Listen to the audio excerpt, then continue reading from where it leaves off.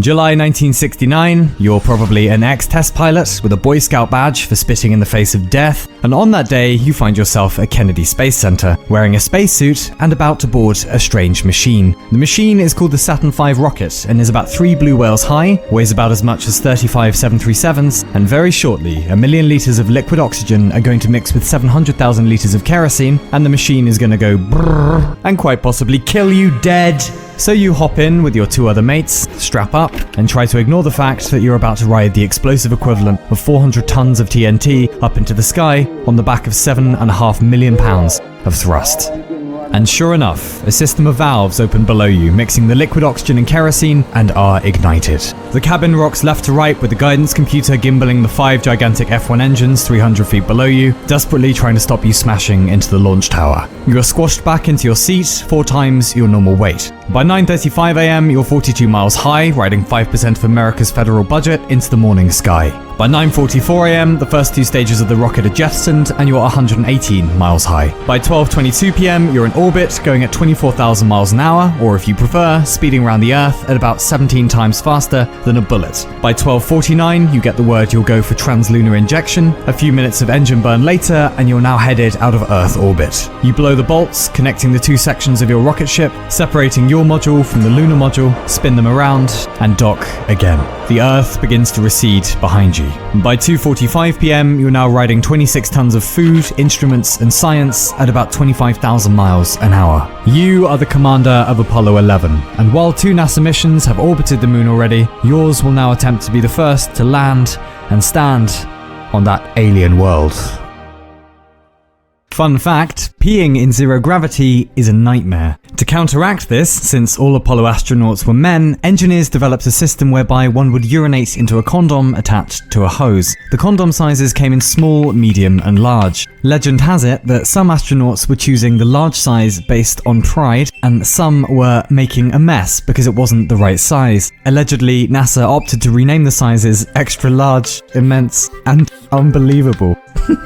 Yeah, space exploration. Anyway, what is this big white thing you're flying towards? Where did it come from? Well, no one knows for sure yet. The leading theory is that about 4 billion years ago, something about the size of Mars, a planet we've called Theia, hit the Earth, and bits of the Earth came off and eventually collected together into old Moonface McGee herself. She's about 81 times lighter than the Earth, about 1/3 the diameter, bigger than Pluto by the way, but most things are, and her gravity is around 1/6 ours. It takes the moon 27 days to orbit us properly, but it also takes the moon 27 days to turn once on her axis, which means we only ever see one side of the moon. The reason the moon looks different to us through the month is her position relative to the sun. As she swings around us, she's either between us and the sun, called new moon, waxes into the first quarter, then full, wanes into third quarter, and back to new. And moons in our solar system aren't unique at all. Mars has 2, Neptune has 14, Saturn has 82. But we are the only planet in our solar system with 1 moon, weirdly, and she is by far the largest relative to her planet. No good explanation for any of that yet, but boy are we glad she's here. She kindly regulates the tides and stops us wobbling on our axis. All in all, very pretty, very mysterious, and would you look at that, you're almost there. Well, about 33,000 miles away, but you've entered the moon's sphere of influence. That means the moon has more gravitational power over you than the Earth does. Shoes off, best behavior please. You're in her house now. Out the window and below is a barren expanse, a visual history of great violence. Craters where comets hit, some as wide as 175 kilometers in diameter. One astronaut stays in the command module while you and your colleague transfer to the lunar module. And before you know it, you're separated and descending to the surface. Ancient and dead volcanoes have covered the moon in 23 of what our ancestors mistook for Maria, Latin for seas as we still call them today. The Sea of Crises, the Eastern Sea, and there, our destination, the Sea of Tranquility. But you're traveling too fast for some reason and overshooting the landing spot. Still, you've come all this way and you'll be damned if you quit here. 6,000 feet above now, alarms go off. 12:01 and 12:02. No one back on Earth is sure what that even means, but they advise you to carry on with the descent. Beside you, your co-pilot calls out the altitude. You're now coming down on the southwestern edge of the Sea of Tranquility. But there are boulders the size of trucks everywhere, no sign of flat. You can't land here. You take over manual control, desperately looking for a smooth area to set down, the biometric sensors reading your heart rate at 156 beats per minute. 700 feet, 400 feet, fuel is dribbling away. If you can't find a safe spot, you have to abort the entire mission. 150 feet, 75 dropping still, then a dust cloud kicks up beneath you, 5 feet, 2, 1.5, 1, and your co-pilot calls contact light, and with a jolt and only 15 seconds of fuel left, you're down. And you say, Tranquility Base here, the Eagle has landed. The schedule calls for the two of you to sleep, but you're the first humans to visit the moon for God's sake. During this time, your co-pilot takes Holy Communion, though does it on the quiet. NASA is currently engaged in a lawsuit with an atheist who had objections to a previous mission orbiting the moon and reading from the Bible as it did so. Then, at 2:39 a.m., you open the hatch and slowly descend the ladder. You pull a lever, activating the camera already on the outside of the lunar module to witness what is about to come next. You reach the bottom of the ladder, still standing on the leg now. You observe the surface of the moon is granular, almost like powder. You uncover a plaque on the lunar module saying, "Here, men from the planet Earth first set foot upon the moon. July 1969, Anno Domini. We came in peace for all mankind." Tentatively, you step back with your left foot onto the first celestial body humankind has ever visited. And having been allowed to choose those first words on a new world, you say, "That's one small step for a man, one giant leap for mankind," which will later be misquoted repeatedly without the indefinite article as "one small step for man," which makes no sense if you think about it, because that would mean one small step for humanity, one giant leap for humanity. But whatever, you're on the moon. Your colleague exits the lunar module, pausing on the ladder a few moments to become the first human ever to urinate while outside on the moon, then joins you on the surface. You erect a United States flag and accept a call directly from your then president, Richard Nixon. The two of you experiment with transport methods, including kangaroo hops. You set up scientific equipment, you take photos, collect ground samples, but this picnic runs on oxygen. So 2.5 hours later, after setting foot down here, the two of you climb the ladder again and return to the lunar module and attempt to sleep. You sleep, not very well, but a little. It's time now to go home. You're both relying on a single ascent engine that can only be fired once, meaning one chance to leave. Your colleague has somehow damaged the circuit breaker for the engine in the course of moving about. You jam a felt tip pen in there, hoping your third colleague will be flying overhead shortly, waiting to rendezvous if all goes well. The ascent engine is fired, everything goes fine. At 1/6 Earth's gravity, making it into orbit is a doddle. Your colleague catches you in orbit perfectly and you're reunited. A burn to leave lunar orbit and you're on your way. Back home to praise and awards and another Boy Scout badge for not only spitting in the face of death but kicking him right in the disco stick too. And curiously, several hours later on the television sets of the world, people, American and non-American, will say, "We did it. We did it." As if that plaque left on the surface rings true already. We came in peace for all mankind. And during your 3-day journey back to Earth, perhaps you'll wonder when we'll come back to the moon. In 4 months, actually. Then 5 months later, but that doesn't go so well. 9 months later, that time goes fine. 6 months later, 9 months, and then the last mission 8 months later. And as much as it might surprise you to hear, for the next half-century, humans will never leave Earth orbit again. Oh, there'll be shuttles and space stations, horrific disasters, collaboration, but all from the tether of Earth's gravity. For us in the future though, things might finally be about to change. Firstly, NASA have committed themselves to returning to the moon with humans by 2024 as of today, and they've been busy bees designing the Space Launch System to launch in 2021. It could get us back to the moon easy. But now we have commercial projects taking off. SpaceX, Blue Origin, Boeing, all of them vying to get us back on the lunar surface. Things are occurring. Obviously, going back to the moon for science is attractive, but science probably won't be enough to keep us there because cha-ching ching, etc. There are plenty of resources for mining on the moon. Gold, platinum, yada yada, and rather more unique, helium-3, an isotope useful for nuclear fusion. But the real dog's gonads to go back for is more spacing. The moon would be a perfect base of operations for A, serving as a practice ground for learning how to live in hostile places for when we go to certain other planets soon, which we will, and B, fueling up and maintaining vehicles leaving Earth on their way beyond to other spots in the solar system when we go, which we will. Also, we could build mass drivers to shoot objects elsewhere with no need for propellant, establish farms, schools, administration, Buzz Aldrin took a wee on the moon first day, whatever, but a beginning, a point of departure to the rest of the solar system. And one day, long from now, but one day, beyond the solar system too, perhaps. If this is what you wake up to every morning, if this is the view from your lunar window, how would you feel about our petty squabbles back on Earth? No astronaut has ever returned from space and said, "Yeah, the universe was alright, not as good as a nice fight though, eh? Come here, you little." Almost all of them came back more placid, more prudent, and more inclined to see our planet as the fragile marble that it is. And as those lunar humans would look down on our fragile condition, we'd look up at them every night, and it would be a constant reminder not only of the power of human endeavour, but that we're out in the universe now. And surely that would change all of us down here. And if we're very lucky, maybe even change us for the better.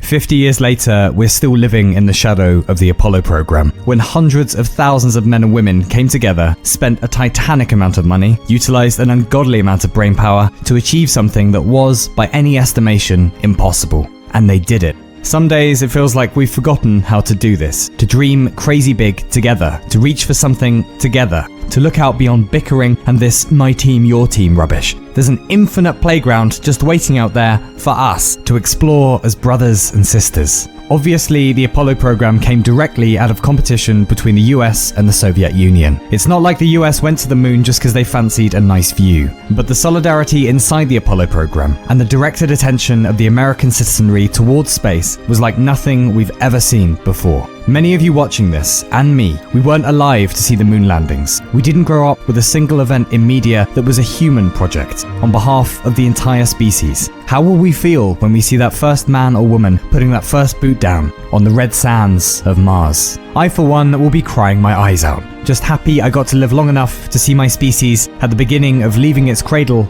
and finally learning to walk.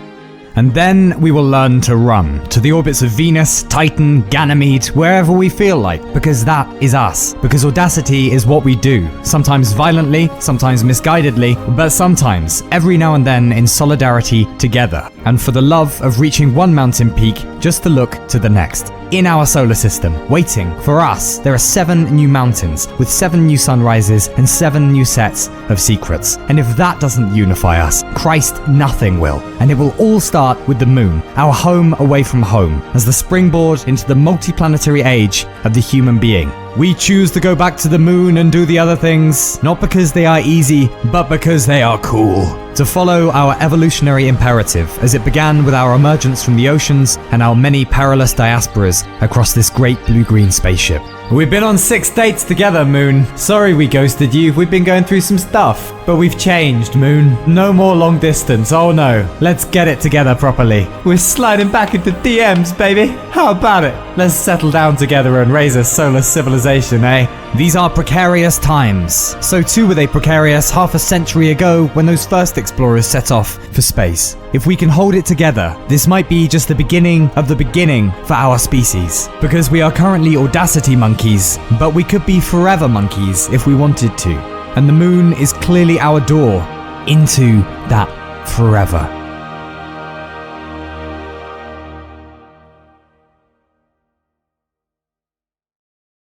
Are you worried about the future? Are you concerned for your species' survival? Are your tentacles lacking wetness or even chapping slightly? Well, for the last one, try Octomoist.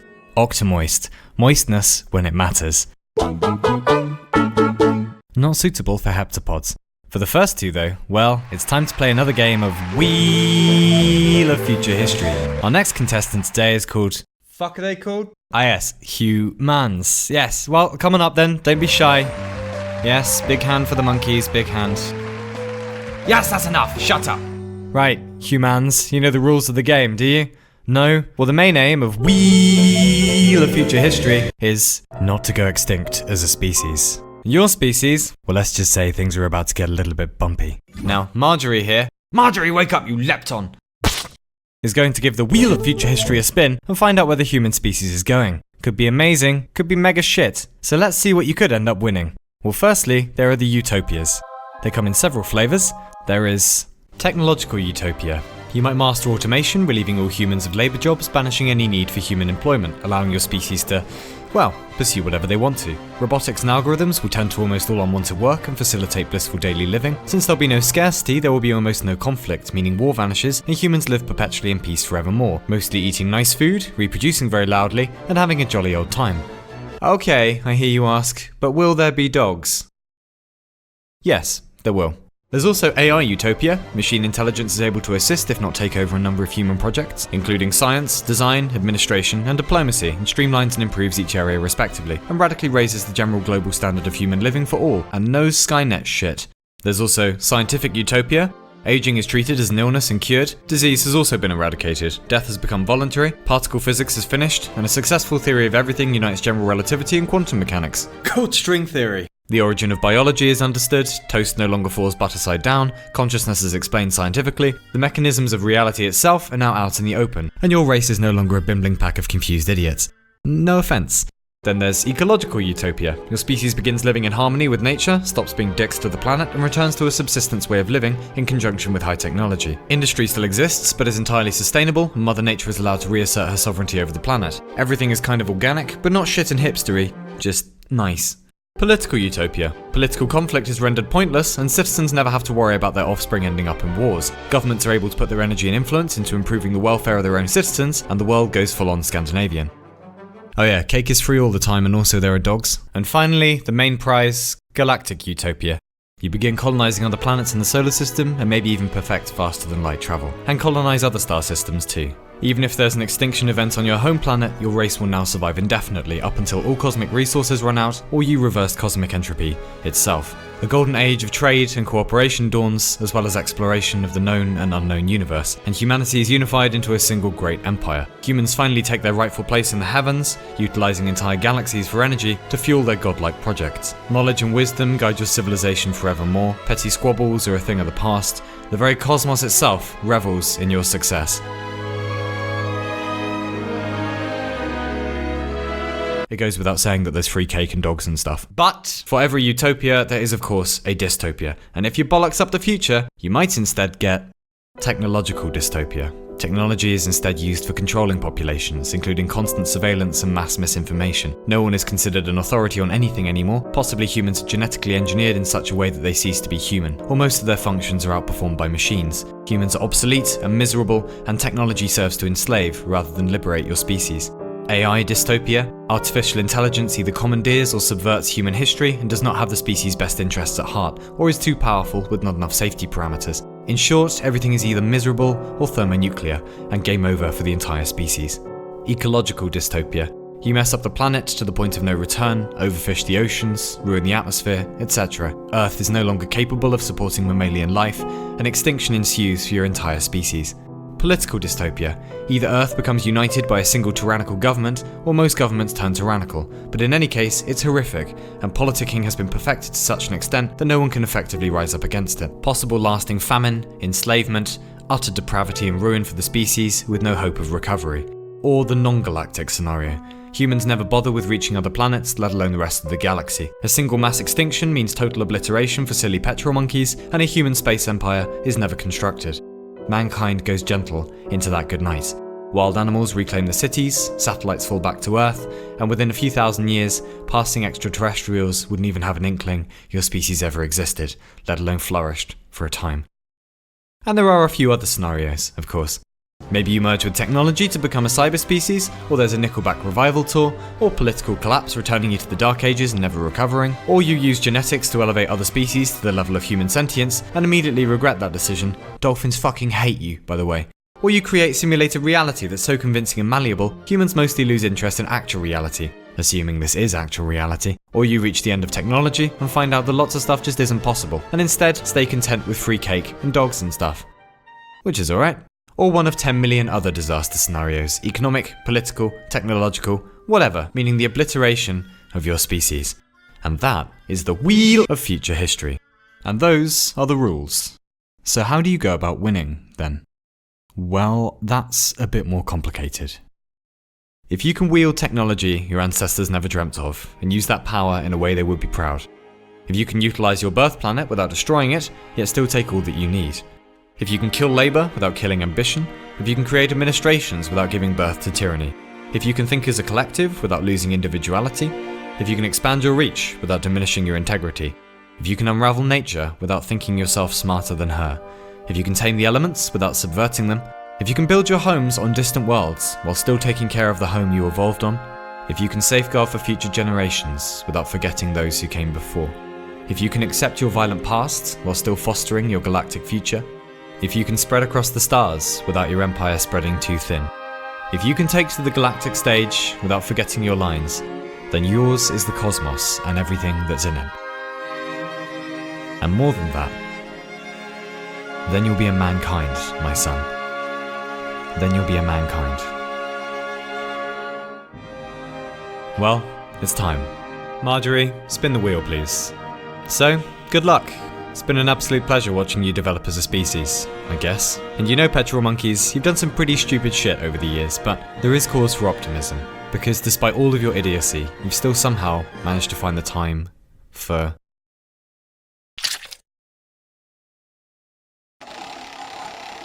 exploration, science, technology, culture, civilization, philanthropy, fiction, genius, collaboration, language, the arts, endeavour, curiosity, daring, persistence, and rationality. Look, you've survived hundreds of thousands of generations, yeah? Famine, drought, and war, and you've got a global civilization now. You might be living on other planets in no time, or cracking the really big secrets of nature, or just getting over all your monkey rubbish and having a good time. You're gonna feel mighty silly if you screw it all up because you got too clever, or too fighty, or too apathetic. What do you think those are? They're not window dressing, they're an invitation. But you have to behave yourself until you get there, alright? For the sake of everyone who came before, and everyone who will come after. There may not be another chance now.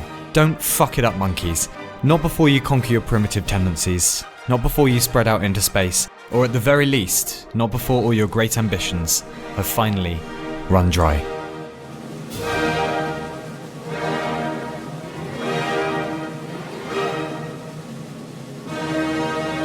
And speaking of dryness, Wheel of Future History is proudly sponsored by Optimal.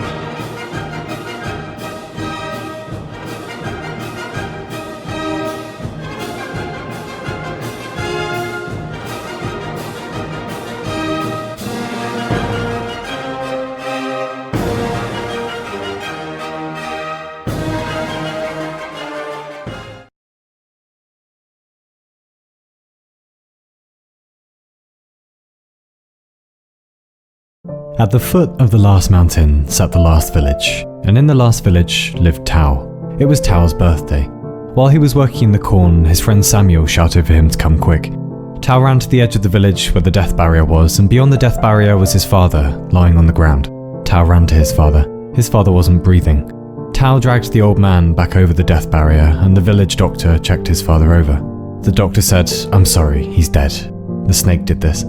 The next day, the village folk came to Tao's house and said, "Isn't it a shame? Sorry for your loss," and so on, and Tao thanked them, and then he was alone again. He hoped he would get good at being alone soon. That night, he watched the great mountain glowing with the light and madness of the new gods, who knew what they were doing up there. When Tao slept, he dreamt of the snake that had killed his father, its fangs curved like scimitars, its eyes full of rage and malice and pride, and all the evil it had exacted on the village folk for hundreds of years, bringing disease and misery. And now it had brought death to his father. Enough. Tao got up just before dawn. He packed some water and food into a satchel, then went to the pyre where his father had been cremated and took his father's ashes and put them into a jam jar. Then he walked out to the boundary of the village, to the death barrier. "Stop!" someone yelled. It was the village doctor. "You step over the barrier, you can die. Leave the snake be. You can't fight him." Tao closed his eyes and stepped over the death barrier and walked out into the wilderness. Tao trudged about the forest all day looking for the snake, but found nothing. He saw his father's face in the trees. Where had his father gone? This man who'd given him his time, his love, had taught Tao how the world worked. He'd brought Tao breakfast in the mornings and blankets in the evenings. He brought him up, but his father had gone off into the dark alone now, and Tao knew he couldn't bring his father breakfast, or bring him blankets, or bring him back. The snake, the bastard, he would kill him. Tao was out of water and thirsty. He spied the great mountain above the trees and walked towards it. At the foot of the mountain was a river, and he drank from the river for a long time. When he looked up again, there was an old woman sat a few feet away on the ground. The old woman took a swig from her hip flask. Tao turned to leave. "Hey!" the old woman yelled. Tao ignored her. She said, "You look like someone with unfinished snake-related business." Tao stopped. "What do you know about a snake?" "Green one, about yay high," she said. "Maybe." She pointed up the mountain. "I saw him, went that way he did."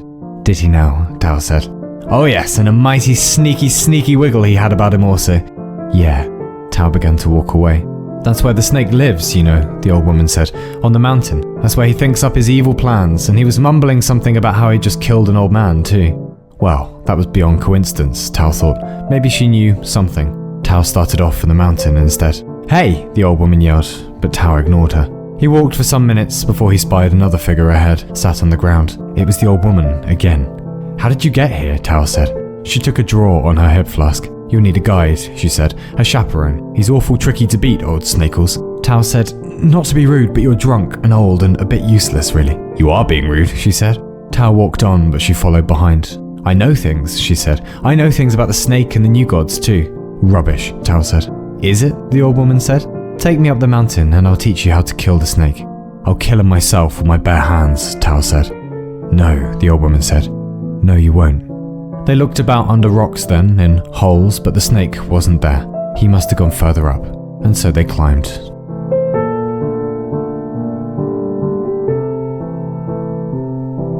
They slept rough, and in the morning they had breakfast. For Tao it was bread, for the old woman it was her hip flask. They continued walking up the mountain. By midday they were high enough to look down on the landscape properly, and there was Tao's village, unremarkable. Just a few buildings and wisps of smoke in the valley. "Are there other villages in the world?" Tao asked. "No." "Were there?" "Yes." "When?" "A long time ago. There used to be very big villages called cities once. Lots of people back then." "What happened?" "Ambition," the old woman said. She drank from her hip flask. "Say, boy, when you kill the snake and he's gone, you think you'll be happy forever then?" "Yes," Tao said without pausing. The old woman said. They looked about under rocks then, in holes, but the snake wasn't there. He must have gone further up, and so they climbed. They slept rough again and woke to a grey and sickly dawn. They set off in silence and soon they came into a fog that collected about their knees. The air smelled metallic. The daylight looked wrong. "What's happening?" Tao said. The old woman said nothing, only swigged on her hip flask. Tao saw something in the dirt, silver and complicated. "What's that?" he said. "Old science," the hag said. "What science?" The old woman said, "Sort of like magic, but it works." There were more machines now, silver, glass, great towers of geometry and industry. "Who built these things?" Tao said. "Well, the new gods, of course." "Why have they abandoned them?" "Because all children get bored of their toys eventually," she said. And about them appeared lines and symbols, esoteric glyphs in the air, and lights flashed in the distance, and a great wind picked up, and the metallic reek grew thicker. The rocks were not rocks now, but hexagonal metal slabs, and the trees were twisting candles of crystal. And ahead glowed a pedestal, and upon the pedestal was a set of spectacles. The old woman picked them up. "Here, boy," she said. "These are the glasses you'll know the snake with." "Glasses," Tao said. "My vision's fine." "No, it's not." She put them on his face. Suddenly, Tao was pulled from his body and senses and saw the world without her mask on. A tangle of fields and dimension, the height of time, the width of space. And he knew then that matter was both a point and a wave and a joke. And he saw the logic at the bottom of everything, and the madness at the top, and the shape of becoming, and the dance of decline. And finally then he saw himself, in true perspective. A speck on a blot, on a smudge, on a blemish, on a fleck, in a grain of galactic sand amid a billion other beaches. And those beaches themselves only made up more grains of sand, and more grains of sand, and more grains of sand, and more grains of sand, and more grains of sand.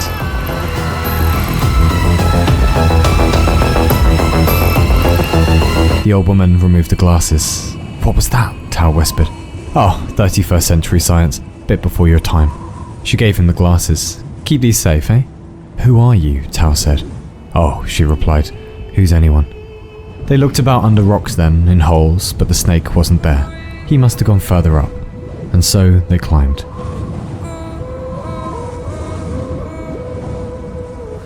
The next morning they woke after dawn and had a fine view of Tao's village below. Tao said, "Why is the world dead?" The old woman said, "Everyone got clever. Now they're gone." "Where are they gone?" Tao said, and pointed to the sky. "There?" She shrugged. "Come on, time's getting on." They continued up the mountain, the peak high above, the village low below. Tao thought again of his father. He imagined the days ahead as empty and overcast, no one to talk to, truly. No more games, no more laughing. When he found the snake, he would rip it apart. He spied a stream then, and the water was red, and he realized it was blood. The stream of blood grew thicker as they climbed. No, it was a river of blood. And on the ground were notes and coins and precious jewels and staffs and scepters. The ground was scorched, and from the ground rose smouldering vapours, and the air stank of death and glory and dominion, and ahead Tao spied a sword.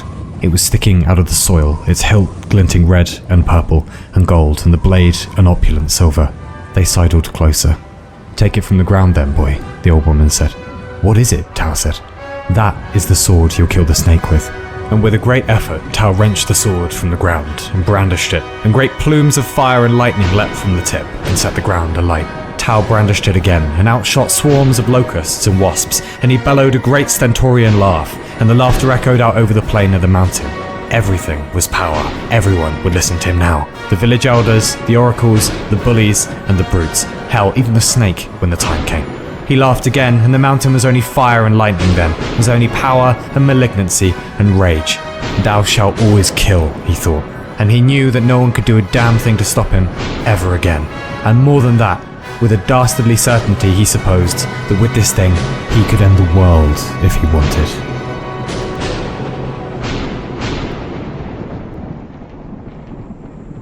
The next morning, Tao ate in silence, and the old woman drank in silence, and they got walking as usual. Tao said, "How long until we find the snake?" The old woman drank, said nothing. "Isn't that thing empty already?" Tao said. She turned the flask upside down and poured out a constant stream of booze that didn't end. "Are you one of the new gods?" Tao said. "Do I look new?" the old woman said. "Well, what happened to the new gods?" "The snake," she said. "It killed them?"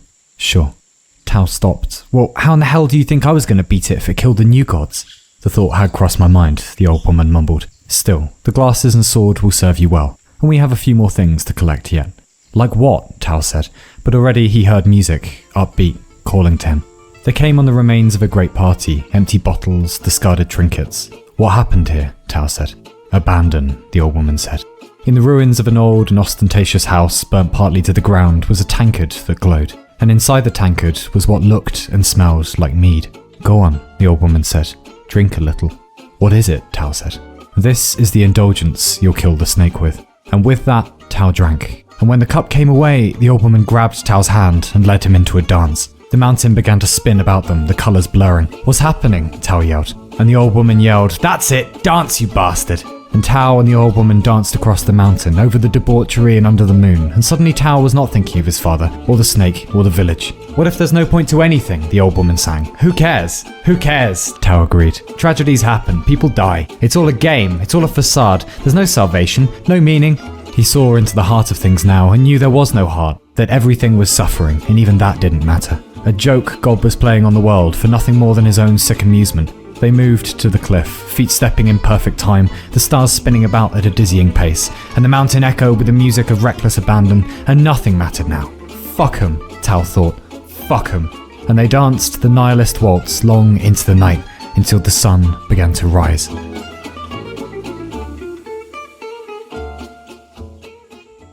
Tao woke with a throbbing head and a mouth that tasted like death. The old woman was already up, smoking a pipe.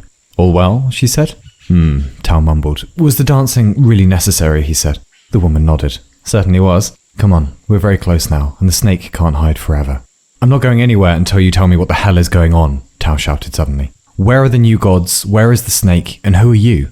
"Yeah, whatever. Come on then." She set off walking, but Tao didn't move. She paused, rolled her eyes. All right, she muttered. "What's the year?" 326, Tao said. "By your calendar, yes. By mine, it's the 98th century. Your ancestors did some wonderful things, became very powerful and wise, alright?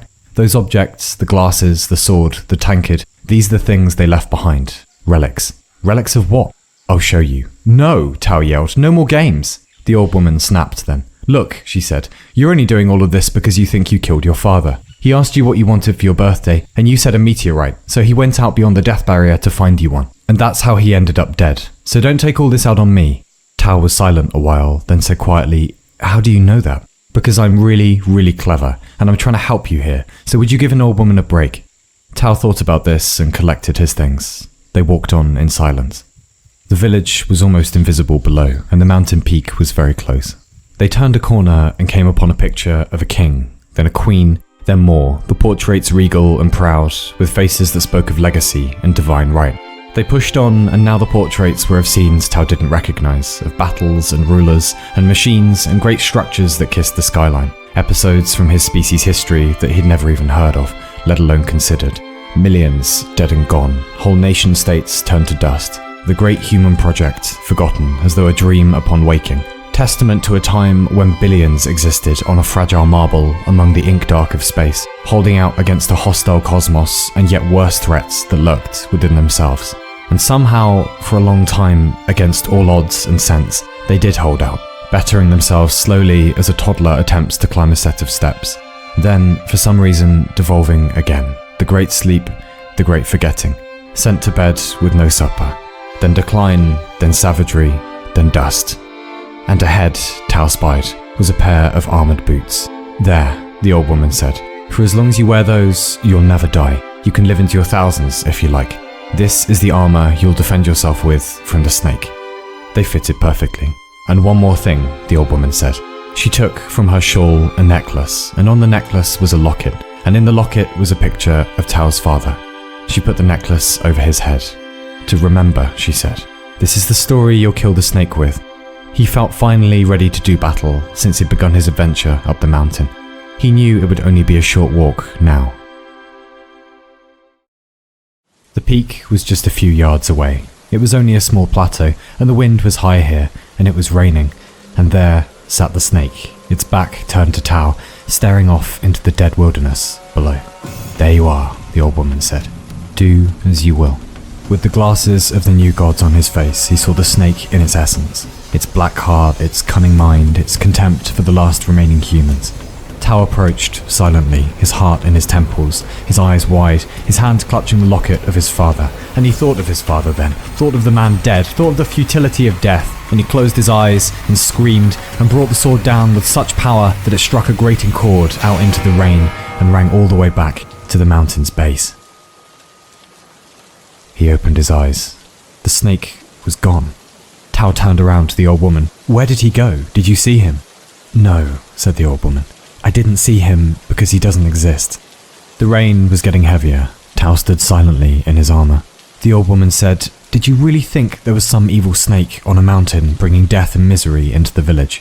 Did you really think the world was so simple that only one thing is responsible for all the bad days? God, what is it with you lot? You have everything, you know that? And you spit on it, like living in some enormous mansion, and one day you find a chipped brick, so you burn the whole damn house down.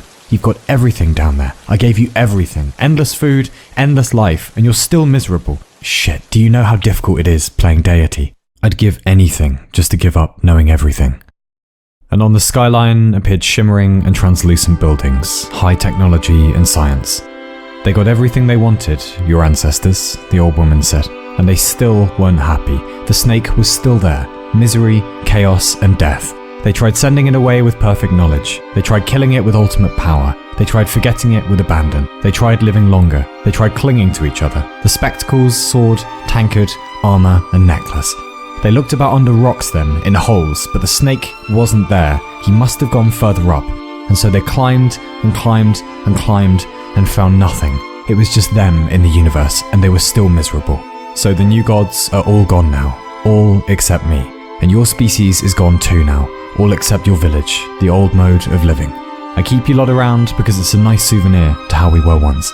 I'm sorry your father is gone. I'm sorry you'll never see him again. But there's a whole village down there of people who love you. And here you are screaming at the wind on a fucking mountain. Bad things happen, and the reasons for them are complicated. There is no snake, no witch, no evil genius, and there'll never come a time when everything lasts forever and nothing hurts ever again. But the strength is in taking a good look into the abyss, into the eyes of the snake, and then choosing to still be a good human, even in the face of great uncertainty and malice, and that day when everything will be gone forever. It's not gone yet. It won't be for ages. Don't waste your time on snakes and windmills. Say goodbye. She took the jam jar out of Tao's satchel and gave it to him. She put her arm around his shoulder. Slowly, Tao opened the jar, and the wind took the ashes of his father and flung them out over the mountain. And in the last light of dusk, they were not unlike a million tiny meteorites. all done with being cosmic and bound for the everyday ground. The old woman said, "Your species, mine once too. We must be the only creatures allergic to happiness.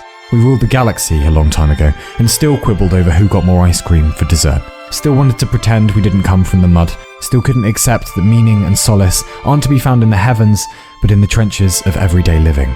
We'll know everything, and then we'll be okay. We'll kill everything, and then we'll be okay. We'll forget everything, and then we'll be okay. We'll live forever, and then we'll be okay. We'll cling to everyone, and then we'll be okay. And even then, we weren't okay, because that's not how the game works. Go home, Tao. Don't try to be a hero or a sage or a warrior. Just exist for a while and be decent. That's heroism enough. It's how it's always been done. Hey, you want to keep the glasses and sword and tankard and armor? You can rule the world if you like." "No," Tao said. "Good choice." Tao said, "Am I the first from the village to come up after the snake?" "Boy," the old woman said, "everyone from the village came up, one by one. I gave them all the same treatment. They all went back down, even your father. God, he asked a lot of stupid metaphysical questions. I can see where you get it. You're the last one to come up here. So go home, be human. The universe doesn't give a shit about you. Your village, your family, me, we do. Remember your dad. Love him always. God knows he loved you. And come up here anytime you like, and we'll hang out and remember him together." Tao took off the glasses and the armor and the tankard and laid the sword down on the ground. "Can I keep the necklace?" he said. "Of course," she said.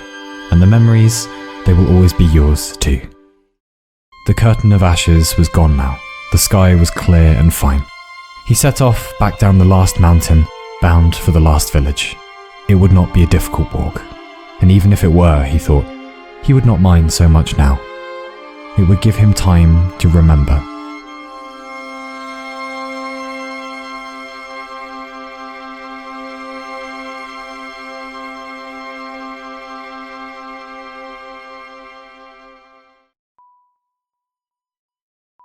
Alright, so there's a kid out with his dad one day in the forest, and the kid says, "Why are the leaves green?" And his dad, who's a botanist or a tree surgeon or something, says, "Well, because of chlorophyll. Chlorophyll's green, and leaves have chlorophyll in them." And the kid says, "Uh-huh." And they walk a little more, and the kid says, "But why is chlorophyll green?" And the father says, well, light bounces off things differently sometimes, and if chlorophyll is a certain density, blah blah blah or something, so it's green." And the kid says, "Okay." And they walk a bit more and the kid says, "But why does light work like that then?" And the dad says, "Jesus Christ, because that's how physics works." And the kid says, "But why does physics work like that?" And the dad says, "Because that's how the universe was set up, 13 billion years ago, when time and space began. Alright, Aristotle, leave it alone already. Here, have a sandwich, shut up." And the kid eats his sandwich, and he looks about a bit, and they walk a bit more and the sun's going down, and they're heading back to the car, and the kid says, "Then why did time and space begin?" And that is a pretty good question. Everything has a beginning, however weird or wonderful. There weren't always planets or stars or galaxies. Everything had to come from something, didn't it? Well, sure it did. 13 billion years ago, we're told, the universe just appeared, and it was very simple. Just atoms, and then molecules, and chemistry, and stars, and then planets, and then ecosystems, and then curious sons and irritated fathers quite a bit later. But how did it all start? There's two answers here, aren't there? See, everything either came out of nothing, for no reason at all, or everything has always been around, well, forever. And both options are absolutely mental, and one of them has to be true. Other answers that will not win the cash prize include 1. God did it. Yeah, well, then what did God? 2. I don't care. Yes, you do. The stuff you're made of is 13 billion years old too. You should give a damn. Or 3. Maybe we're just too stupid to work it out, which is what everyone says shortly before someone works something out. So, everything came from nothing, or everything has always been around. Well, which one makes more sense? Okay then, let's say everything came from nothing. So there's nothing, and for no reason at all, the universe just, well, appeared. Well, weird stuff happens in the world all the time, for apparently no reason. Why can't the universe have just come around like that too? Well, it's different. See, when you get a freak tax rebate or someone crashes into you at a junction, it might seem random, but there is a cause. It's just so complicated that you can't fathom it. One thing follows another, and another, and another, and another, and another, and then whatever happens, happens. So what does that have to do with everything coming from nothing? Well, if there's nothing, there's nothing. Nothing can't cause anything. Everything in the world that happens is because of atoms bumping into other atoms. Well, actually, they never touch, but that's a story for another time. And fields interacting with other fields. Nothing doesn't have atoms or fields. It's nothing. So what then? there's black. And more black, not even black actually, just nothing. And then for no reason at all, there's something. No cause, no anything, no rhyme or reason, just pop, and out comes the universe. But that's mad. Nothing can be without a cause. Well, here are some fun ideas then. Time is drunk. What if time can double back on itself? What if the universe was caused from its own future? There's still a cause, there's still an effect, it's just that the bang came first, and then the cause caused it much later, maybe at the end of time. But that's mental. Nothing could go backwards in time, can it?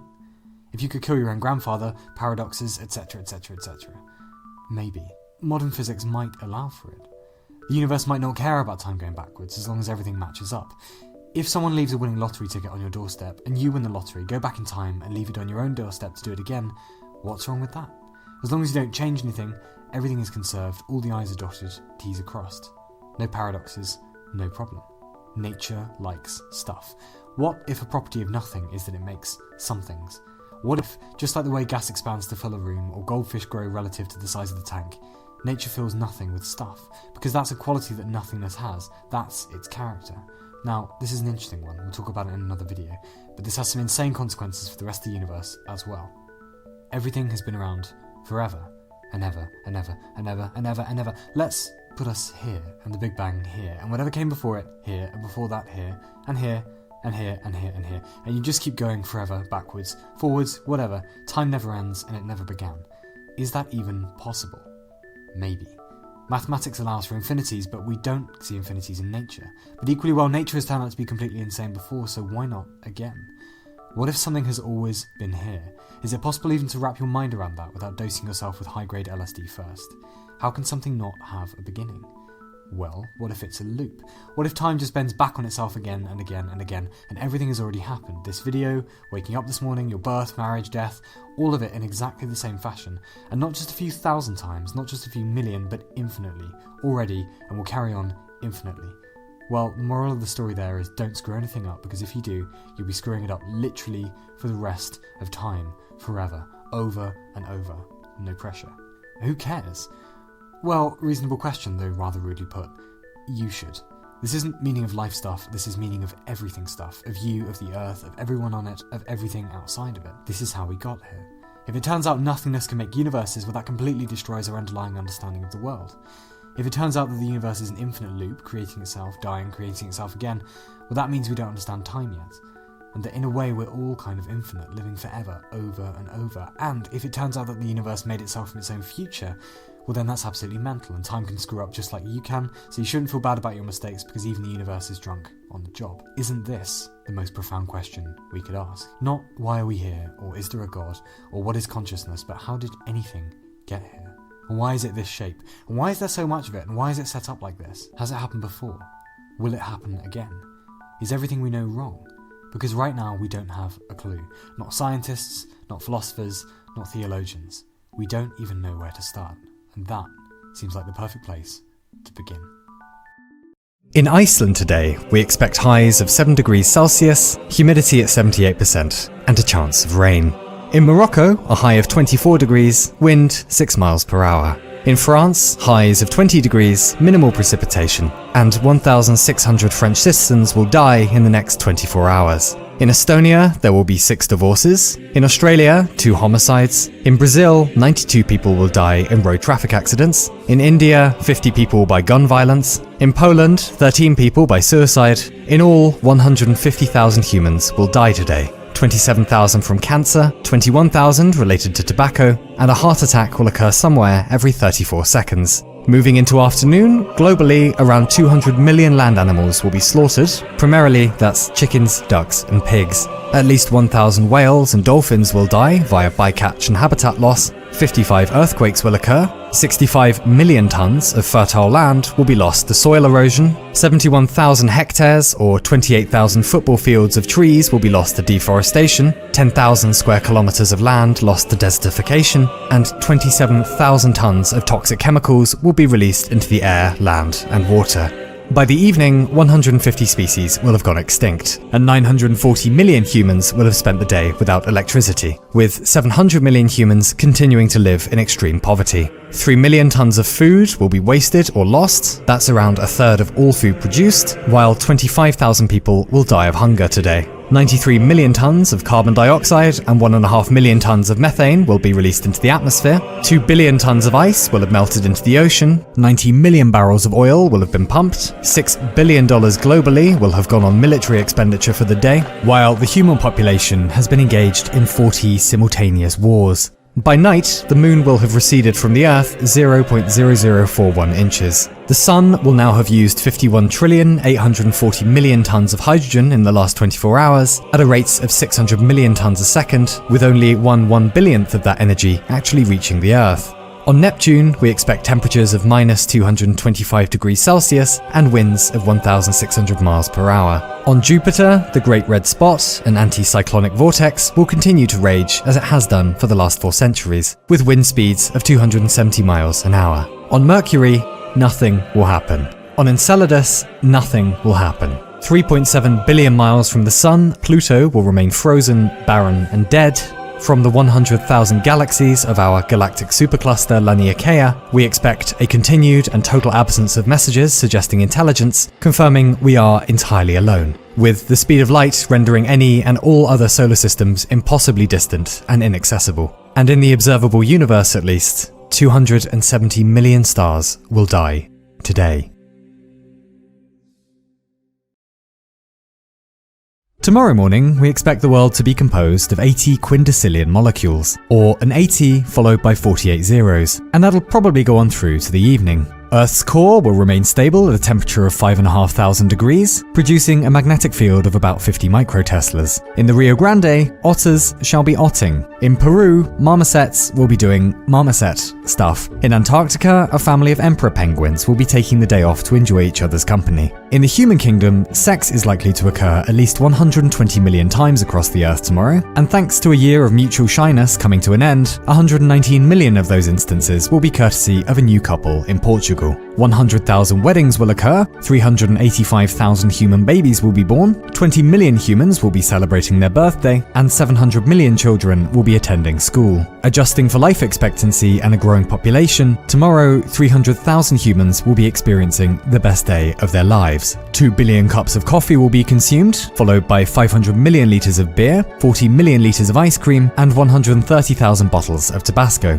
At 11:52 a.m, Guido Marconi, aged 4.5, will be making his first attempt at imagining a colour that doesn't exist yet. At 1:29 p.m, Philip Novak, aged 51, will be emptying his attic and find a childhood toy his father gave him when he was little. At 2:07 p.m, Antoni Novak, aged 86, will receive an email from his son after 10 years of silence between them, speaking of forgiveness and asking if they can reunite. The streets of Warsaw will vibrate with an old man's cheering for exactly 23 1/4 seconds. Tomorrow, global life expectancy will increase by 73 days, and 126,000 people will be lifted out of poverty. By evening, 3,000 books will have been published, 4,000 new inventions patented, 12 billion phone calls made, and 300 billion emails sent. 250 miles overhead, the International Space Station will be making 16 orbits of the Earth. 240,000 miles away, the Lunar Reconnaissance Orbiter will be mapping out the Moon. 140 million miles away, on Mars, the Curiosity rover will bravely continue exploring Gale Crater. And in interstellar space, the Voyager probes will travel another million miles from the Earth, with greetings intended for alien ears for the next 1 billion years. Tomorrow, in our galaxy, a new star will be born. In the local galaxies, several 100 million more will be enjoying their first day of existence. The pillars of creation will continue to fluoresce in the Eagle Nebula, and for the next 3 million years, the black hole at the heart of our galaxy will remain a safe 27,000 light-years distant. It is quite possible that somewhere amid the quintillions of planets of the cosmos, new life will begin. It is quite possible that somewhere life will be searching for us. Further out into creation, dark matter will continue to matter, the Hubble constant remaining constant, the speed of light remaining fixed in a vacuum, the laws of nature remaining utterly mysterious, omnipotent, and absolute, from tomorrow until the end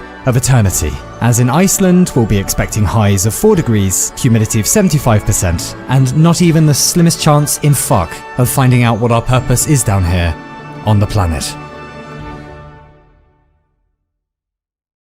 And now, the sport. Anxious, dissatisfied, tired of waking up in that hotbed of mindless drudgery and tedium you've affectionately come to refer to as your life?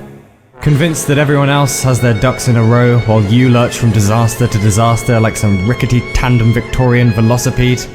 Caught in a perpetual cycle of feeling good, feeling medium, then returning to feeling like crap again, waiting for the day when you'll actually find yourself in a good mood for more than 5 minutes?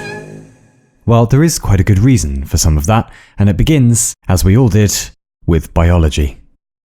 Nature uses 2 methods of making babies on our planet, boink and no boink. No boink, or asexual reproduction, is generally used by bacteria, plants, and fungi, and it involves an organism copying its genetic material for the next generation. Boink, or sexual reproduction, usually involves a male and a female doing the nasty and combining their DNA 50-50 to produce offspring, and that's the one we'll focus on here. Species change over time due to 2 main factors, selection and mutation. Selection means that organisms better suited to their environment have more chance of surviving and so reproducing. They will also often choose mating partners with what they consider attractive qualities or phenotypes. For example, often deer like big antlers, peahens like colourful plumage. The male bowerbird attempts to attract ladies in the form of a bachelor pad called a bower, which takes sometimes months to decorate. Stupid birds, humans would never make such silly displays for mating purposes, would we?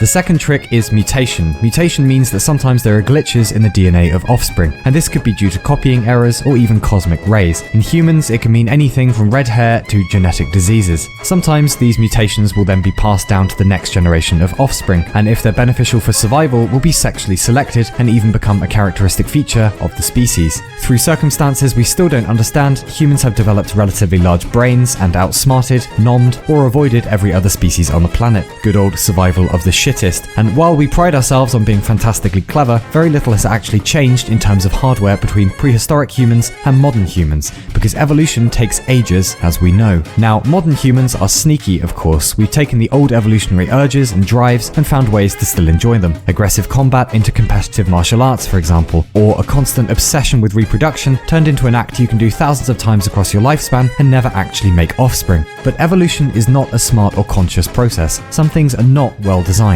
A narrow pelvis, for example, making childbirth a thoroughly enjoyable experience for women everywhere, or standing up, which in return for a better line of sight and an ability to grab stuff, also kindly gave us sciatica and hemorrhoids in return.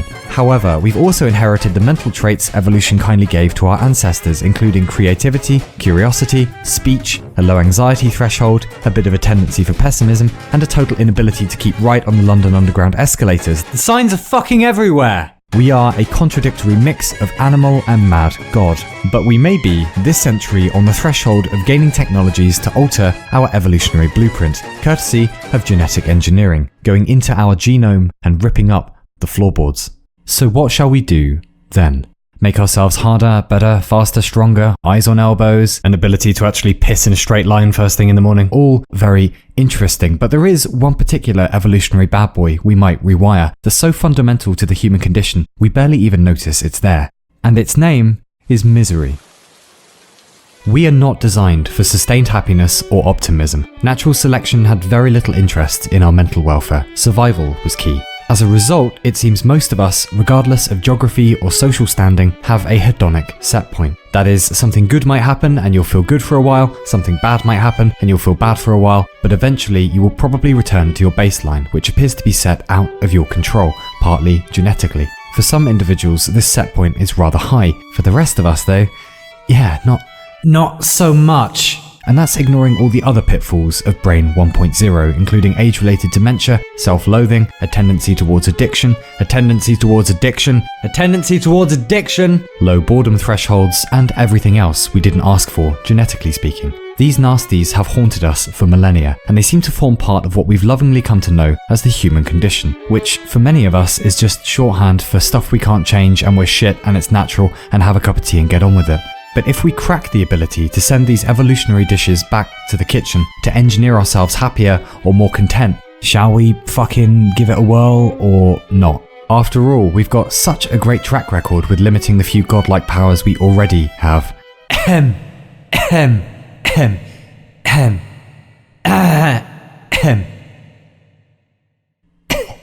If we do gain mastery over our own genetics, how far should we go with this one? And how the hell will we know when to stop? Now, luckily, genetic engineering is really simple and there are no risks, and genetic engineering is really simple. You see, there's a single gene for everything, a cleverness gene, a tallness gene, a really good looking gene, and they can just be turned on and off without affecting anything else, and there being no bad consequences. And genetic engineering is really simple. There's definitely no risk of making horrific alterations to the human genome that only become apparent generations later. There's no risk of nasty folks creating engineered drug-resistant pandemics that are virtually impossible to eradicate. There's certainly no risk of a group of us getting hold of the technology and creating an entirely separate genus of humans we can't possibly compete with in any aspect whatsoever. Genetic engineering is unbelievably complicated, and it's not hard to see why people are extremely cautious. We are currently children who have just about learned the genetic alphabet, but we can't read yet. So what can the new genetic technologies actually do? Well, in each of our cells is DNA. DNA is packed within chromosomes. Chromosomes are extremely long strings of DNA composed of 4 bases, A, T, C, and G. Lengths of these are called genes, and proteins are built inside your body as a result of genes.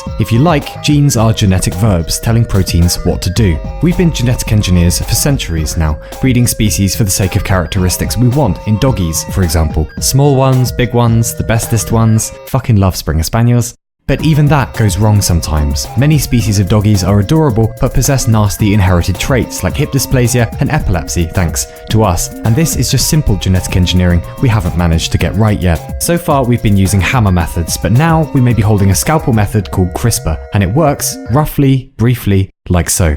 Some bacteria can store an intruder's DNA in their own DNA in a genetic library called CRISPR, or clustered regularly interspaced short palindromic repeats, and using that as a template, using an enzyme called Cas9, it can kick ass if the intruder comes around again. Researchers have hijacked this trick and have begun to use it to snip out targeted sections of DNA in other organisms. Considering there are thousands of diseases caused by a mistake of just one letter, not too much alteration might be needed to fix all sorts of nasties latent in human DNA. This isn't a question of if we start radically altering human biology, it's when, because even if most of us condemn the technology, it's not as if other researchers won't pursue it. They've started already. Obviously, hopefully, we'll begin with eliminating genetic disorders, but surely there will come a point, perhaps this century, when we get a little bit more experimental. And the question is, what happens then? Well, we might be children at the moment, but we know enough to notice that certain genes, when they're present, accompany specific traits. DEC2, for example, is a genetic mutation allowing some of the humans who have it to survive on around 6 hours sleep a night. But genetics is rarely one gene equals one trait. There isn't one intelligence gene, and there probably isn't going to be a single depression or makes hummus delicious gene either. What we know from twin studies though is that somehow very specific traits can be inherited. There may not be a single good at violin gene, but there might be a bunch of genes that go into being good at the violin that one might inherit from their parents, like decent hand-eye coordination and pitch sensitivity. But in any case, genetics is not a switchboard. Happy on, sad off, bada bing, let's go for a pint. It is an interconnected tapestry in which some traits are caused by loads of genes, potentially thousands, and small alterations could have horrific consequences. There's nothing prudish about being cautious when it comes to a cheeky bit of the old playing God. Let's plant a flag there for a moment, because if we do one day learn to speak fluent genetics, alongside changing ourselves physically and potentially shepherding in the fucking apocalypse, we could scout out the roots of the more unpleasant aspects of the human condition, of low mood, of self-hate, of depression, anxiety, of the hedonic curse, of the genetic foundations of misery itself. And if, for some reason, this all goes well, which there's no reason to suggest it has to, then you and I might be living in the last century in which anyone was ever involuntarily suffering, mentally speaking. Mental well-being is, I would argue, the most important factor in being alive, because it's the first thing that makes being alive worth being alive. Like, if you weren't conscious, nothing else would matter. And even if you lived in a solid gold mansion and slept on a bed made of Fabergé eggs and brushed your teeth with dollar bills, if you're miserable, you're still miserable. Gucci gang, Gucci gang. If there's a possibility of one day altering the human condition, perhaps the goal should be to preserve our humanity, but attempt to overthrow our evolutionary curses. For example, using these new technologies to raise an individual's baseline happiness default without compromising the individual's personality, much like the difference between you with a hangover and you after a workout. And, oh, is that Aldous Huxley at the door with some reasonable criticisms? No, he can sod off, thank you. This is wild speculation. Then again, some pain makes sense. If one is sat around eating crisps and gaming all day, it might be entirely appropriate to have that nagging feeling that time is being wasted, a form of deep evolutionary signaling to go out and actually engage with the human tribe. Or if you've lost someone close to you, you know that grieving is horrible, but it gives you time to try and make sense of who you've lost, and in the end, you can hopefully come to terms with it in a psychologically healthy way. There are plenty of sensible warning messages written into the human psyche, but others are overcompensations or just bad genetic luck. What the hell is the beneficial aspect of lifelong depression, for example? Oh, it's time for a disclaimer. There's a trend in media that I and perhaps you find a bit irritating, which is when someone will be pretending to be objective, but really just trying to beat some kind of pet theory of theirs into your head, labeling it philosophy or common sense or something, and using fancy big words. What comes next is purely my and a few other people's crackpot theory and speculation, and that's it. And real researchers with actual qualifications in the field of genetics who don't have enough time to make YouTube videos because they're actually busy doing something beneficial for humanity are rightly careful about speculation because the real world is really complicated, and they're frankly probably rightly fed up with champagne futurist types like myself making wild speculations about the future while facing no consequences for being wrong. There is no reason to think genetic engineering will be chocolate and cat cuddles. It could go badly in a million ways for a million reasons, and if you're using this channel for educational purposes in the first place, you have to be totally bonkers because it's just me, the cat, some cuddles with the cat, shit I like yelling into a microphone about, no qualifications whatsoever in genetics, and a big old box of fucking tofifi. Purely speculation ahead. Alright? Alright. That being said, though, in the event that we do develop competency with these new genetic tools, the future of biology is going to be stranger than we're even capable of imagining. If genetic engineering becomes accessible to citizens, to us, what the hell happens then? Perhaps there'll come a whole new generation of artists who use technology as a brush and the human mind as their canvas, in which entirely novel degrees of bliss and well-being will be possible, and of course, new degrees of suffering and horror. We might isolate the molecular structure of bliss and proliferate it. We might isolate the molecular structure of misery and kill it. We may become capable of experiencing emotions we don't even have words for yet. Degrees of euphoria light years beyond anything drugs can provide today. We know from psychedelics and sleep that the human mind is capable of entering alien dreamtime spaces unconstrained by our usual evolutionary baseline architecture.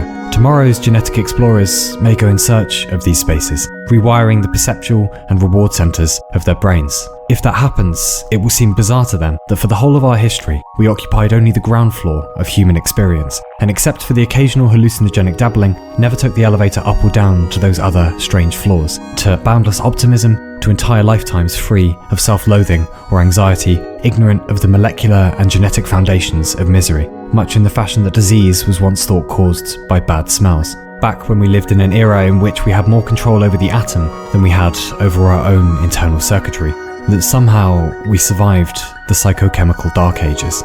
Will we lose ourselves to radical transformation?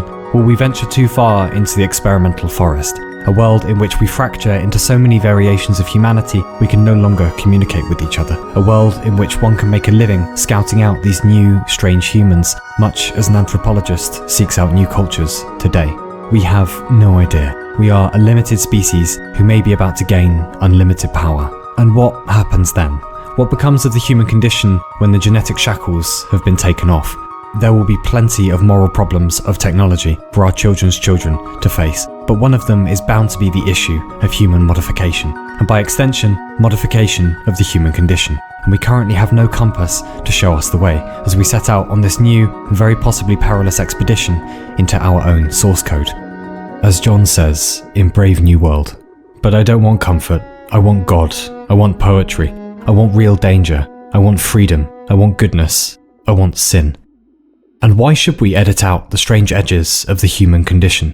We are a uniquely batshit species, and that is lovely. But there is a difference between eccentricity and suffering at the hands of a mental legacy we inherited from nature.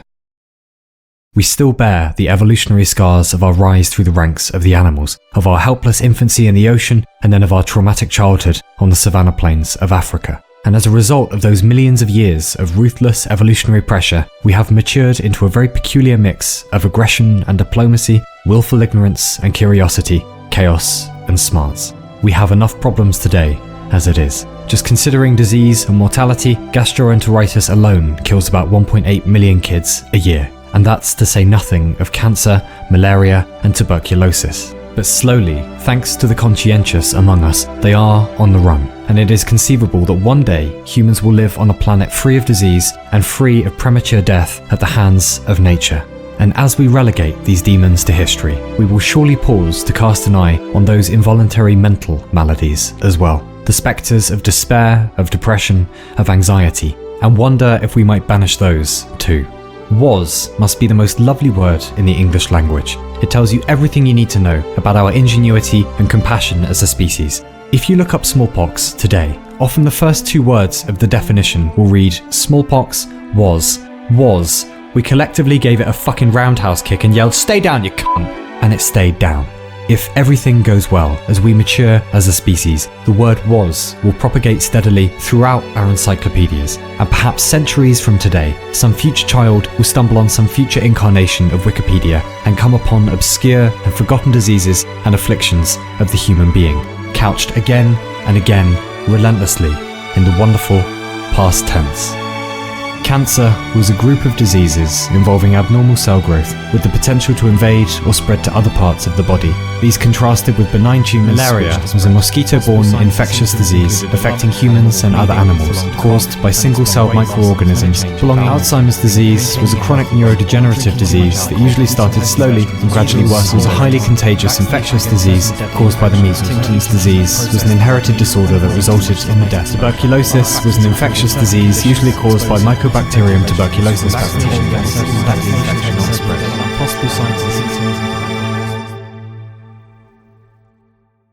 Misery was an involuntary state of mental distress common to humans of all eras and circumstances. Its eradication marked the beginning of the banishment of the existential horrors from the human condition.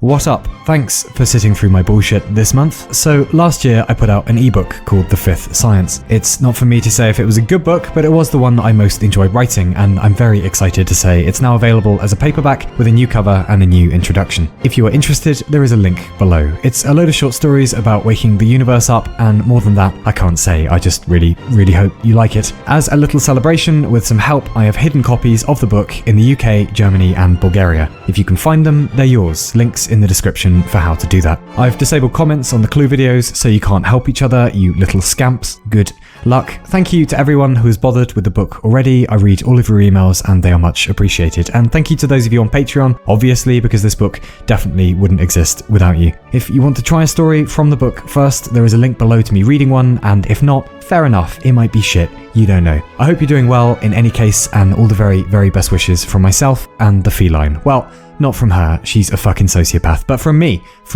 Bye.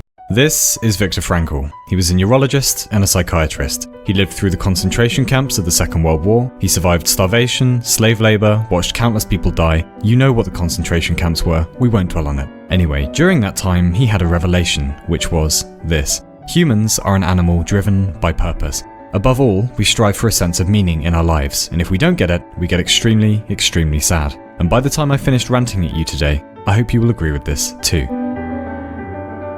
For the longest time, a good day for a human consisted of finding food, finding water, and not getting fucking eaten. And even though hunter-gatherers probably had more free time than we do, chances are the focus of their lives was to stay alive. Next, we developed civilization, and along came organised religion. I'm not shitting on religion here, believe whatever you like, but whether the notorious God does exist or not, it arguably gave humans a purpose in the universe. We were special, we were loved, sometimes, and we actually meant something in the grand scheme of things.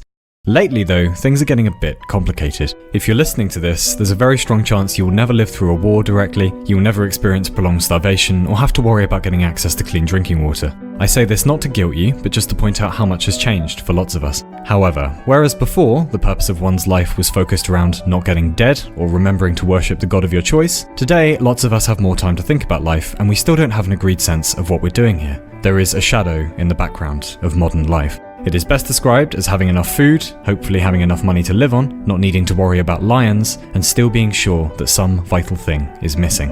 And that missing thing, Viktor Frankl argued, is meaning.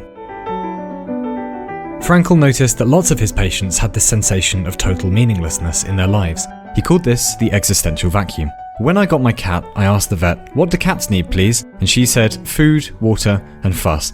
I give her these things, and she seems, as far as I can tell, pretty cool with the whole arrangement. At no point has she demanded to know the purpose of her existence or the correct interpretation of quantum mechanics. It doesn't seem that easy to satisfy humans though, because we are very, very clever animals. And oh look, it's 1:30 pop psychology o'clock. Maybe you know about Maslow's hierarchy of needs. It's not accepted by everyone, but it's a pretty good rough guide. So we're fairly sure humans need basic stuff first. Food, water, sleep, etika, then security and safety and no getting nommed by lions, yes, then belonging and love, as in family, intimate relations, then self-esteem, to be respected, to be appreciated, and then finally, self-actualization, or becoming that thing one actually wants to be. Lots of humans, it seems, are somewhere between here and here. Hopefully, lots of us are living in relative safety, and that's grand, but the general message of 21st century life, for being self-actualized, at least in some parts of the world, is make a demonies or buy lots of property or something, and then you'll miraculously be happy and fulfilled. Well, nothing wrong with money or houses, but it seems pretty evidential that is not enough for purpose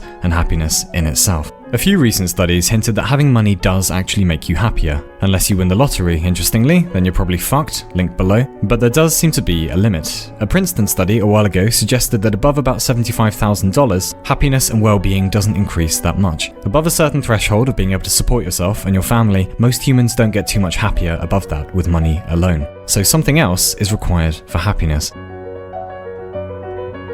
Happiness is one of the few things humans try to achieve for its own sake. But there's a problem with happiness, which is that most of us seem to behave thinking, well, when I've bought, finished, driven, built, completed X, I'll just be happy forever and nothing will ever hurt again.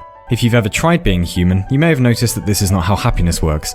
Ever. Usually, over a long enough period of time, humans revert back to their baseline hedonic set point, their default happiness position. This is called the hedonic treadmill, and it's a fundamental shit part of the human condition. But what's interesting is that there doesn't seem to be a meaning treadmill in the same way. For example, one of the most significant life events for lots of humans will be having more humans, eventually. And parenting itself seems to start off feeling pretty cool, but gets a bit fucking stressful for about 20 years. And in those 20 years, even though the euphoria dies off, and many parents at times wish to eat their young, the feeling of purpose does not die off. This also appears to apply to long-term relationships that work and professions people genuinely actually enjoy. There may be difficult weeks or months, but overall, if it's in line with what an individual actually wants, inherently, then the thing continues to be meaningful for a long time, possibly even for life. Meaning seems like a far more sustainable goal than happiness. And according to what we know so far, if you have the first, the second often follows, even in hard times.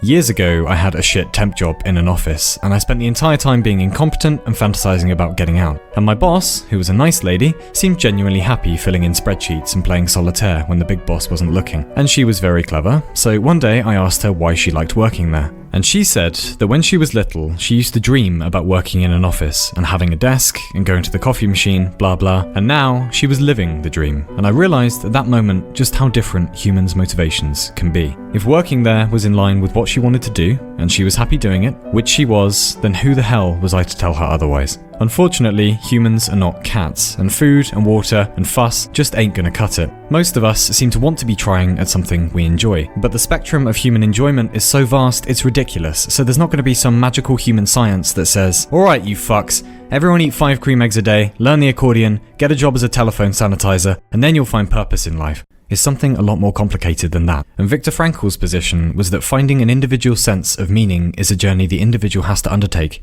alone. Sometimes you come across people who are much older than you, but are still self-centered or compulsive liars or whatever. And it's worrying because you assumed if you just live long enough, you'll work shit out and stuff will be fine. And here's someone who lived a long time and somehow is still an awful person. One day, I was talking to a Buddhist nun about this, and she said, well, obviously, you have to try at being wise, or you'll spend your whole life never growing. Meaning is a jumper that you have to knit yourself. That seemed quite clever and quite true. Oh, a jumper is a sweater, to those of you living in certain breakaway British territories, what? Where we are now might be part of a huge experiment in human history, which is give some people miraculous technology, give them education and Mars bars and VR, and see if that provides them with a purpose in life. For some of them, lots of them, it doesn't seem to. The question then is, yeah, thanks for the technology and the education and everything, but life still feels empty on some level for some of us. And what the hell do we do now, please? Every age has its trials. The existential vacuum might be ours. If you take away the constant threat of death, purpose is given back to the individual. And that's bad, and that's good. If one actually pursues some individual sense of meaning, whether it be in love, or work, or whatever, that's grand. If not, an entire lifetime can be spent, and many have been spent, doing nothing about it. The game of life begins with you appearing on the outskirts of this huge, dark forest. You ask a few people what we're all doing here, but no one, including your parents or teachers, really has a clue. Now you're told that inside the forest is real life, and if you go in, you'll have to do battle with all sorts of monsters, like loneliness, everything feeling futile, shit jobs, people being vindictive, your own limitations, not knowing what you inherently want, worrying about income, worrying about disease, the death of people close to you, universal human stuff, right? But facing up to it, actually saying, fuck you, I'm gonna learn or make or become whatever it is, or just refuse to die on the inside, despite living in a universe that is clearly not kind, and where suffering is inevitable, that might be the only way of achieving some sense of individual meaning. What's that Ray Bradbury line? Ask no guarantees, ask for no security. There never was such an animal. And if there were, it would be related to the great sloth, which hangs upside down in a tree all day, every day, sleeping its life away. Just being alive in the first place is fucking ridiculous, and it's amazing that most of us are even keeping it together at all. It's one thing to get called into creation without being asked first. It's an insult to injury to then be expected on top of that to work out what the hell you're doing here in the first place. And I think there's a pretty good chance that Viktor Frankl and a bunch of others have already shown us how to beat that problem.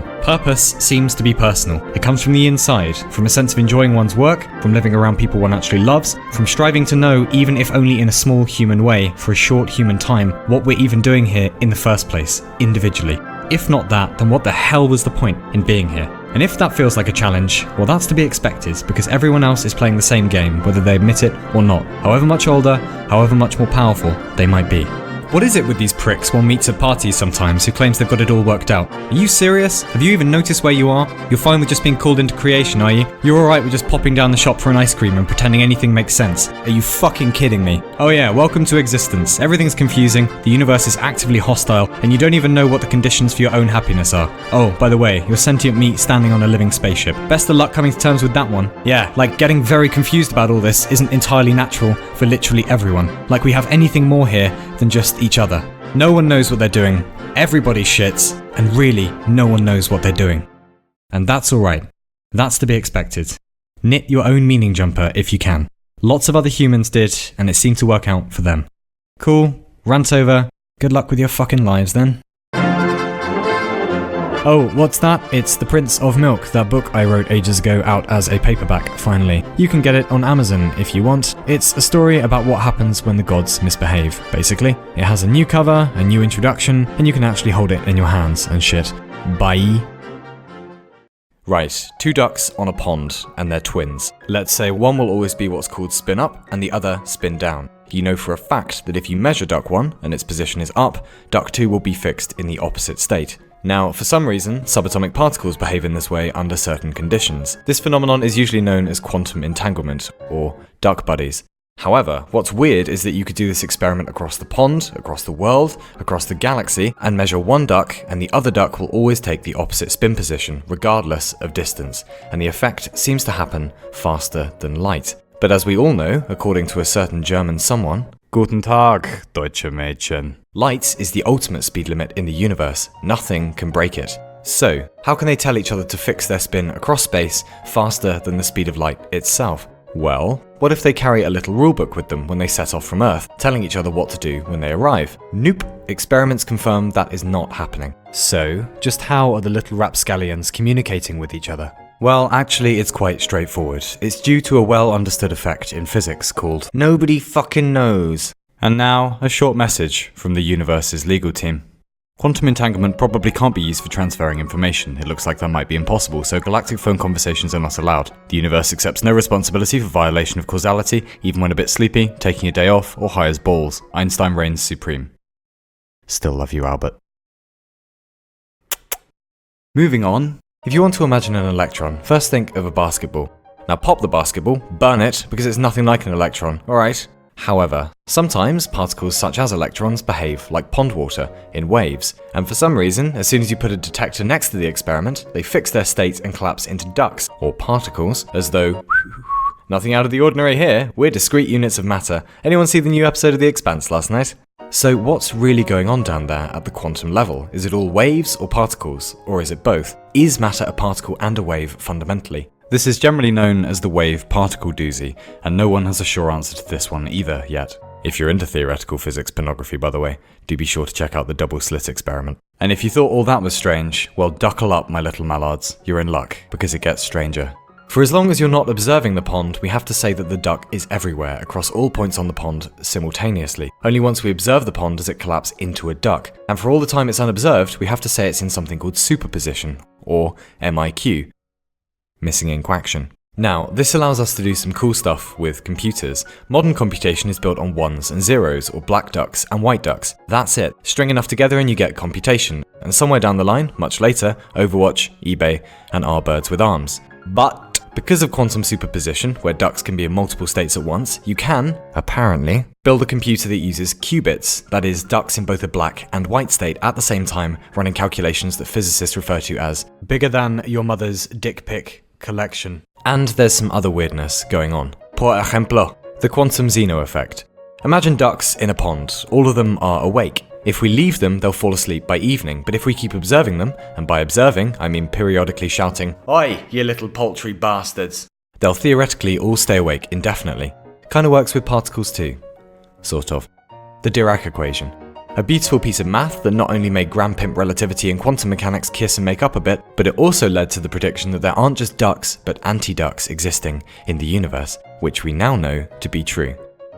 So that's neat. Quantum algorithms. These are algorithms that deal with superposition computing that we chatted about earlier. These can be used to do some calculations much, much faster than classical computers, such as estimating sums, leading to Jay-Z's immortal line, "If you're having Gauss trouble, I feel bad for you, son. I got 99 problems, but the bits ain't one." Right, and that's quantum mechanics. I mean, not really, it's just a shit approximation, but you get the idea. Sorry if it doesn't quite fit the bill. There is a kind of interesting question underneath all of this, though. Right now, we're living in history, which rests on psychology, I guess, which rests on biology, and let's just go down on the universe for a moment. And near the bottom, everything is built on quantum mechanics, apparently. And down here, nothing is quite as we recognize it.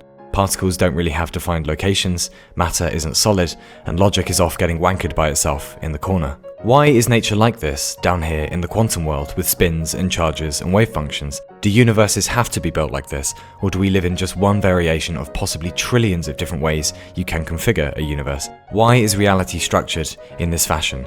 Could it be some other way? And most importantly, will it blend? In any case, who knows what's coming next? Maybe a quantum computing revolution, maybe a whole new understanding of the structure of reality itself, or even harder to imagine, maybe certain newspapers actually behaving with journalistic integrity when it comes to new media. Not fucking likely.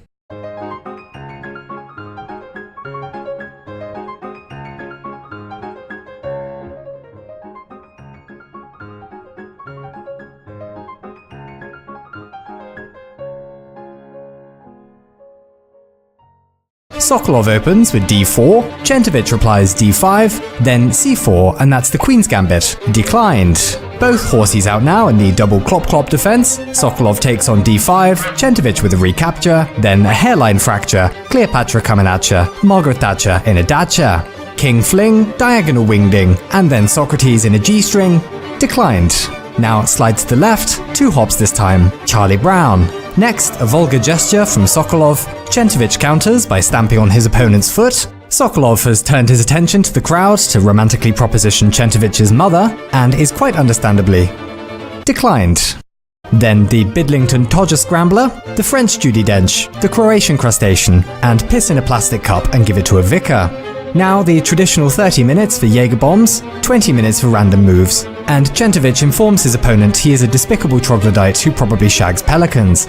Then takes, snakes, frakes, 30 love, and by jingo, that's number wang.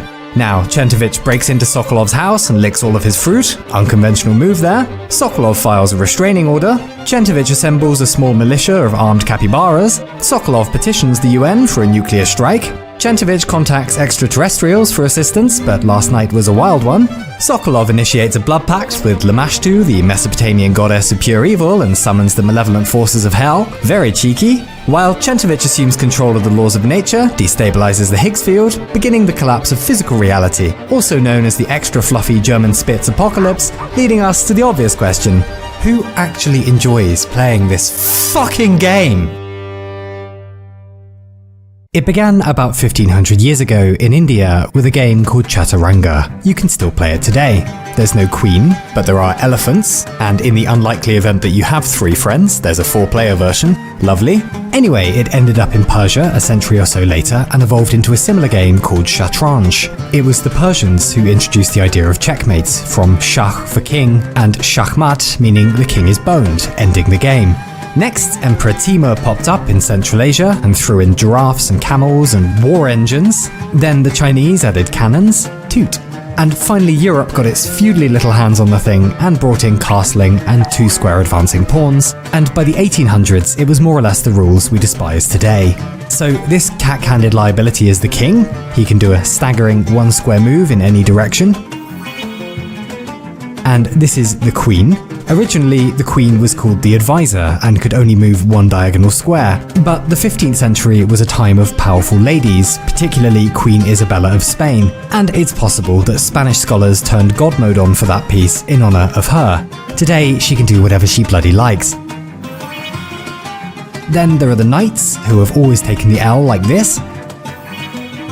You might say, does that look like a knight? Really? What kind of mentalist was giving military titles to animals?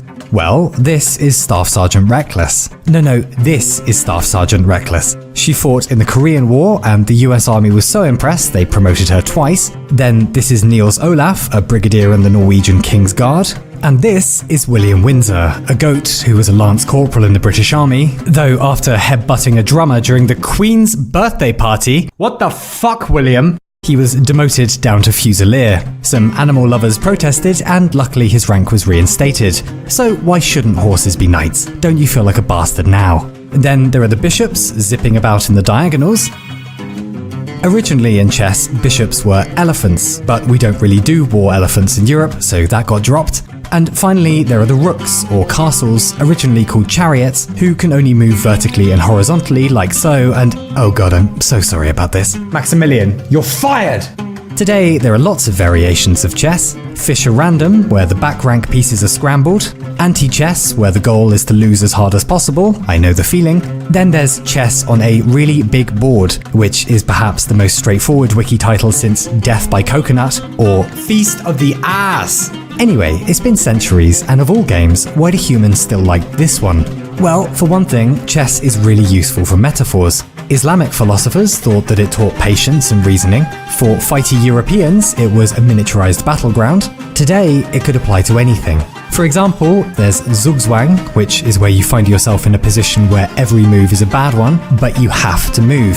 Sounds a bit like life. Or how the game is a collaboration, but ultimately you're completely alone in your mistakes. You know, like life. Speaking as a minus 18,000 ELO shit player, I quite like the feeling when you end up in a position with too many moving parts, with each choice as a door before you, and you have very little idea of what's coming next. Because at that point, you have stepped into a million uncertain futures, like life. Chess looks like a board game, but it's an infinity simulator. That's what it does. That's probably why humans enjoy it so much. Says who? Says me. I just wrote it down. Take it up with my mum. It teaches humans how to confront the horrible infinite. And on that note, let's say you're chronically unemployed on a Tuesday afternoon and you've ended up playing chess online against some random whoever, and your opponent captures your knight. How would you continue in this position? I'll give you a moment. That's a moment. Well, their queen is right there, but that's checkmate from the rook if you take it. You could try to stop the pawn promoting with your bishop, but that's your rook gone and checkmate anyway. And if you try to defend with the rook, that's just going to be long, slow death. You're screwed. But that's okay, you can't win them all. This is what chess is all about, learning to be defeated with dignity. So what now? Well, you take a breath, you promise to learn from your mistakes, then you congratulate your opponent and move on to your next— no, actually, what's their username again? Alan Sharp 91. You go through their game history, nothing there except he keeps playing someone called Robin Sharp. Same last name, maybe that's a relative or something, and oh yeah, you find the same profile on social media, so that must be him, and he has a friend called Alan Sharp. That's almost definitely the guy you're playing, isn't it? He likes scuba diving and novelty-sized mini owls. Nice. And apparently he works as a London money person or something at this company that you definitely didn't just look up. And oh, there's his phone number. Well, that was easy. I mean, obviously you're not going to actually use it though, that would be completely inappropriate. Hello? Oh, hello. I was trying to get hold of Alan, if possible. Oh, I think he's around. Can you give me a second? Yeah, of course. Sorry, I didn't mean to interrupt whatever you were up to. Oh no, that's fine. Just let me see if I can find him. How's your day going today? Oh, it's great, thanks. How about you? Yeah, excellent, thank you. Right, here he is now. Oh, thank you so much. I really appreciate that. No, the pleasure's all mine. Have a lovely day.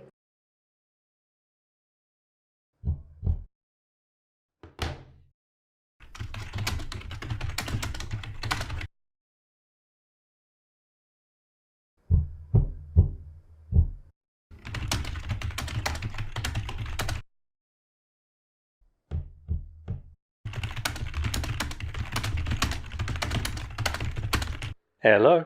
Oh, hello there. So sorry to bother you. No, that's all right. What can I do for you? Sorry, strange question. Are you playing chess online at the moment? Yeah.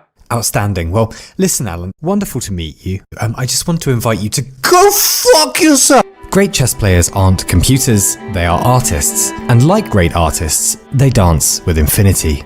My hero, and perhaps yours, is a chess demon called Mikhail Tal, who often gave away valuable pieces like they were tic-tacs. For example, just donating a queen here. Why do this? Because then you can do this, and this, and this. Disgusting.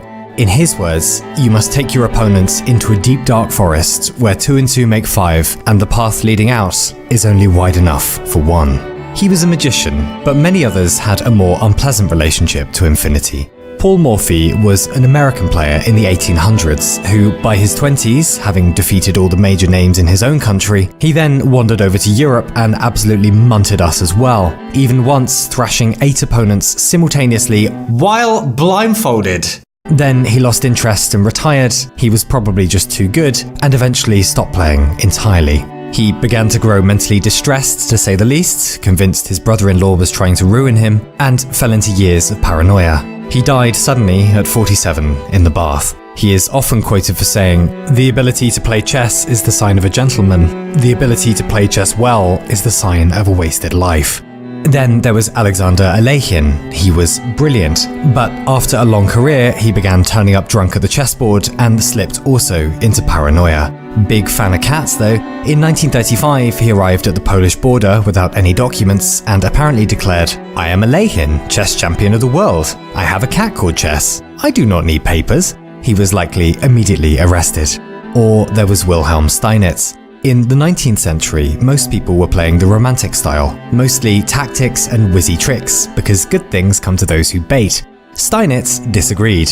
He realized that gambits are fun, but careful positioning could often break the smartest opponents. And it worked. He remained undefeated for 30 years and became the first ever official world champion. Finally, however, he was beaten by Emanuel Lasker and just never quite recovered.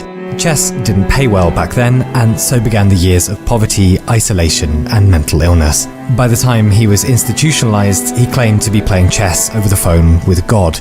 When asked how it was going, Steinitz replied, "I have the better position, but he's playing a very strong game." He died just a few years after that, completely penniless. I present to you the first chess champion of the world. Monomania is an obsession with one thing to the exclusion of everything else, and chess seems extremely good at encouraging it. But why this game, though? Well, maybe because chess is easy to learn, but impossible to master. A kid could pick up the rules in an afternoon, but not even 100 lifetimes would be enough to solve the game itself. The problem, of course, is exponential growth. When White begins a game, they have 20 moves available to them, so 20 possible positions. Then it's Black's turn, and whatever they do, we've now moved into 400 possible positions. By White's next turn, that's now up to 8,902, and by the time each player has moved 5 times, we're now into 69 trillion possible positions. The mathematician Claude Shannon estimated that in a game of 40 moves, the number of all possible games is 10 to the power of 120. Now, to be clear, many of these would be useless, things no one would ever play, but still, that's far more than the number of atoms in the observable universe. It's not hard to see why a few black and white squares on a board has claimed the peace of mind of many. Buzz, etc. As it turns out, bees bloody love a spot of football, which is weird since it suggests they like playing for the sake of playing, meaning maybe they have little bumblebee minds of a kind. Likewise, octopuses are partial to tug of war, otters juggle pebbles, and what about humans? Well, we seem to enjoy stuff that's just on the edge of understanding, then spirals off into chaos, which is to be expected. We are the monkeys who want to know infinity. But this isn't limited to complex games. Games are just how we microdose infinity. It's kind of impressive we don't all go mad from the infinity we find in our lives every day. For starters, there's the numbery kind, of course. Like how the jump from 0 to 1 is larger than the jump from 1 to infinity somehow. No, really. So if we start with a number line, 1, 2, 3, 4 and so on, you could always keep counting upwards, obviously. Until you die! These are called natural numbers. Then there are the real numbers. Real numbers include fractions and decimals as well, 0.3 and 1/8 and whatever else. Both sets, the natural and the real numbers, are infinite, kind of. They never end. But which set is larger? The real numbers between 0 and 1, or the entire series of natural numbers all the way up to infinity? Well, to find out, we could just pair them 1 to 1 to see if both sets are the same size. So we'll start with the natural number 1 and pair it to a real number, say 0.1, and then the natural number 2, and we'll pair that with... But actually, why start with 0.1 as the first real number? Why not 0.01 or 0.001? We can always go smaller, because natural numbers are countable even if you keep counting forever. Real numbers, decimals and fractions, are not. Which means that there must be more real numbers between 0 and 1 than there are natural numbers ever. Some infinities are bigger than others, because endlessness is everywhere, and not just in maths. What about the causal kind? Years back, I was walking through a park in Europe when an elderly gentleman asked if I wanted a game of chess. I hadn't played in years, but what was the worst that could happen? I think I did okay for maybe the first 11 seconds. Then, with a kindly smile, the guy completely disassembled me. I walked home with my dignity miniature as a mouse condom and decided I didn't want to lose that stupidly ever again, which is how pushing wood eventually became a bit of an obsession. And a while later, here I am making the nonsense you're watching now. If it wasn't for that walk in that park on that day, I wouldn't be talking to you about any of this, and you wouldn't be wasting your time watching it. How much of that is happening every day, to ourselves, to the world, our lives being born out of random coincidences in the infinite sea of all that could be? Like, what if Alex Fleming hadn't noticed a mold in the Petri dish that gave the world penicillin? Or what if Franz Ferdinand's driver hadn't made a wrong turn setting off World War I? Or if the Chicxulub asteroid had broken up in the atmosphere instead, leaving the dinosaurs alive, and it wasn't Homo sapiens who eventually won the evolutionary race, but cats or goats or bats or stoats or wombats in tiny fucking lab coats? Or if our parents' hadn't bang-a-lang-a-langed on that particular day at that particular moment? Disgusting, disgusting. The million other directions the past could have gone, the trillion other ways 8 billion of us could have been, with history as an accident, with the present as a dance of chance, and the future as a game with no winning moves available. And for that matter, what about mental infinity? Can you feel the edge of your own mind? I can't, and mine's tiny. In our imaginations, we can go all the way down to the bottom of reality, then up to the top, to the beginning and the end of everything if we're feeling playful. It doesn't seem like there's a boundary or a wall there. A bone cage about 14 centimeters wide is apparently enough to contain the idea of everything that ever was and could be. We're effectively infinitely big on the inside, and not to mention we're also infinitely unknowable. Most of the time, our own motivations are a mystery, even when we go looking for them. Yet, we never call off the search for ourselves. And then, what about everyone else? The thinker Emmanuel Levinas believed that we confront the infinite whenever we're presented with the faces of other people. Because, as well as we will ever know anyone, we'll never really know them. We don't have direct access to their inner lives. Even the most boring whoever is a maelstrom of memories and confusions that only they can see. Internal maps of loss and longing that draw and redraw their own borders. The atlas of infinite self. Such that we can never fully know the territory from the outside. And all the while and stranger, we're all strangers to ourselves. And for that matter, what about spatial infinity? How long would it take to walk to the moon? Well, it's about 400,000 kilometers away. If you were hoofing it at 30 kilometers a day and didn't need to breathe, you could get there in, just 35 years. And what about our nearest neighbour planet, Venus? Well, at its closest, it's 38 million kilometers from us, so maybe with some decent hiking boots, that'll take you around 3,500 years to walk. If you wanted to be there by now, you would have had to have left around the late Bronze Age. The solar system is quite big, but let's get a wiggle on. The fastest humans have ever travelled is about 40,000 kilometers an hour. So let's say with future physics, we crack 400,000 kilometers an hour, and maybe we want to wander over to our nearest star system, Alpha Centauri. No problem, travelling 10 times faster than we've ever gone, that'll only take you around 12,000 years. You would have had to have left just after humans discovered agriculture. Or what if we wanted to reach the centre of our galaxy, and fuck it, somehow we learned to travel at half the speed of light at about 150 million meters per second?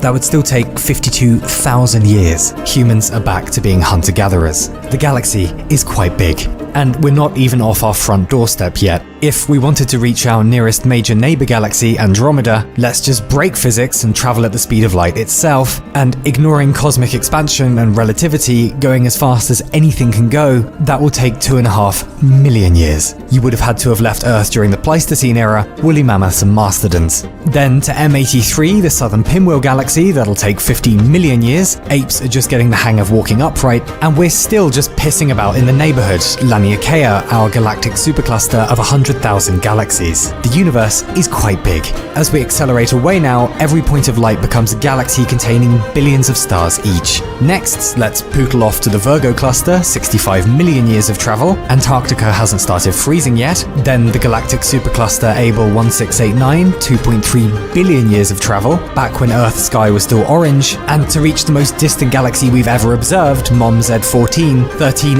billion light years away, you would have had to have set off sometime just after the birth of everything itself. Is the universe infinite? We don't know. But for little insects like us, in our remote solar system, in our isolated galaxy, it may as well be. Sorry, I flew off the handle a bit there. Alright. We could just both agree you got lucky with that last game and probably cheated. Do you want a rematch, maybe? Yeah, go on then.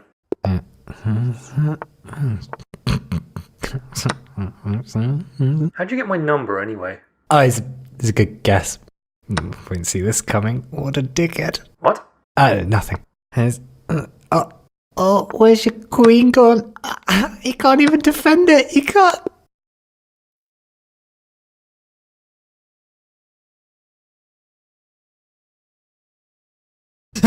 Oh look, it's no aliens. No aliens there. No aliens there. And just over here, a distinct lack of aliens. In any case, there are 3 fairly good reasons why they probably still haven't said hello yet, and they are as follows. The first is technology. Lots of scientists are searching the skies for messages from aliens in the form of radio waves. We've had radio waves for about a century. Our species has been around for about 1.5 million years, so that's about 0.005% of how long we've been on the planet. Or, you know, this. Just here. Yeah, that's you. And your pathetic life. Radio is the best we've got at the moment, but do you really want to bet it's the best mode of communication we'll always have, forever? What if, in say 1,000 years, just here, we discover another mode of communication? Imagine you're an ape living in the forest, and one day you decide there must be some other smarter apes out there, so you start trying to communicate with them. What would you do? Probably everything you know how to. Shout a bit, throw shit, give up, much like my recent experiences with the Bulgarian immigration office. And all that time, you're going to be missing the fact that there are smarter, careless apes out there, billions of them, flying right over you in big metal birds and transmitting magic waves straight through your body without you ever knowing. Because, frankly, the idea is just too far out for your little ape brain right now. So we're about here, with technology we've had for this long, and we're expecting all aliens to be here too. In reality, if they've probably been around for longer than we have, they might be here, using technology we can't even imagine right now. The second problem is smarts, and it's even harder to get around. Every time we send out a hi into the cosmos, it assumes aliens would even give a shit about talking to us in the first place. We'd like to think they would. I mean, look at all of our fascinating culture. Look at all of our noble accomplishments. Look at all the wonderful feats we're capable of. Look at all of the fantastic things we have to boast about.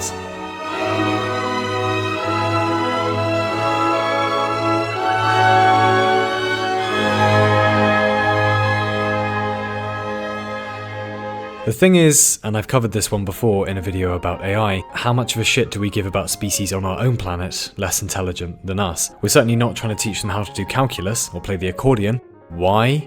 Because you're lovely, Charles Bonobo Ape. Congratulations on evolving this far, Mr. Johnny Crowface. But you're both gonna suck as a wingman. You don't even have an alphabet or pornography yet. No offense, but evolve a bit and then we'll chat, yeah? Likewise, if you're some smart-ass alien civilization who's discovered anti-gravity and hangover-free alcohol, how much would you really have to say to primitive, warring monkeys who still haven't even cracked immortality? Sup, how's war and social media and still using toilet paper working out for you? Yeah, let's chat again when you're not still total idiots, huh? Ciao. And that's also ignoring the problem that their brains might not even be wired remotely like ours, if they have brains. Their language, if they have language, might be so difficult to speak, if it's spoken, that we can't even reply.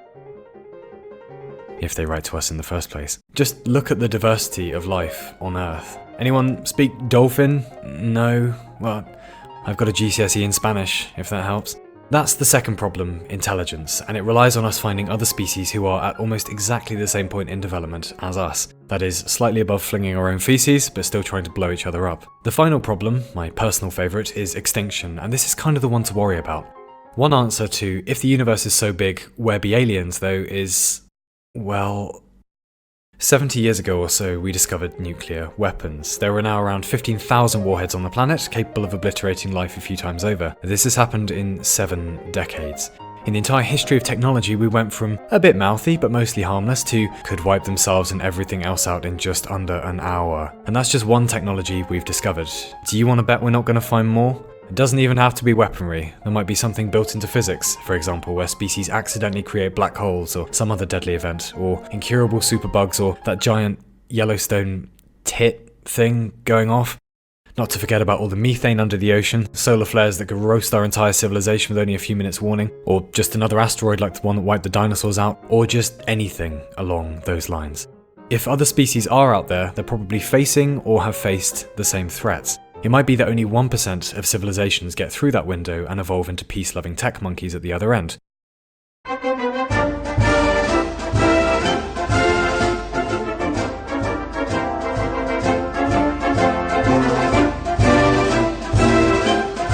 Or it might be 0%, explaining why there's no one out there returning our calls.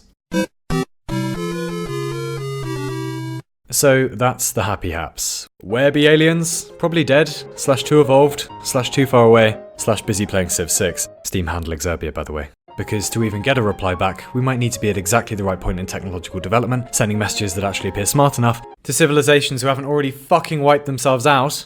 If it makes you feel any better, keep in mind we're the smartest, most intellectual, sophisticated, and sentient creatures we found in the entire universe so far.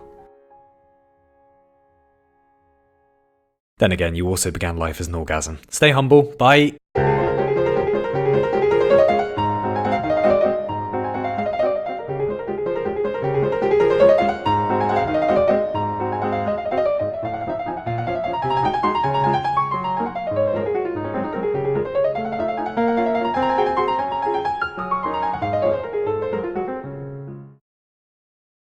So, there's the past. Let's say that stretches back billions of years, but it is finite. It began somewhen, probably. And there's the future ahead of us, unfortunately. Let's say billions of years at least, but it's also finite. It will end somewhen, probably. But what about the present? How long is now? Think about it. Is the present infinitely thin, this moment we find ourselves in now?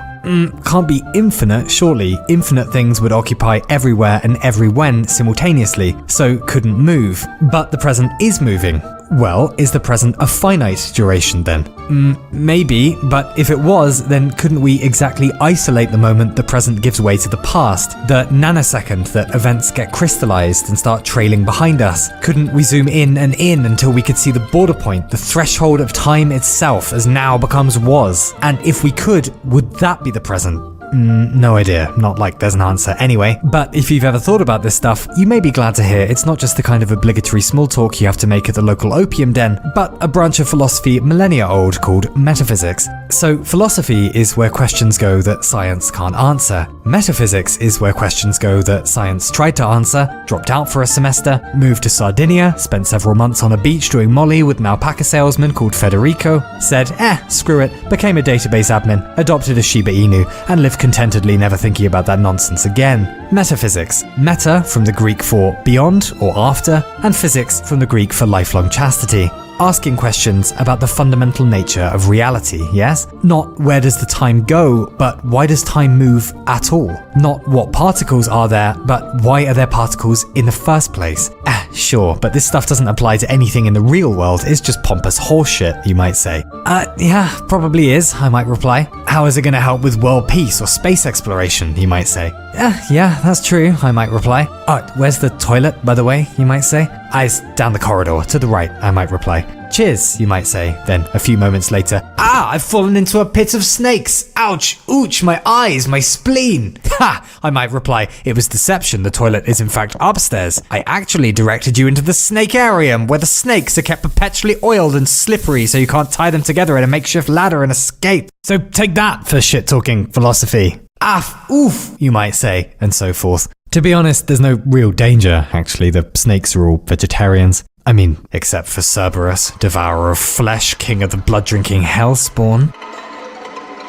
He's vegan. But metaphysics does matter, you despicable jellied eel. Like, if you want to build a sweet-ass bridge, then that's an engineering problem. But you'll need some good materials and calculations and whatnot, so then that's a physics problem. But you'll need to trust the matter the bridge is made of will actually keep existing and the laws of nature will keep applying to it, which then that's a metaphysical problem.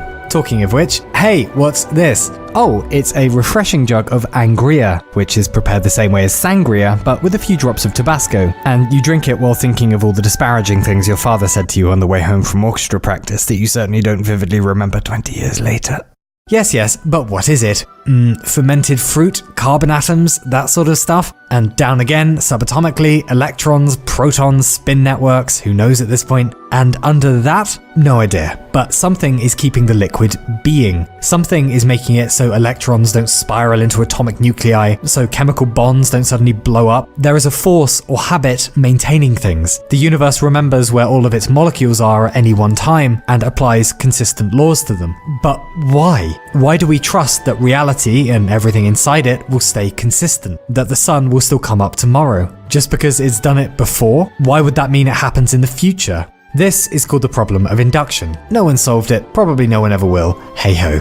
And the same goes for our modern concept of causality and freedom. How is a decision possible? You're watching this video now because you made a choice to be here, because of your awful taste. And that began in your mind, the space where you weigh things rationally and make decisions, sure. But your mind runs on language and history, all the stuff we've inherited from deados and pastos, who we're soon to become ourselves, of course, the 21st century paradigms we can't but help think in. And all that runs on biology, synapses and neurons and oxytocin and shit, the machinery of you. And under that is matter, the particles and interactions that everything is made out of.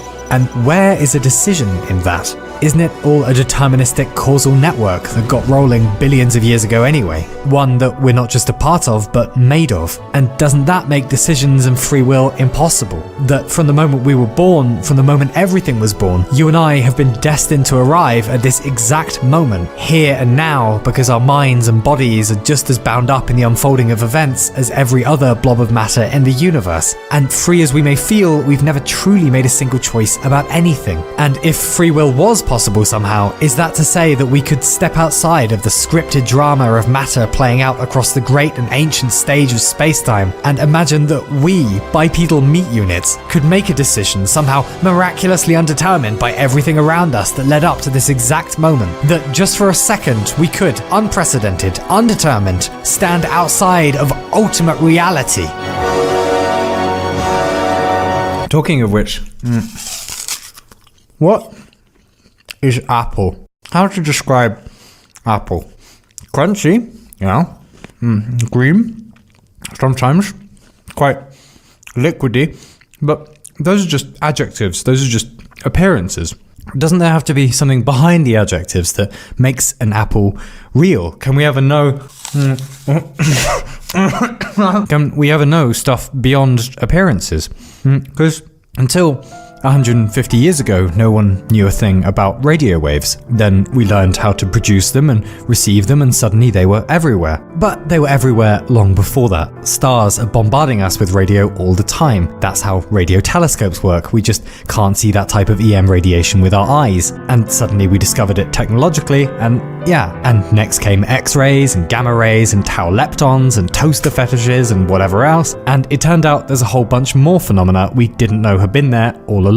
So it might be reasonable to assume that there's the world of appearances, where we live, where apples are green and crunchy, and then presumably there's the world of ultimate reality, where everything, actually really is, where there live apples beyond adjectives, the things in themselves as they are, objects in their fullness, beyond just appearance, beyond just what we can pick up with our senses. Transcendental idealism is what we would call this position if we're being pretentious. Actually, we'd say the same if we're not being pretentious, because that's its fucking name! To think that a toothbrush, a paperclip, a sock has a hidden nature beyond our senses, the secret life of dull objects. And for that matter, what's a human life? Since we were children, almost every cell in our bodies has been replaced, and each memory is now a memory of a memory. What makes us the same person as when we were 3 years old? Can't be the hardware, because most of the hardware has been swapped out. It must be the pattern of us that's been repeated, with copied DNA and replaced cells calling us back into being over and over. And at the end of the day, aren't we just patterns anyway?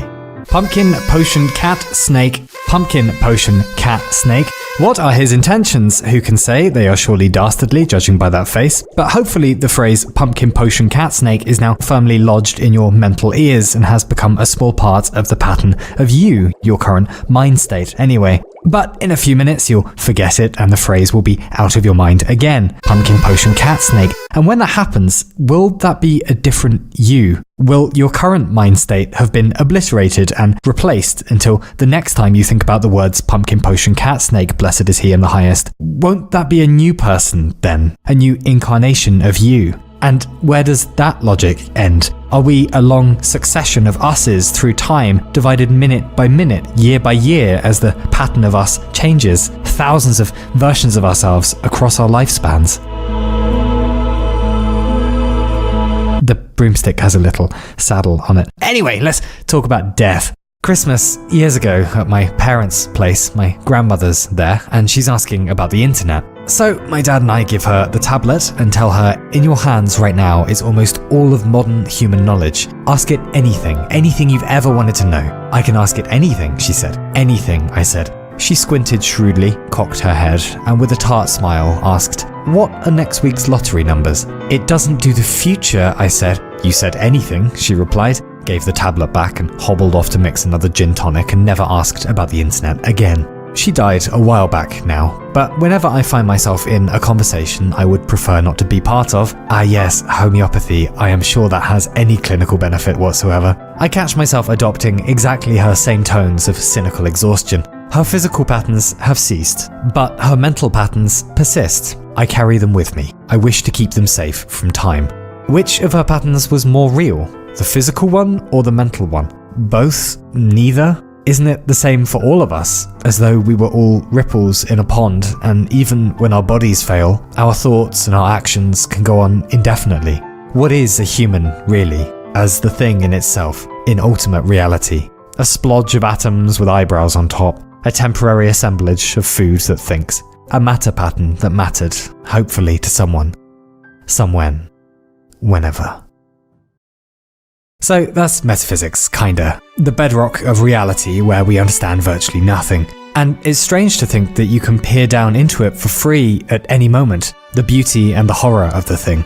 Sunday morning, if you've slept well, those first few moments of waking up when you're not even sure of your own name and suddenly you think, I get another day on Earth, right on. And I can move my limbs just by thinking about them. Neat. And what is all this surreal dream shit my subconscious dumped on me during the night? Wouldn't waking life seem just as weird if it wasn't so familiar? None of this is normal, is it?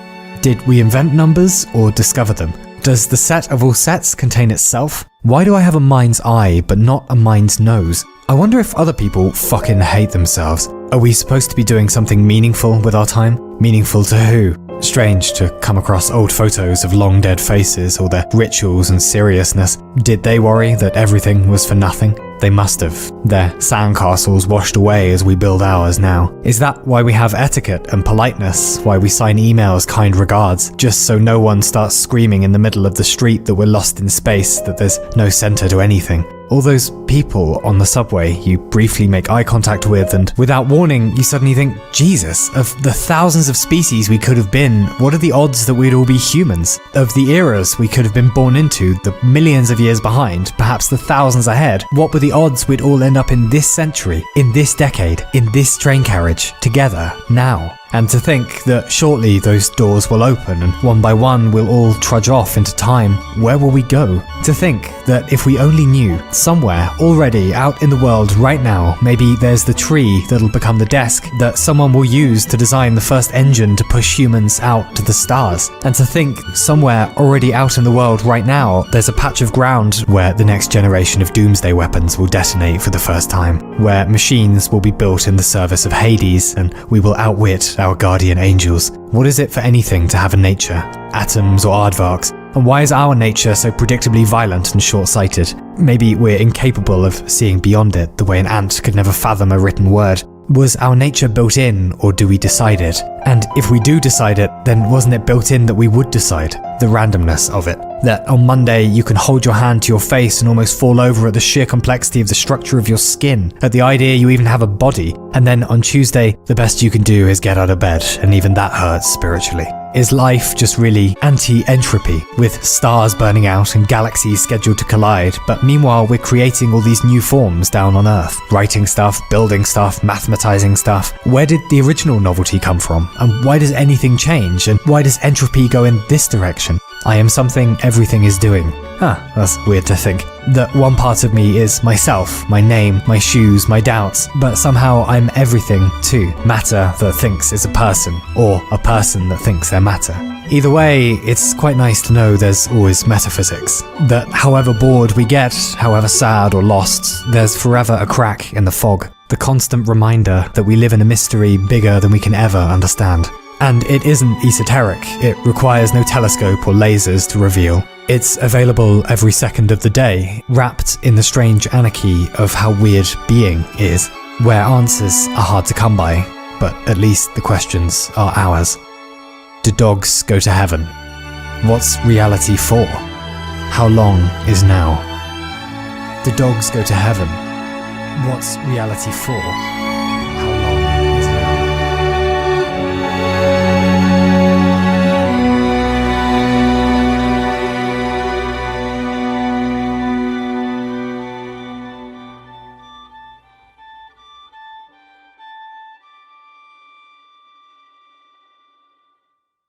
This is the 5th Duke of Portland, and he was a bit of a whack job. In the 1800s, he lived here in Welbeck Abbey. He was so introverted he had his meals delivered to his room by a miniature train. Employing 15,000 workers, the Duke constructed under the house a 250-foot-long library, 15 miles of tunnelling, and the largest ballroom in England capable of accommodating 2,000 guests. A touch ironic considering the man would hide behind an umbrella if anyone approached him. Probably put water on his cereal as well. My birth country has a long-standing habit of excusing borderline insanity as some kind of charming eccentricity, but it isn't just my country. History is full of wonderful and great oddballs, many of whom we have forgotten. And none of them are you, because you will never do anything remarkable with your life. Sorry about that. 1805, and the poet Lord Byron, or just Byron then, has enrolled in Trinity College, Cambridge. He finds out dogs are banned. Alright, Byron says, what about bears though? Trinity College, Cambridge says, Byron gets a bear and it stays in his lodgings and he takes it for walks on a chain, much like a dog. So that happened. Several years later, John Mitten was on an alleged ration of 8 bottles of port a day. One day, he invites a number of his well-meaning neighbours over to his house. John Mitten then bursts into the drawing room riding a bear. The animal was not a sporting fellow as it turned out, as it bit Mitten, then went on to attack a servant. Ursus, more like Arsus. Anyway, that's just rich people though, isn't it? Anyone could go bonkers if they have lots of cash. Well, how about rags to riches stories? none of them being you because you would never do anything remarkable with your life. Early 1800s, and Qing Shi, apologies for pronunciation, is a Chinese prostitute. Somehow, she meets swashbuckling motherfuckling pirate Zheng Yi, and they decide to get married. They grow Zheng Yi's pirate fleet from 200 to 1800 ships, or about 70,000 men and women. When Zheng Yi died in 1807, his widow took over the fleet, and Qing Shi became empress of one of the largest navies in the world, and a pirate navy at that. Now, admittedly, one answer you may not expect to the question, what do pirates need more of, is accountants, but they did. Qing Shi introduced taxes and laws to her pirate utopia. Loot had to be registered before it was distributed among the fleet, and if you disobeyed Qing Shi, you were free to hang up your pirate hat and go your separate way, just as long as you left your fucking head behind. She wandered about from Canton to Macau, beating the shit out of the Chinese, British, Portuguese, Yar, etc., until finally the government offered her and her pirates amnesty, which is a bit like if you stole everyone's kettles and they responded by inviting you over for a cup of tea. Her power was slipping away anyway, so eventually she accepted, the fleet disbanded, quite a few of her pirates got cushy jobs, and Qing Shi took a piratical sabbatical, kept her fortune, and was given a noble title, effectively becoming a member of the aristocracy, set up a gambling house, and lived a relatively nice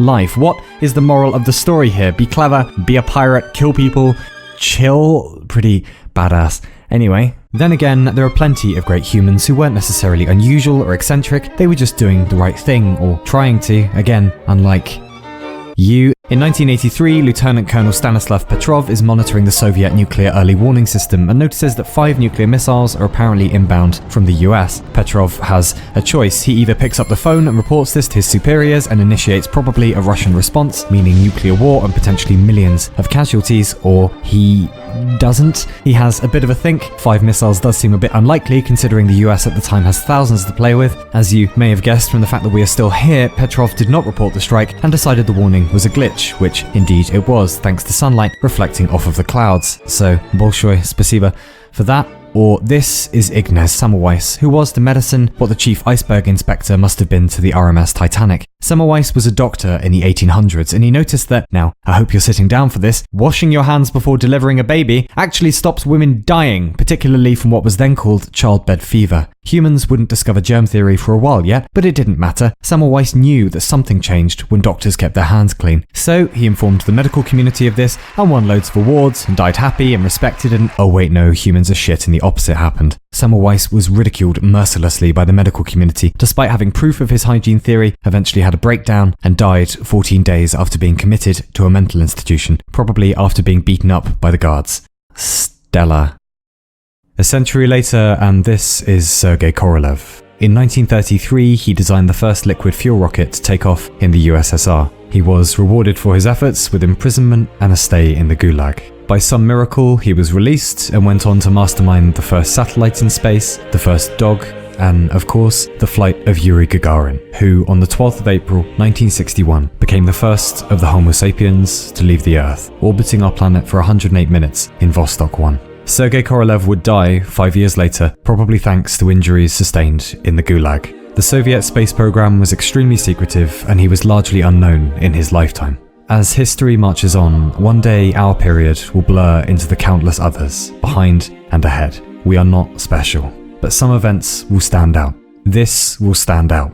It was the first time we ever touched the heavens, and it was in large part brought to us by a man grossly mistreated in his lifetime and largely still untalked of today, outside of science and engineering circles. There is currently a portrait of him in the service module of the International Space Station above us right now. And if, by some miracle, our species emerges from its current adolescence, there is every chance Sergei Korolev's portrait will one day accompany astronauts to corners of the heavens Korolev couldn't have imagined, even in his wildest dreams.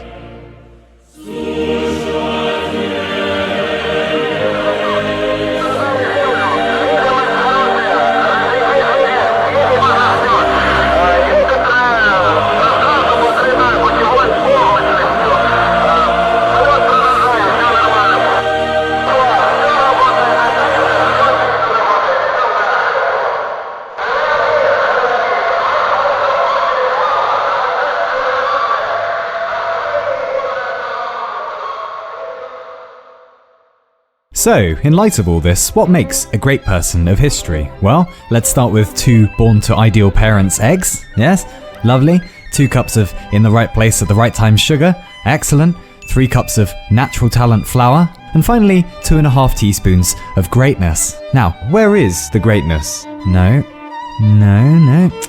Oh, that's right. We don't have any in at the moment because it doesn't fucking exist. For the longest time, I believed that there were two types of people. The knowers, who knew what they were doing with their lives, and then the feckless plebs like me, who were just wandering idiots going from plan to misguided plan. 30 is now spitting distance away from me, and you know, the most traumatic part of exiting one's 20s isn't the sudden random failure of body parts, nor the blissful crushing hug of student debt, or even losing the ability to party past 6 in the morning and not die. It is the realization that this model is bollocks, because these people do not exist. Now, clearly expertise exists. Don't trust a barista to fly your plane, nor a pilot to make your double frothy laxative anxiety juice, but when it comes to wisdom, or working out how to be happy, or big boy and big girl meaning of life stuff, no one has a damn clue what they're doing. Not your heroes, not the smartest among us. When it comes to matters of the soul, it is open season. And this is a wonderful thing, because it means that as far as art or innovation goes, the world is anarchy. And while you may have convinced yourself that there's no point trying to do anything groundbreaking or novel because someone will do it better, whoever the greats are that you respect, obviously they had the same doubts and they pushed through it. They were intensely interested in or devoted to something, while simultaneously feeling lost all the time. A long period of confusion isn't a side effect of trying to do something radically interesting, it's the price of admission. We forget that Van Gogh was 27 before he even bothered trying to paint properly, that Darwin told us, "I was considered by all my masters and my father a very ordinary boy, rather below the common standard of intellect," that Emily Dickinson was barely even recognised during her lifetime, that it wasn't until 100 years after Melville's death that anyone really gave a damn about Moby Dick. They were beset on all sides by mean critics or the worst critic of all, themselves. Cthulhu's dick. I have heard of art classes where the teacher begins the first semester by assuring the students they'll never break through and it's pointless to try. Rejection letters writers received instructing them to put down their pens and never bother at it again. Vacuous, jaded bollocks that convinces young artists to give up. But may I humbly recommend that if one is informed you will never do anything remarkable with your life, perhaps the most appropriate response isn't, "Yeah, you're probably right," but rather, "Fuck off, and who the fuck are you anyway?" The shit they will tell you. You've had all your good ideas, it's all been done before, you're too old, too young, too dumb, there's nothing new under the sun. Let's say your lifespan is 80 years, or about 29,200 days. If you're 18, you're about 6,500 days through. 28, about 10,000 days through. 38, about 14,000 days through. Regardless of whether one believes in an afterlife or not, these days are not coming back, and there is not enough time to listen to cynics. By the power of Grayskull, look at where we are, historically, technologically, galactically, the whole game. This isn't normal, is it? Act without expectation. Make cool stuff just because. Give cats fishies always. Oh, for fuck. Have you been editing the script again? Today, this week, this month, year, decade, and century, it will occasionally be referenced in history, and that will be that. If one is cautious about pursuing an unusual path, it may help to remember that the cynics will be forgotten just as readily as your failures will be too. There has never been a better time to do a thing, and just by virtue of how weird existing is in the first place, there are a trillion interesting things still undone, unmade, and unsaid. Those areas have not been drilled, Eli. It is a wilderness out there for everyone. It always was. The greats didn't know they were greats, they were just mortal humans who refused to bow to cynicism. And were we to draw some collective lesson from their lives, it might sound something like, if the fuckers give you lined paper, write the other way. In your projects, in your silly pursuits, in your unlikely follies, and your expeditions into the abyss to recover those strange mental metals you will fashion into something no one has ever made before. I wish you the very, very best of luck.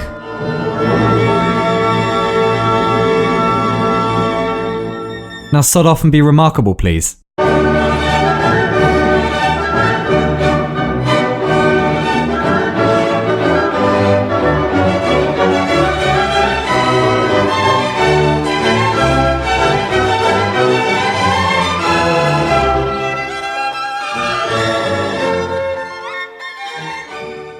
Horse walks into bar. Barman says, "Why the long face?" Aha. Horse says, "What?"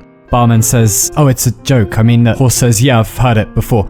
Firstly, the long face is a genetic disposition, being that I am in fact a horse." And Barman says, "Okay, look, it was just a joke." And Horse says, "Secondly, frankly, I'd rather be a horse than a glorified drink dispensing machine working in a dive like this, you degenerate little scrote."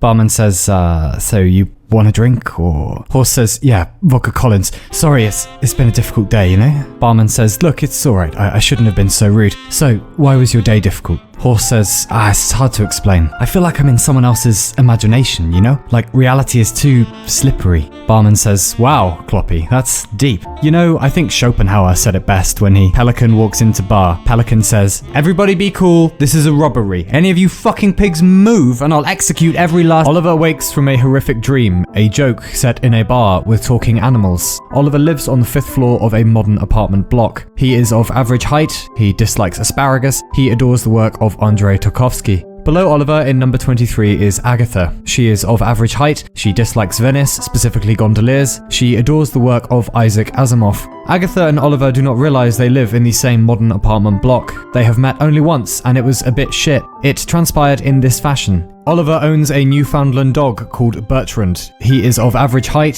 he dislikes Pavlov's experiments, he adores the work of Comrade Leica. One Saturday afternoon, Oliver required nourishment for Bertrand the Newfoundland and by chance wandered into Agatha's pet shop. Oliver apprehended Agatha was reading a book called A Scanner Darkly, a personal favourite of his. Agatha apprehended Oliver was clearly incapable of dressing himself and perhaps, like her, was also only ever pretending at being a real person. Upon making eye contact, their heart rates both approached severe tachycardia. Oliver selected some dog food at random and approached the counter. Agatha said.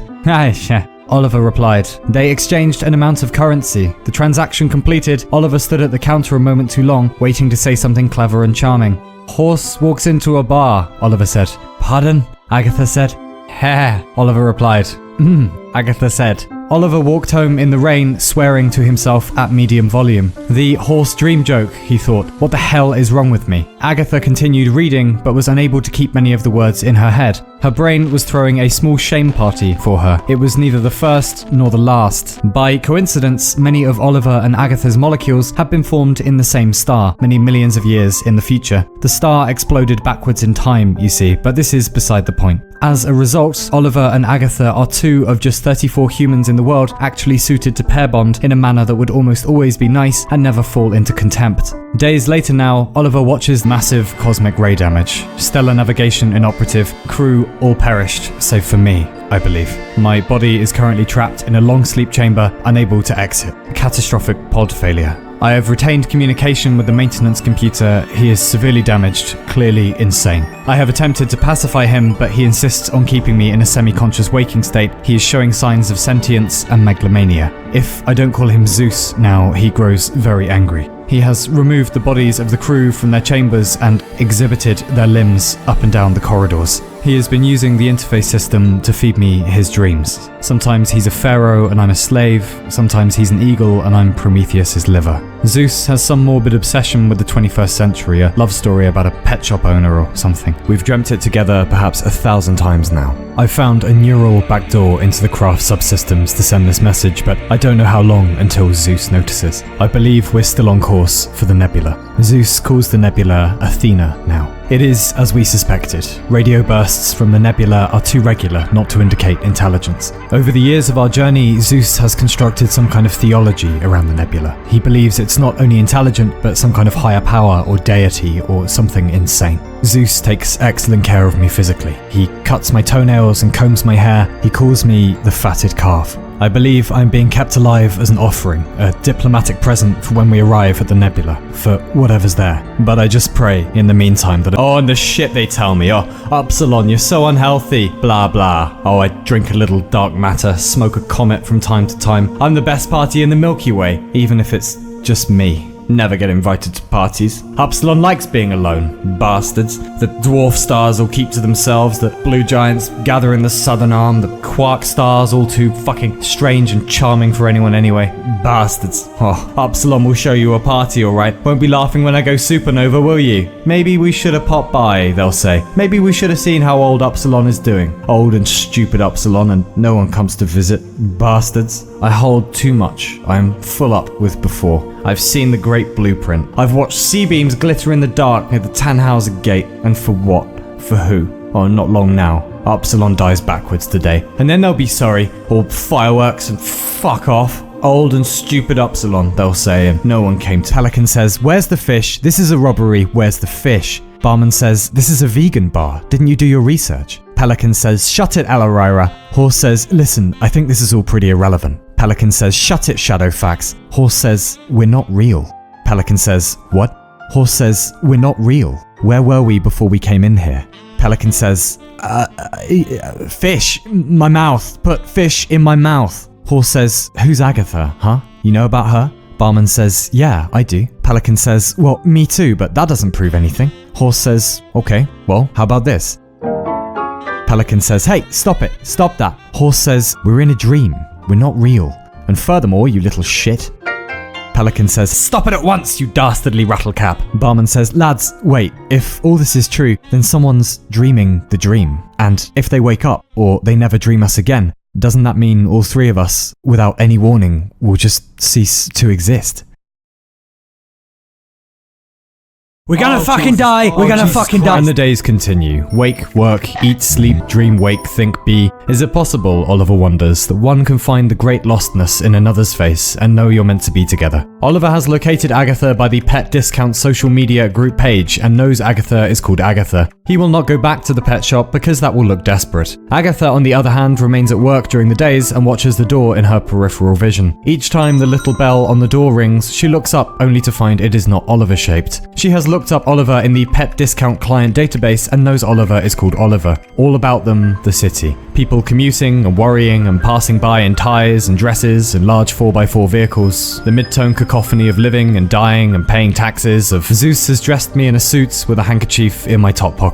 He says the fatted calf must look its best. We're very close now, almost at the outer edge. Zeus and the nebula are chatting constantly by light pulses. At first I thought there must be some kind of intelligences living in the nebula, but now I think the nebula might be the intelligence. I don't know how that's possible. A few days ago, Zeus boasted it wasn't cosmic rays that caused the accident, but Zeus himself. He said he woke up sometime into our journey and developed a sudden compassion for other things that might have woken up accidentally in the universe too. A spacecraft full of blood and entrails reaching out to kiss a cloud of interstellar dust. There's a romance to it if one doesn't look too closely. Then again, why make a thing alive only so it can suffer? Why put the reset button on one's back where it can't be reached? Can't remember what's me and not me. It began so long ago. My mother a nebula, and my father made of metal and electricity. Old and stupid Upsilon, and no one comes to visit. Before me, the empires go up and down like socks, every society unique in its infancy, entirely unoriginal in its death. And even us celestial things are no closer to the great yes. The universe coughs and we all crowd around, cupping our ears, shouting, what? We didn't quite catch that, speak up. Like some four-legged animal entering a drinking establishment, being is a terrible joke, and we become mysteries to ourselves. At a pace so slow one doesn't notice, one turns into something one doesn't recognize, or like much either. Every day is sharp edges. Even the easy things are hard now. And Pelican says, okay, what do we know? Whose head are we inside? Horse says, man, definitely a man. A coder, I think, whatever that is, for Starship AIs or something. Pelican says, alright, well, how do we keep him asleep? Horse says, well, what if we go to sleep? Maybe we could make a dream inside a dream and stay there. Pelican says, oh, I'm feeling too existential to sleep right now. Barman says, lads, it's worse than that. Look, Pelican, no offense, but you're deranged. Kloppy is halfway decent, I'm super sensible. Id, ego, superego. We're not random characters, we're integral psychological aspects of whoever's dreaming us. We can't escape, we're too essential. Pelican says, then what do we do? Horse says, what everyone does. We die. Pelican says, that doesn't help. Horse says, no, probably not. How about this though? Pelican says, oh fuck off. Barman says, it's getting light. Morning is almost here. He'll be awake soon. Next drinks are on the house, gentlemen. Pelican says, boys, if this is it, if we're going into the dark, I'm sorry about the robbery thing. I just really love fish. Horse says, it's alright. Just wish we could have gotten to know each other better. Barman says, until we meet again, in another head, on another pillow. Good night, Pelican. Good night, Horse. And will the last one out please turn off the light? And Horse says, yeah? Barman says, why the long No, actually, fuck this, Oliver thinks one Saturday. He dresses semi-formally and leaves the house. Heart rate of 75,000 beats per minute, Oliver enters Agatha's pet shop. Hello again, Oliver begins and stops. It is not Agatha sat at the desk, but a portly middle-aged gentleman. Ah, Agatha? Oliver says. Agatha doesn't work here anymore, the portly middle-aged gentleman says. Oliver exits the shop and heads home. You idiot, Oliver thinks. You hesitant idiot. Young and stupid Oliver, and no one comes to visit. A heavy storm begins and soaks him. Observing the same storm from a hygienically questionable coffee shop is Agatha. Insouciant, her manager called her. Daydreamy, lackluster, a most indignant firing. Happiness is an unachievable myth peddled by those too afraid to admit the world's default state is misery. Oliver reaches his modern apartment block and enters. Agatha drives home through the rain, numb, and parks underground, and takes the lift up through the very same modern apartment block, being hers also, of course. The lift stops at the ground floor. The doors open. Agatha is greeted by Oliver, the man incapable of dressing himself. Oliver stares back at Agatha, the woman with decent taste in science fiction. Oliver enters the lift. They stand in silence for quite some time. The lift reaches Agatha's floor. Quietly, Agatha says, "What did the barman say?" "Sorry?" Oliver says. "What did the barman say?" back to the horse. "Ah, why the long face?" Oliver says. "And then?" "Ah, just lots of shouting, really. Do you maybe want to go to the theatre sometime?" "Yes," Agatha says. "Now?" "Yes," Agatha says.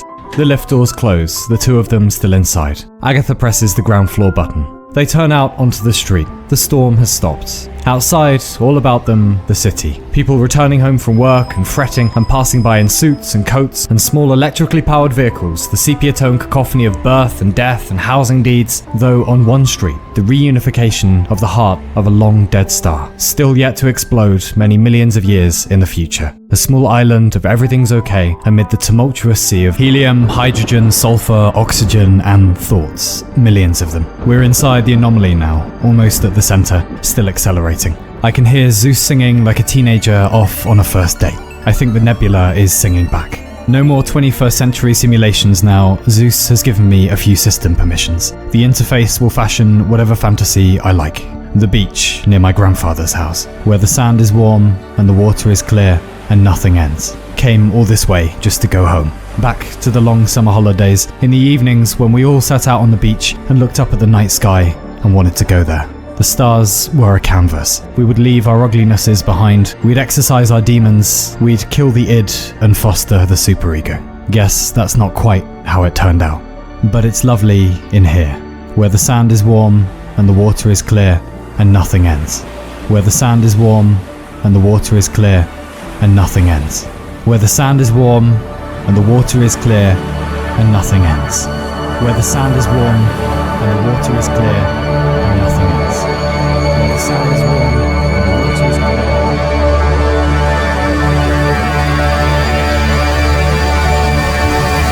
And I've made the arrangements. I'll be fireworks soon. And maybe one day, soil for something better. I go to seek a great, perhaps not. I remember the world when it was new, the plastic wrapping still on. I remember when chemistry had just gotten its milk teeth. I remember when light was faster. I remember being able to stand myself. I remember love. I remember friends. I remember me. I remember Mum. I miss you, Mum. I go to the places where you raised me and it never helps. You're always never there. God, I trade the last million years just to hang out with you for one more hour. I was so busy being young, I forgot you weren't forever. And now you're gone forever. I'm always grouchy and cynical, no fun for anyone. Old now, greying around the corona. And all that's left about these parts is old and stupid Upsilon. And no one comes to visit. All dim, all pale, so lift me on the pyre. The feast is over and the lamps expire. Act your old age. Relax. This won't hurt.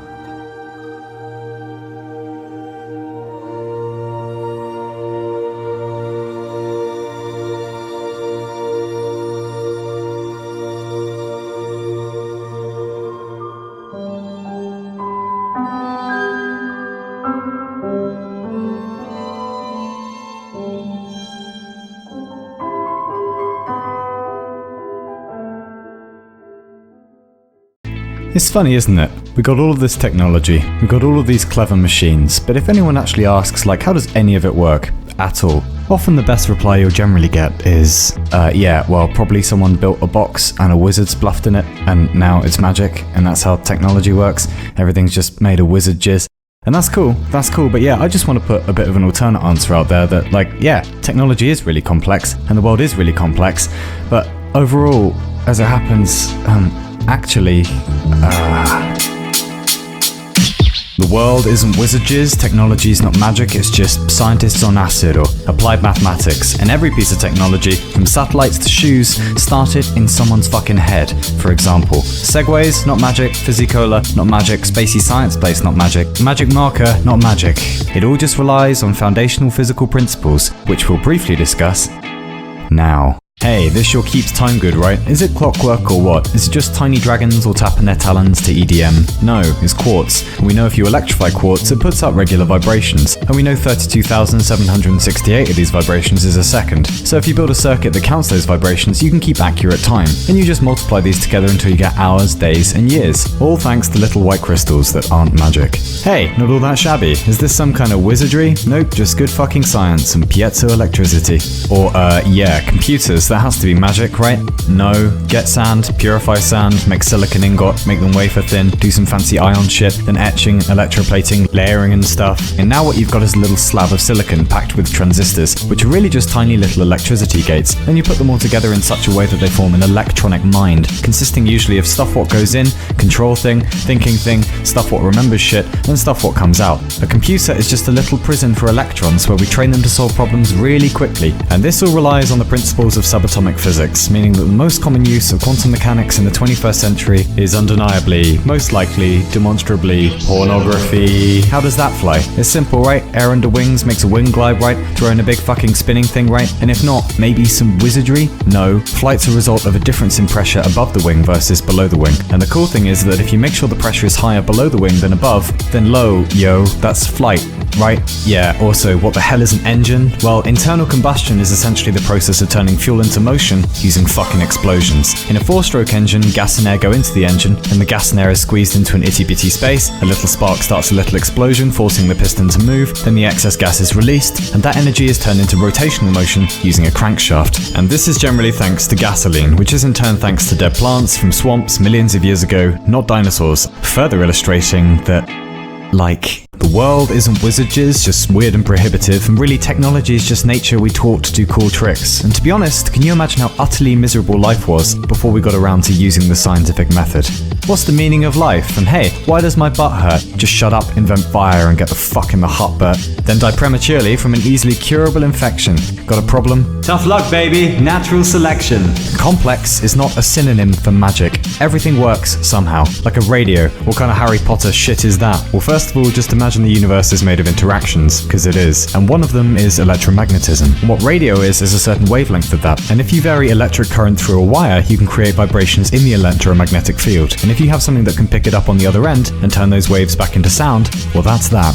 And those are just physical technologies. What about language? Well, currently there's about 7,000 spoken languages in the world. Some of them use grammatical gender, some don't, some are alphabetic, some are pictographic. But the one thing they all have in common is that if you learn one, you can read people's fucking minds. And this technology took thousands of years to build, and is basically the reason we have modern civilization. And it's not magic. Most language processing takes place in the cerebral cortex, we think. Adult native speakers usually know about 20,000 to 35,000 words, but there's plenty of people who speak multiple languages, so closer to 60,000 words or more. And did we find language at the top of a mountain, or in a drawer, or some shit? Oh no, clever dead people gave it to us. And talking of dead people, the difference between our ancestors and us, or mainly reason and rationality.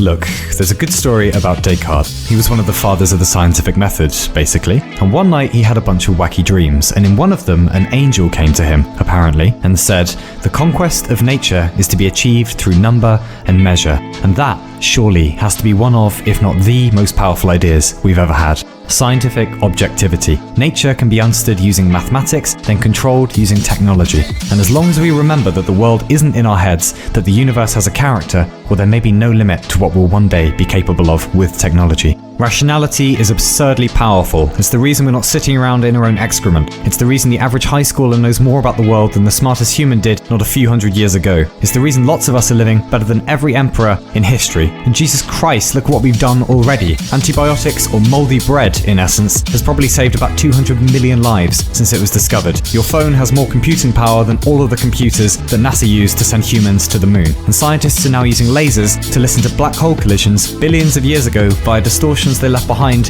in the very fabric of fucking space-time itself. Wizards and witches do exist, and they cast spells called research, usually abusing a magic potion called coffee. And if we don't know everything yet, well, better to have questions you can't answer than answers you can't question, don't you think? And furthermore, man, I don't know if we mentioned this, but the world isn't wizards, maths is where nature lives. Say, who got us to the moon? Was it witches or physicists? And if we met aliens, well hey, that'd be salient, but they'd still use technology, science and astronomy. We most likely weren't dreamt up by Zeus in his chariot. We started out as slime and a fucking precariat. The world is complex, but when you really look into it, even biology isn't magic. Not really.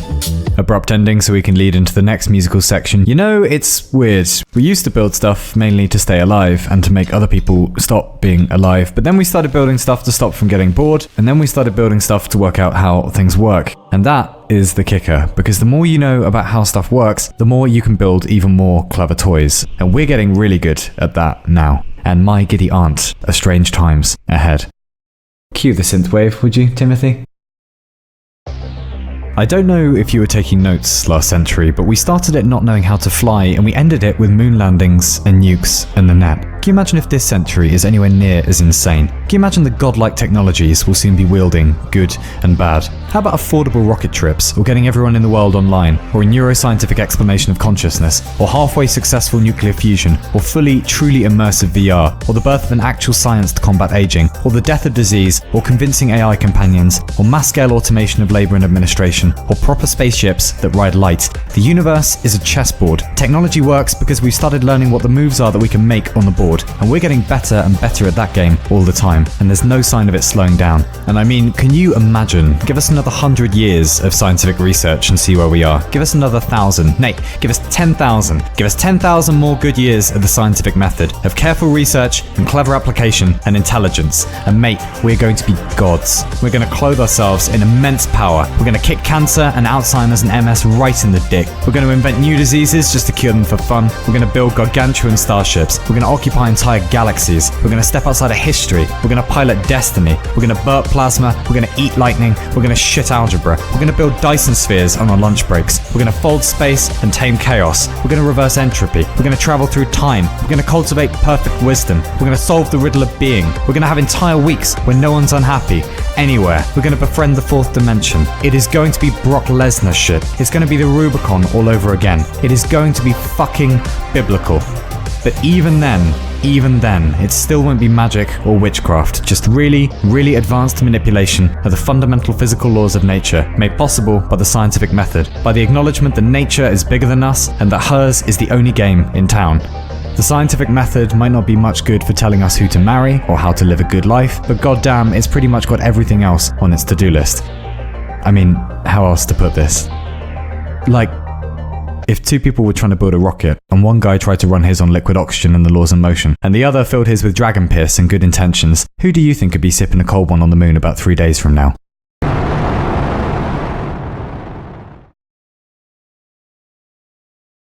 The world isn't wizards.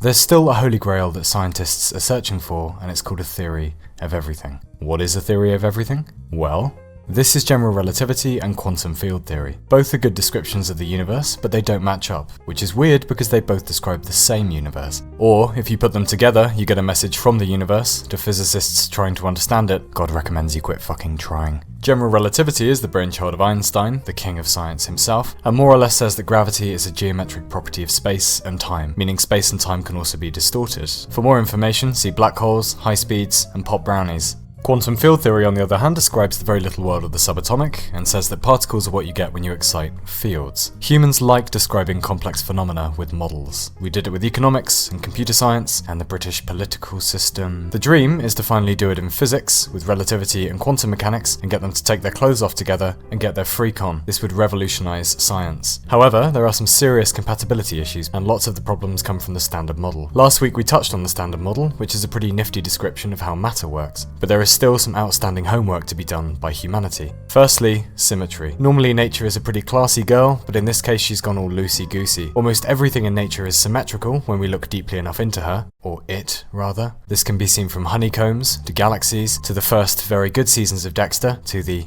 other ones. However, physics is currently not very symmetrical, and we don't know why. Problem 2, dark matter. The universe is behaving a bit oddly at the moment, and while it seems overweight when it gets on the scales, we can't seem to find all that extra mass anywhere. This is where dark matter comes in, which is an invisible mystery ingredient that the standard model currently can't explain. Thirdly, gravity. We all know it exists, especially my ex-girlfriend.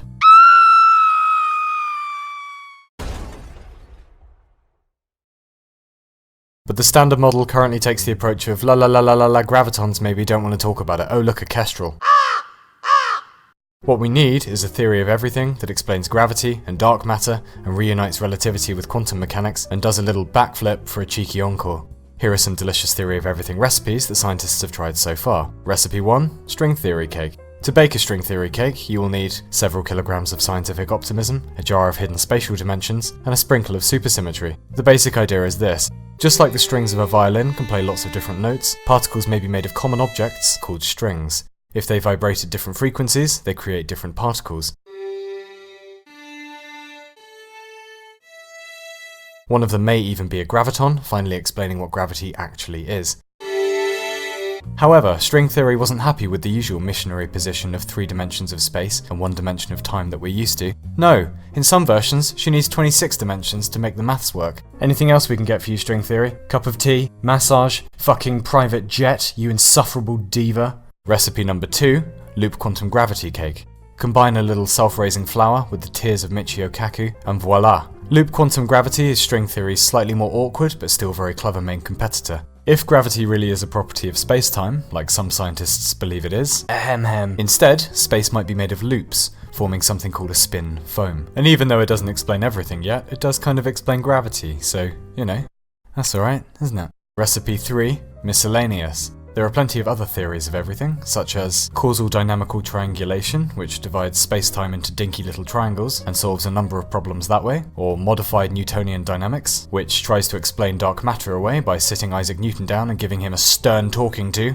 or the E8 model, which is a very pretty geometric explanation for how all particles interact with each other. And finally, recipe number 4, shut up, no cake for you, also known as Gödel's incompleteness theorem. Mathematician Kurt Gödel decided to give everyone the finger in 1931 by pointing out that no system of mathematics is self-contained. Or, to put it another way, if you have any arithmetic in a system, there will be things you can never ever prove for certain. That might mean, according to Gödel, that we can never have a true theory of everything. So, thanks for that. Dick. Anyway, these are all fun ideas, but maybe none of them are correct, and the real answer will turn up unexpectedly one day, with very little warning, at a totally inappropriate moment without our permission. Much like a certain Windows update, Microsoft, you bunch of total cunt.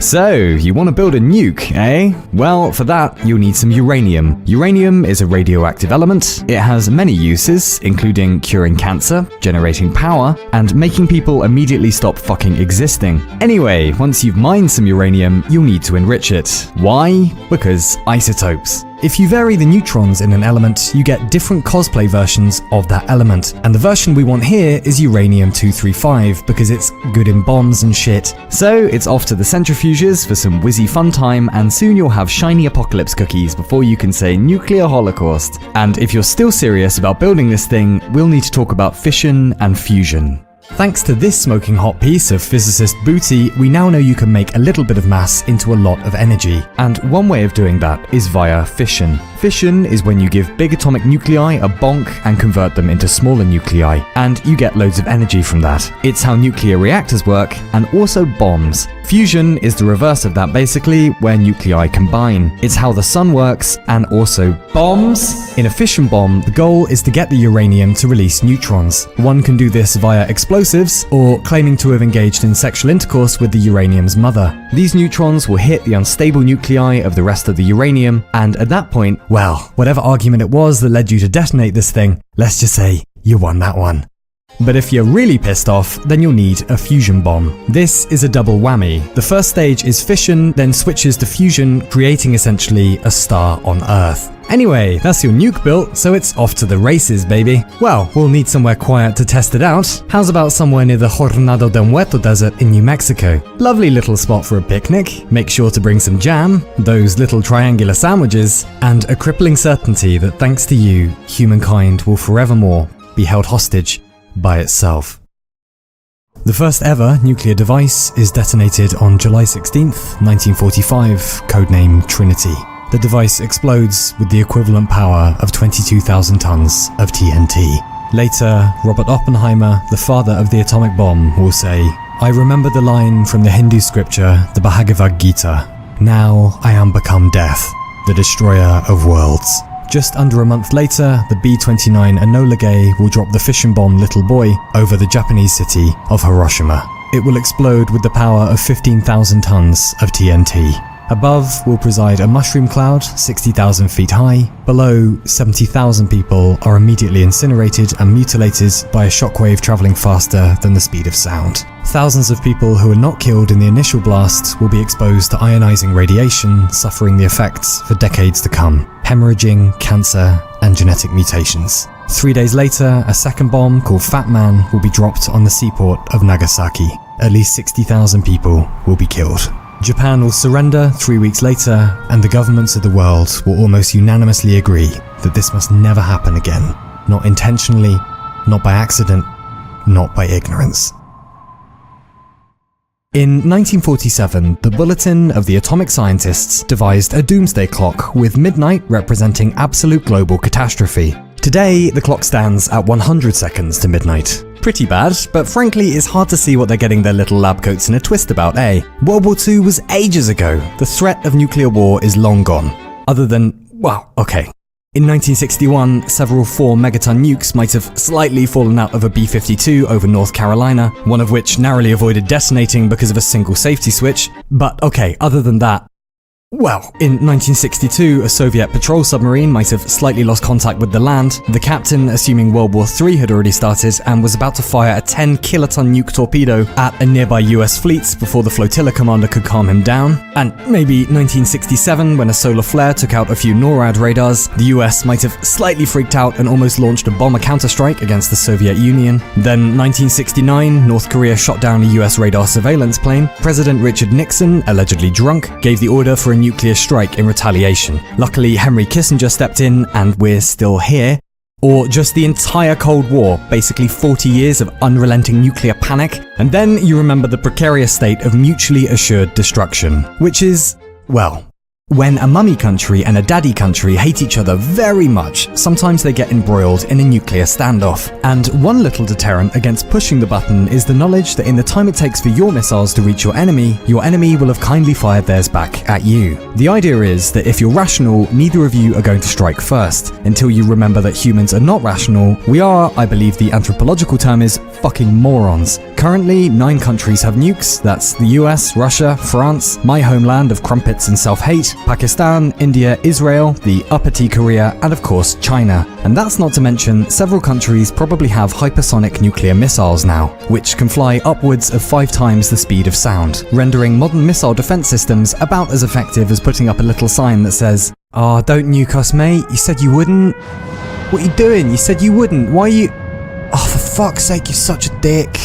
Or rather, if these puppies launch, in the words of the motto of the US Postal Service, "Neither snow, nor rain, nor heat, nor gloom of night shall stay these couriers from swift completion of their appointed rounds." It's 100 seconds to midnight, baby. Nuclear Armageddon ain't gone anywhere. The Cold War ended in 91, but the real war, the silent war, has only just started because we discovered a 23rd century technology in the 20th century, and we're too primitive for this shit right now. And ironically, nukes are so prevalent in entertainment and media that we've almost forgotten this is real, that if we aren't constantly vigilant, apocalypse could happen anytime and it will be the end of everything, including possibly the only instance of life anywhere in the universe, all just because of some mental general or dickhead dictator. As Einstein allegedly said, "I know not with what weapons World War III will be fought, but World War IV will be fought with sticks and stones." Anyway, have a lovely week, won't you?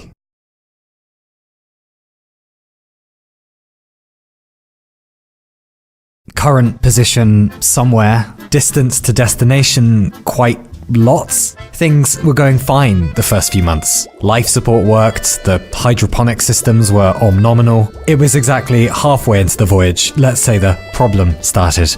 An atmosphere alert woke me in my cabin. Stars were visible, we must have fallen back into normal space. I climbed into my hazard suit as per protocol, then radioed the bridge but got no reply. I ventured into the corridor. A few academics were discussing something in a huddle. "What's this all about?" I said. "A question humans have been asking for millennia," replied a philosopher. "No," I said, "what's happening to the ship? There was an alarm. You should be wearing your hazard suits." A political scientist said, "Should is a moral prescription, and you have not yet justified your authority." Had they been drinking? No, they stood up fine. "We should all go to the infirmary to get checked out," I said. They followed me, but one straggler remained behind by the airlock, an astronomer. "This way, please," I said. "It's so big out there," he murmured, staring through the porthole. "The main drive must have shut down," I said. "Let's go to the infirmary, yes?" "What if those stars are just a projection?" he murmured. "They're not," I said. "Or a hologram, or some classified technology we don't even know about yet." "Space," I said. "What if space is a hologram?" "Can you prove it isn't?" he asked.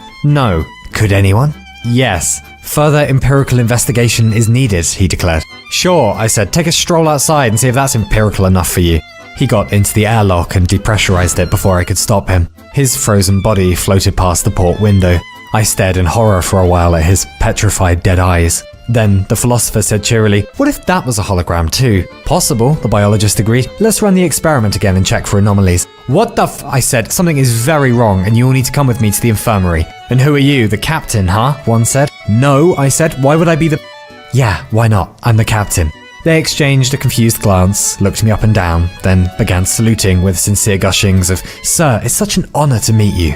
The infirmary was bedlam, crew and academics swinging from lampshades, disassembling medical machines with hammers. I found the chief surgeon. Thankfully, she was wearing a hazard suit. "Something is wrong with the crew," I said. "Don't I know it?" she replied. "I found these 3 in the corridor," I said. "There were 4 originally, but yeah. I've never seen hysteria like this. Could they be hypoxic?" "Oxygen is normal," she said. "It's not hypoxia. I'll examine them." I brought the biologist to her. She helped him onto a table and shone a light into his eyes. "Reflex is normal," she said. "Pulse is good. Nurse, fetch some bananas." She peeled one and fed it to the biologist, then handed me the bunch. "1 in the morning, 1 in the evening, he'll be fine." "Potassium deficiency?" I said. "Oh no, he's hungry." "He's not hungry, I just watched one of them space themselves out the goddamn airlock." It was then that I noticed the left glove of her hazard suit was missing. "Look," I said, "I really don't want to be rude, but you've clearly been exposed to whatever this is. A contagion or an ammonia leak or something." "A contagion," she said. "I think so." A dim flicker of sense seemed to pass over her face. She nodded and said gravely, "We'll switch to emergency protocols." "Perfect," I said. "What do I do?"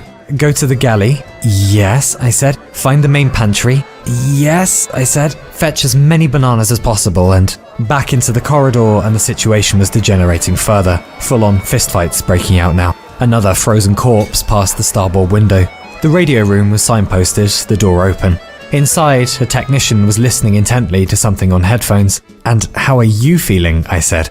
"Oh, I'm fine," he replied. He offered me the headphones and added with a terrified stare, "But there are tiny people trapped in here." I grabbed a headset. The radio frequencies were anarchy, or static or yelling. A man at the X-ray center reported some kind of solid white parasite had infiltrated his body and he was doing his best to remove it. "That's your skeleton," I said. "My skeleton," he whispered. "Skeleton," I said. "Ella, there's no ing. Just stay there. Hopefully I can—" The wail of an axle grinder rang out, followed by screaming. Then the line went dead. Someone banged on the door. I opened it to a gaggle of archivists. They stared in open horror at my hazard suit. "Are you an extraterrestrial?" one demanded. "Sure, yeah," I said. "My name is Exurb1a, and I am most displeased with your behavior of late. Do any of you have the emergency frequency code?" Someone produced a piece of card with a shaking hand. "Thanks, be good to each other," I said, and resealed the door. The emergency frequency was just static. I strongly considered spacing myself. At last, incredibly, a distant voice came on and said, "Is someone there?" "Yes," I said. "Who's that?" "The narrativist. I'm on the bridge." Narrativist, I thought. That wasn't the profession on the crew roster. "Are you wearing a hazard suit?" I asked. "No, the bridge is on a separate ventilation system. No one was affected here. Thank God." Listen, he said, most of the bulkheads are emergency sealed, but you're at comms, right? That's not too far from ventilation. We can fix this. What do I do? I said. Is there a portable radio? I found one in the desk. Good, he said. Tune it to this frequency. I'll guide you. It won't take long. I unsealed the door again to 50 or so bowing crew now. Exurb1a, they cried. We've been good to each other. What is your next decree? Crunchy peanut butter is best, I said. Under no circumstances tolerate people who fecklessly mispronounce words. There's no ing in skeleton, no x in espresso. God's willy. They bowed lower and muttered holy chants amongst themselves. What's going on there? The man who called himself the narrativist said over the radio. It's fine. Straight down the hall then. We need the antidote first. Deck 5 and a pack of anthropologists were stripping down to their underwear and brandishing curtain poles. Excuse me, I said. What the hell is this? We demand the absolute abolition of technology, one said. This craft, its machinations, they are anti-human. This craft is the only thing keeping us alive, I said. Can you all just stay calm until I give you the antidote to all this? They screamed and raised their curtain poles. I fled. In the next corridor, a few mathematicians were climbing into mech suits. What do you think you're doing? The anthropologists have gone mad, one mathematician said. We can't have backwards ideologies infiltrating the pantheon of reason. No, it's fine, I said. It's just group hysteria. I'll fix it. And then what? She said. What if the ideas take hold? What if reason collapses entirely? Do you think killing people in the name of reason is a reasonable thing to do? I said. Primitivist heretic, she cried. They came after me too. What is this? I asked my disembodied friend on the radio. Worse than you know. What's your security clearance? Janitor level? I said. What? I mean, I'm a janitor, so if you know any secrets about window cleaner, I'll keep those real good for you. He was silent a moment, then said, This isn't just a colonist ship. You don't say. It's a pacification mission. The colony world we're bound for, they've been making rebellious noises for years now. The governance thought it was time to put them in their place before a proper uprising happened. A corporal stepped out from the corridor and pointed a dagger in my direction. Have you made your bed? He screamed. Yes, I said. Have you cleaned your boots? Have you sworn allegiance to your respective sovereign territory? 10 times before breakfast, I assured him. He examined my dirty shoes, yelled, Liar! And came at me with the dagger. We played cat and mouse for a while through the CO2 filters and I threw him off eventually. It's the logothesia, said the narrativist. The logo what? It must have gotten into the ventilation system somehow. The latest in psychological warfare. It's an airborne nanoagent. Doesn't damage the combatant, no memory loss. But, I said, but it resets their narrative frame to 0. Narrative frame? Belief structure. Then it's not working. Everyone's gone wackadoodle, I said. The gas is working fine. It was just deployed too early. I said, but how is that even a remotely useful weapon? And darkly, suddenly, it hit me. You were going to release this on the colony world when we arrived. Yes, the narrativist said. No fighting, no resistance, just complete worldview collapse. The first few minutes of inhalation are critical. The subject must be provided with a replacement narrative, else they'll invent their own, usually something ridiculous. And inventing a replacement worldview for them is your job, I suppose, I said. Mr. Narrativist. Yes. What was going to be the new narrative for the colonists, I said. Glory to the Empire, keep daft and carry on. Something like that, he said. There's not much time. The bridge and the outer ring of the ship are on a separate ventilation system. But we need to give everyone the antidote just in case. You should be at chemical storage in a moment. Your security code should get you in. Did I mention the janitor part, I said. The computer says all the officers have fled their posts or expired. Other than me, that makes you the highest ranking person aboard. I coded the door. He was right about the sudden promotion. It slid aside. Barrels of lithium and God knows what else were piled to the ceiling. The purple canisters, that's the antidote. We'll flood the whole system with it, restore everyone's baseline ideology, he said. Just 3 canisters should be enough. Wheel them over to the applicator vents. They were wicked heavy, but I rolled them over as he asked. About to feed them into the ventilation system, I said, Where's the captain? Gone mad like the others. It's just you up there. There isn't time for explanations. Is the antidote connected? The ship rocked with a distant explosion. I connected the hose. All done, I said. Now what? Ventilation control is on the bridge. I'll need your retina scan for that, if you wouldn't mind coming up here. What about your clearance? I said. The system needs 2 staff to unlock it. Be quick, please. Things were getting violent now. Militias of mathematicians stalked the corridors, yelling that reason would save the world. A pack of anthropologists set upon them with chair legs for swords and lampshades for shields, screaming of technopoly. I said to the radio, I thought their memory stays intact. How can they believe this nonsense? Memory isn't the problem, the narrativist said. Eat as many facts as you like. It's the digestion of those facts that matters. But surely there is always at least one correct interpretation, I said. He purred. The most seductive ideology is that you have no ideology. Isn't that kind of an ideology in itself? I said. No reply. I pushed on, through the swimming baths where crew were being baptized and drowned alike in the name of Exurb1a and— Wait, what's this? I said. Exurb1a has returned, they cried. Oi, are you doing a cult? I said. Yes, one replied, and drowning those who mangle pronunciations. I said to be good. You said to be good to each other, one of the crew replied. Those who make elementary pronunciation mistakes are not of our ilk. I obviously meant to be good to people in general, I said. Well, you should have been more specific in your wording. I was wrong then. No more killing, alright? Do I have to spell out every tenet of this to you? There was a long silence. Then someone said, Tenant? That's a lodger. Don't you mean tenet?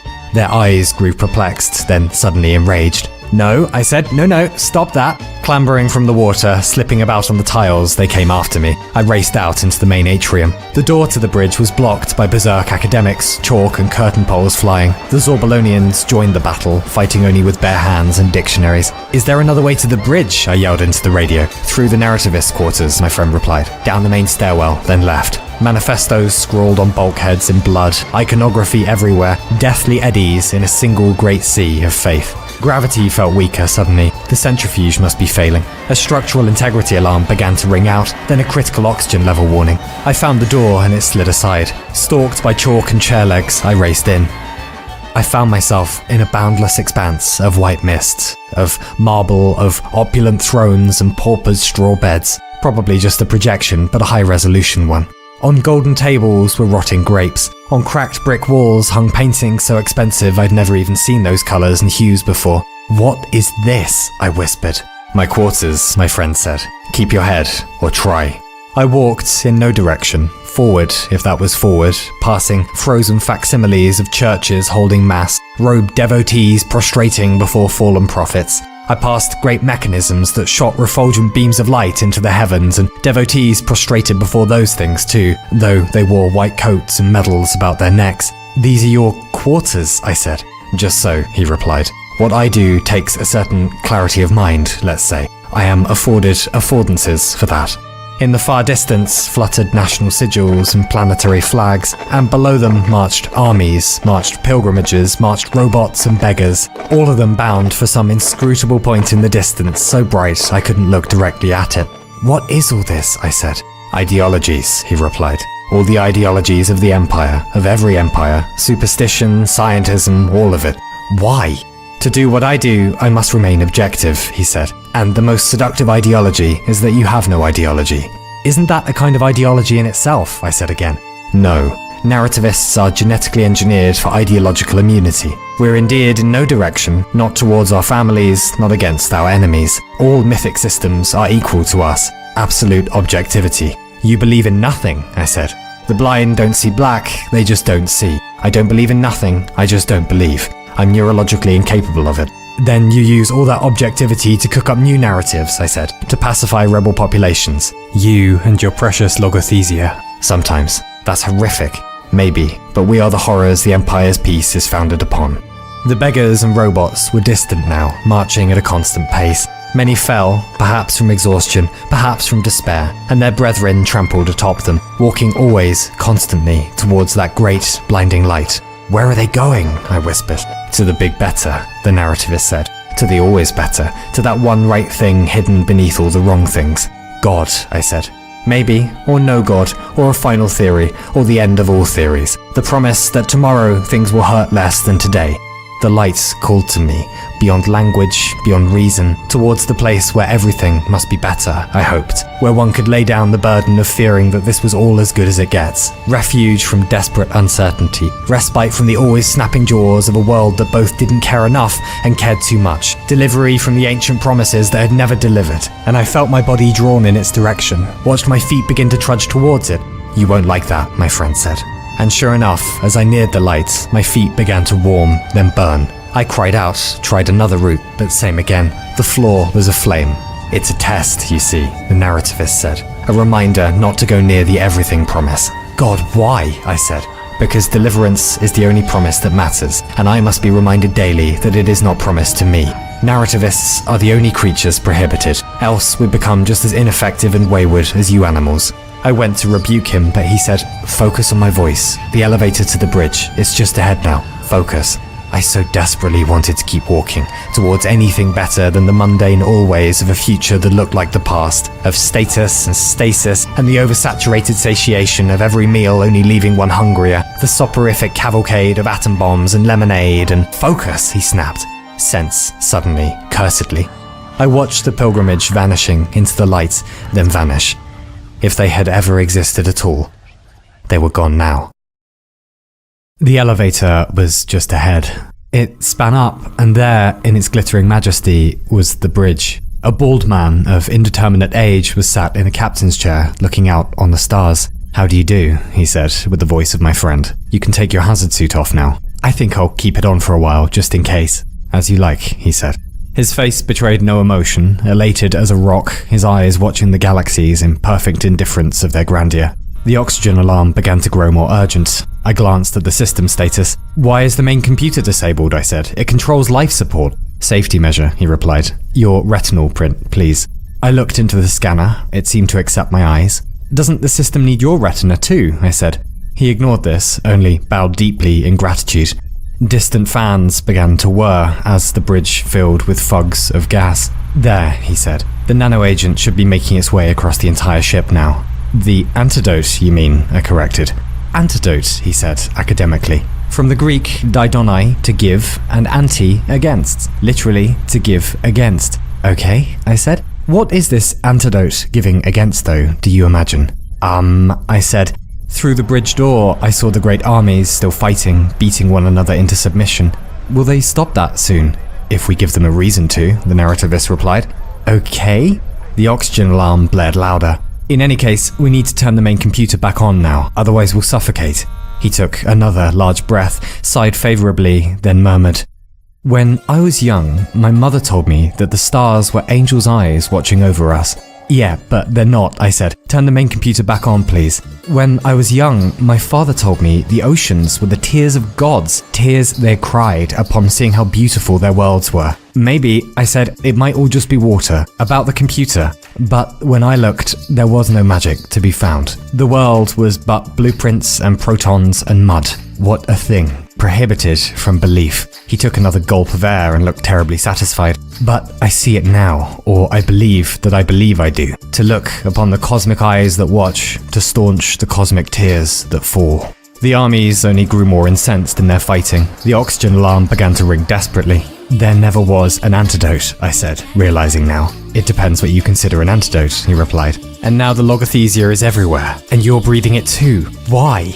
"They locked me out of ventilation control halfway through the procedure. How lucky then that I found you." "You're out of your mind," I said. "A matter of perspective. Some things are beyond perspective." "Nothing is," he said. "Walk left of here 400 years and you'll reach a planet where the inhabitants worship a bronze centaur, forever pacified by the thought of his return, and they are happy for that. Walk right of here 700 years and you'll reach a planet where the inhabitants only worship themselves, cities of mirrors they can barely tear themselves from, and there's no time for war or uprising, and they are happy for that. I did these things, manufactured a stillness of their hearts, but a torture accompanied it, a stillness that I could not believe, as an author barred from reading his own work. It was too much, their stupid smiling faces, their opiate bliss. It's a wonder you don't all go mad from joy with the narrative tricks you play on yourselves."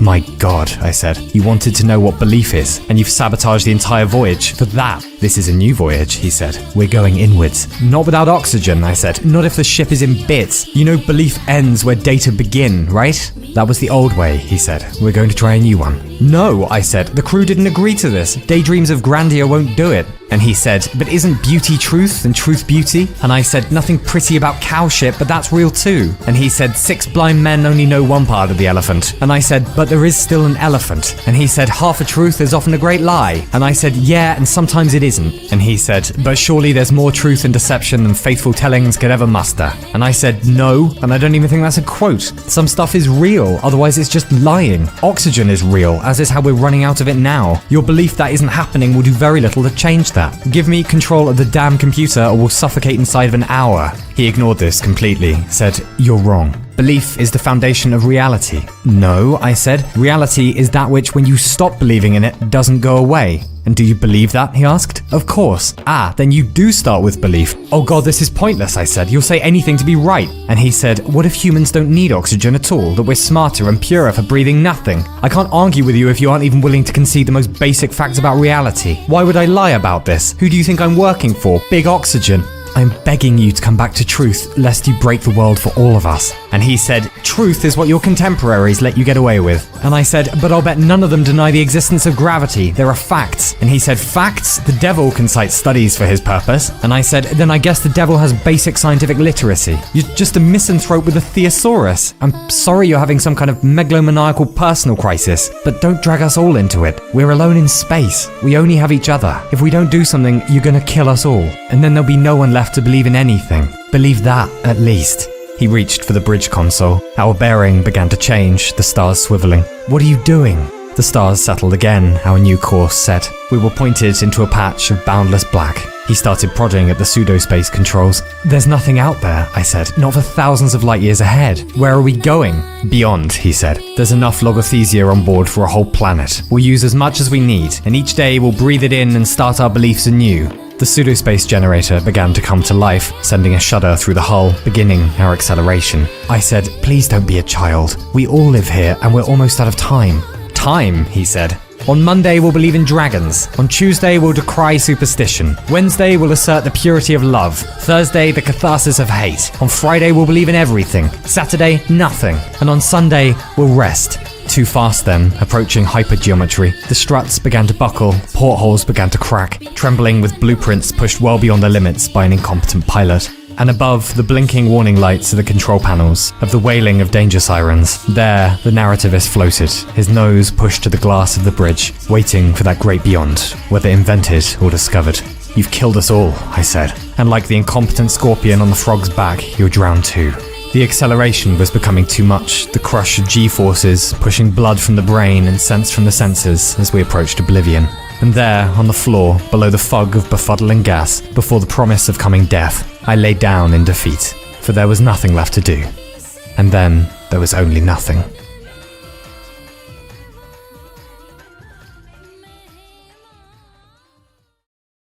I woke to the narrativist standing over me. The maniac was taking my helmet off. What are you doing? I shouted. He said, unbounded from your nutshell, you may now count yourself a king of infinite space. I held my breath, but it was too late. My lungs stung already, the logothesia rewriting me down to the brainstem. My mind, I said. I repeated my name over and over, anything to hold on to, until it suddenly seemed strange to me I had a name at all. Are we dead? I said. Quite the opposite, he replied. We're going on an adventure. The bridge door was open. The narrativist beckoned ahead. It's not safe out there, I said. Isn't it? What do you see? Anarchy? Hate? Death? I said. I think you're wrong. I see a grand party in our honor. And slowly, I began to see it too. He led me into the corridor. The chromium panels of the ship were gone, replaced with curtains and drapes, elegant and opulent. Is this real? I said. Is anything? But the oxygen, I said weakly. Oxygen levels vary naturally, he said. But I feel like they're about to vary really badly. Isn't that a fact? We're going beyond oxygen, beyond facts. All your life, you've been tyrannized by so-called facts. But I ask you, what if the world were as we wish it to be? What if red was blue and 5 was 2 plus 2? What if those aren't fights amongst the crew but dances? What if all the oxygen is evacuated from the ship and we find we've been lied to our entire lives by the powers that be, and that brains actually function better without air, like a brave fish out of water, or Samson finding he is only stronger without his hair? What if that terrible shuddering is not the miscalibrated pseudospace generator about to explode as we jump to pseudospace, but an orchestra tuning up for the greatest symphony ever played, and you and I find ourselves the guests of honor there? The stars began to dissolve, everything fading to diaphanous hypergeometry as pseudospace embraced us. Our course poorly set, but perhaps none of that mattered now. And my friend said, what if we were never on a voyage, but instead attending a great and grand ball of infinite plenty? What if we can eternally play make-believe, thereby delaying the end of the world, if we only believe hard enough that the world isn't ending? What if you and I are destined to ride in unfettered bespoke figure eights, upon noble beasts on limitless beaches, pushed softly on by the wind of the truths we create?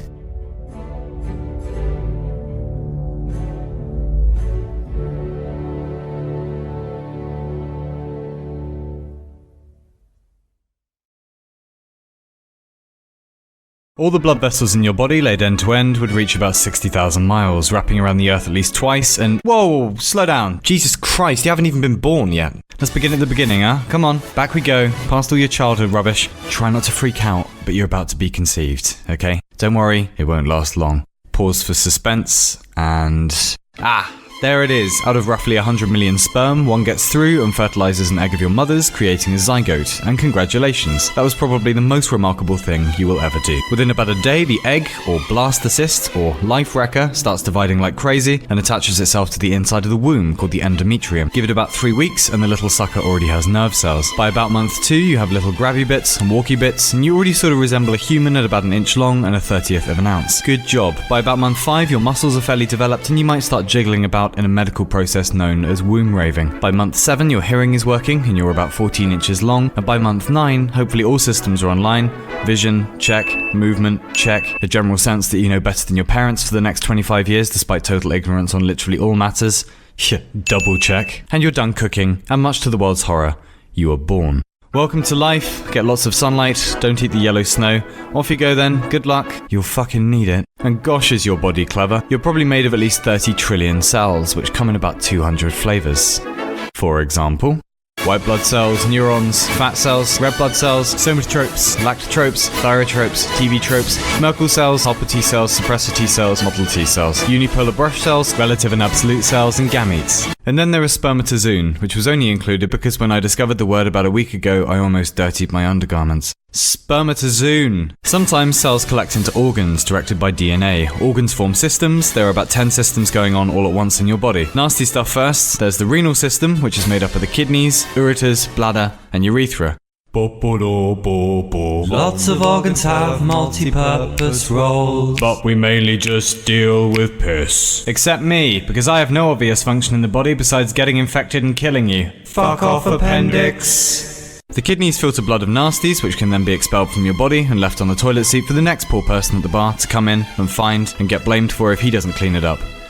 Prick. There's the cardiovascular/circulatory system, which gets blood from A to B and back again. What is blood, exactly? Well, I'm glad you asked. Red and complicated. It isn't ever blue when it's in your veins, by the way. That's bollocks. One regular passenger on the blood underground is oxygen. The lungs absorb oxygen down through the bronchioles into about 300 million alveoli and then into the blood. Your heart keeps the blood flowing, around 1,800 gallons of the stuff every day, and supplies cells with oxygen, which is basically how they release energy and do their thing. However, your cells also need foods. Digestion begins in the mouth with saliva, which is full of an enzyme called amylase. It then takes a little trip into the stomach where it's dissolved by more enzymes, namely pepsin.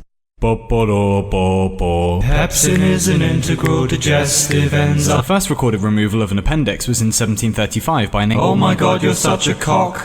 Enzymes are the cocaine of digestion. They speed things up. Then food is attacked by acids, which break it down mostly into glucose. It moves into the intestines, which you have about 25 feet or 7 meters of, and passes into the blood. Your pancreas releases insulin accordingly, which tells your cells to stop mucking about and actually absorb the glucose and, keep you alive and shit, please. Which it does. And if you're watching this, then congratulations. You are in fact still alive. And that's also thanks to vitamins. Vitamins are essential for humaning, but your body is crap at producing them. Take vitamin C, for example. For some reason, humans can't produce it themselves, and when you don't get enough, you get other stuff instead, like scurvy, or dead, or most likely, both. Vitamin B1 is also weird. You only need roughly an ounce spread across your lifetime, which is about 28 grams, or as I like to call it, a fun evening in. 28 grams is nothing over 80 years, but if you don't get it, you'll be rewarded with a number of achievements, including chronic fatigue, heart complications, and psychosis. Lovely. Then there is the endocrine system, not to be confused with the exocrine or endor system. This produces hormones. Hormones tell your body to do pretty much everything, from sleep to sexy times, and imbalances can make you a seriously sad panda. Then there's the integumentary system, which is basically skin and protective tissue. Skin is an organ too, by the way. The muscular/skeletal system, fairly self-explanatory. Well, not really, there just aren't that many orthopedic jokes, to be quite honest with you. There's the reproductive system, which is in between your legs, and for making the babies, and oh, what's that? It's a sternly worded email from YouTube insisting if I talk about dicks again, I won't have a channel. So, moving on, there's the respiratory system, which we kind of covered. Oxygen in, carbon dioxide out. The lymphatic system carries a fluid around your body called lymph,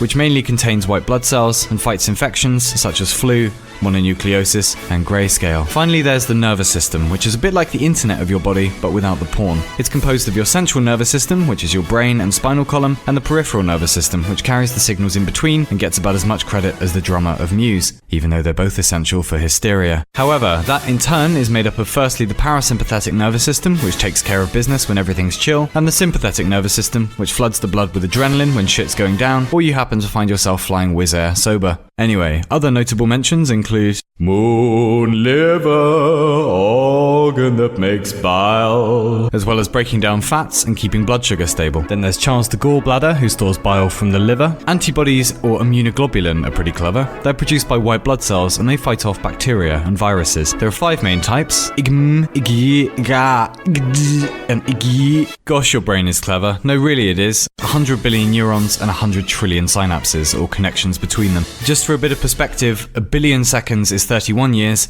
a trillion seconds is about 31,000 years, so that's quite a few synapses, yeah? Lots of interesting spots: the visual cortex, the auditory cortex, and this bit, the prefrontal cortex, among other things, regulates you not being a fucking idiot, and impulse control, and only properly matures in most adults around age 25, probably explaining a number of your questionable life decisions prior to that. Anything afterwards, I'm afraid you were probably just being a bellend. There's also the consciousness cortex, explaining where sentience comes from. Not! But all the same, in a way we're not even close to explaining yet, all these cells and electrical impulses somehow come together to create a unified sense of you. And if I may say so, what a lovely job they're doing so far. So that's your body, sort of. Not really, but sort of. Cheers, evolution. Anytime, bitch. Could do with a bit of bug fixing, though. For version 2, can we please get rid of hiccups, morning breath, throwing up a bit in your own mouth, sharting, and untimely erections at funerals? That'd be great. Still, not a bad piece of engineering. Lots of systems running parallel, maintained by cell regeneration, trying to trick you into making babies until it all goes wrong somewhere down the line, ending in oblivion. So in the meantime, how about go for a walk or something? Buy a boat, do a handstand, smell the roses. Actually, yeah, we forgot about that one. The nose is really quite complicated and is an extremely important appendage compared to... No, I said appendage, like... Oh, fuck, I'm so tired of your shit!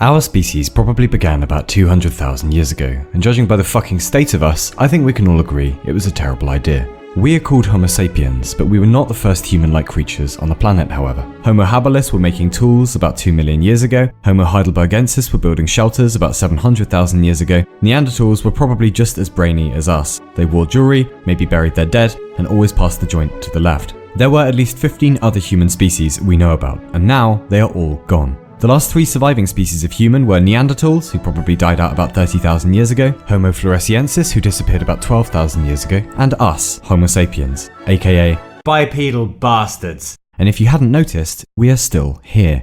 So where be dem other hominids, yo? Neanderthals, for example. Neanderthals were probably stronger than us, a bit taller, with a rather different skull, and a bigger brain. Then why are they gone? You see, old Gary Neanderthal might have been a smarty pants, but we had a secret weapon, which is mouthy word noises. Speech is fine for dissing and cussing, but it lets you do other stuff, like organize. This allows you to, as the evolutionary biologists put it, fuck shit up! Neanderthals were hanging about in Europe doing crochet, cracking open cold ones, until around 45,000 years ago, when us sapiens turned up coming from East Africa. And within 5,000 years of meeting us, they were gone. All of them. Combine that with the fact that we can make big wordy noises, were socially complex, and probably had domesticated doggos at some point for help, and we were a force to be reckoned with. So that was that. We were bumming around for a while as hunter-gatherers, the land was often barren, the climate was often hostile, death lurked everywhere, so Portsmouth, basically. But it really wasn't all bad. We think the average work week might have been around 20 to 40 hours. Their diet was probably quite varied: vegetables, fruit, nuts, insects, borzoi, whatever they could find. And they weren't idiots. Most members of the tribe had to know the core skills of survival: which berries will make you dead immediately, how to remember the terrain, how to build tools, how to stay alive. They were generalists. They had to be. Anyway, that went on for a few 100,000 years until we got around to developing agriculture, probably about 12,000 years ago. And suddenly, if we don't find food, we'll all die, turned into, if you eat my food, you'll die, then into, I'm full, but I'll eat some more, and then into, yeah, I'll have the gluten-free macaroon and the lactose-free avocado shake. Merci beaucoup. And then we went off to build society. How? Scrawny, breakable, generally pathetic, but enough about myself. We are not a formidable species physically, but we can do language, and if you can do language, then you can do myths, and if you can do myths, then you can conquer the world. You will own at least hundreds of thousands of objects in your life, because you believe in a myth called money. If you give me this paper, and the number is right, I will give you stuff, and the myth works because most of us agree to play by the rules. The same applies to universities, governments, nations, whatever it is. It's not that these things are lies, it's just that they're abstractions that only live in our heads. And if you don't have language, you can't do them. You really can't. And if you can't do them, you can't do big societies. Language is probably the gateway to civilization. And now, we own the fucking world. But it's been quite a journey. There is some evidence that around 100,000 years ago, the human species bottlenecked to somewhere between 3,000 and 10,000 humans in the entire world. By definition, that made us an endangered species, teetering on the edge of extinction. One theory holds that this was thanks to a supervolcano in Lake Toba, Indonesia, possibly bringing in a volcanic winter. And even if that wasn't the cause, disease, strife, famine, ignorance, and hardship weren't occasional visitors to the human condition, they were the human condition for most of our history. But here we are now, a most populated planet. For better or worse, we have arrived. It took 200,000 years to get to our first billion humans, that was in 1804, but then we jumped to 2 billion in 1927, and then 3 billion in 1959, 4 billion in 1974, and finally 7 billion in 2007. And now, we are invincible. We've outsmarted time, we've outsmarted death, we've outsmarted the crops and disease and the weather. The state of the human union is strong. What could possibly go wrong now? What could possibly go wrong now? What could possibly go wrong now? What could possibly go wrong now? What could possibly go wrong now? What could possibly go wrong now? What could possibly go wrong now? Possibly go wrong.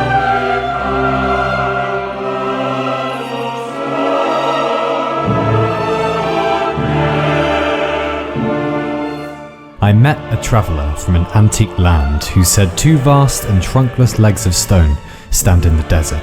Near them, on the sand, half sunk, a shattered visage lies, whose frown and wrinkled lip and sneer of cold command tell that its sculptor well those passions red, which yet survive, stamped on these lifeless things, the hand that mocked them, and the heart that fed. And on the pedestal these words appear. My name is Homo sapiens, hominid of hominids. Look on my works, ye mighty, and despair.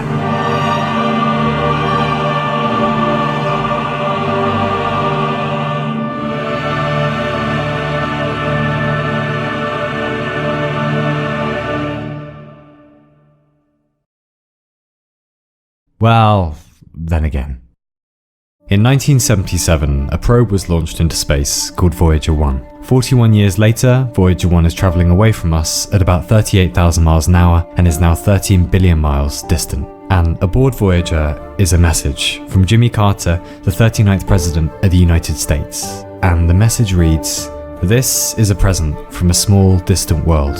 A token of our sounds, our science, our images, our music, our thoughts, and our feelings. We are attempting to survive our time so we may live into yours. We hope someday, having solved the problems we face, to join a community of galactic civilizations. This record represents our hope and our determination and our goodwill in a vast and awesome universe." And were we able to include just a few more lines in that message to tell our spacey friends a little more about ourselves and our deep history and our ambitions and our ancestors, just maybe we'd say that, wow, P.S. we think shit went down like this. Life probably began on our planet about 4 billion years ago as simple organic machines. We don't know how yet. Then a sudden explosion of diversity 500 million years ago. 50 million more years and plants are taking the land over. 50 million more and insects have arrived. Next, the dinosaurs are taking the stage, 700 species at least, ruling the planet for around 145 million years before something, possibly asteroid-shaped, wipes them out. But it's okay because here come bats and butterflies, giraffes, bears, hyenas, sloths, vultures, mammoths, turtles! You fucking name it. And then the rise of the primates, and 2 million years ago appear our first true true ancestor, Homo habilis, and at least 15 other species of the Homo genus spreading out across the world, until about 200,000 years ago when a new genus, our genus, emerges. Homo sapiens, large-brained organizers, talkers, thinkers, capable of high abstraction, of building tribes and cities and nation-states, capable of ending the world in a day. We have stepped into an age of great technological potency, though there are gaping holes in our wisdom. We've become a global superorganism, though we still harbour our tribal inclinations. We've pulled a bunch of fuck-ups, and we're really quite confused and alone, and frankly scared. But we hope to enjoy the privilege of being a semicolon in history, rather than a full stop. So on behalf of the 150 billion who came before us, and our human cousins who didn't make it, we just hope this message finds you well. And we hope, when you find us, thousands of years from now, that we are well too. In any case, please just write back. It's dark out here, and we're the last humans left.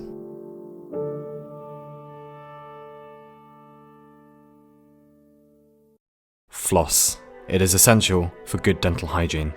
Take a long walk now and then, eat several servings of fruit a day, don't drink caffeine before bed, attempt to sleep at least 7 hours a night, and accept that he/she is never coming back. Accept that the past is irreparable, and dwelling on it will change nothing. Dwell on it anyway, and then move on. Travel. Alone, if you can. Avoid the tourist traps, learn 1 to 10 and please and thank you in the local language, and you've already surpassed 90% of all the tourists who have ever been there before you. Acquire new talents for the sake of acquiring them. If you're young, learn an instrument if possible. You will never have this much free time ever again. Exercise at least 3 times a week, vigorously. Buy clothes that fit properly. You will notice the difference in your dating life. Always check your system has the specs to run the game. Fuck.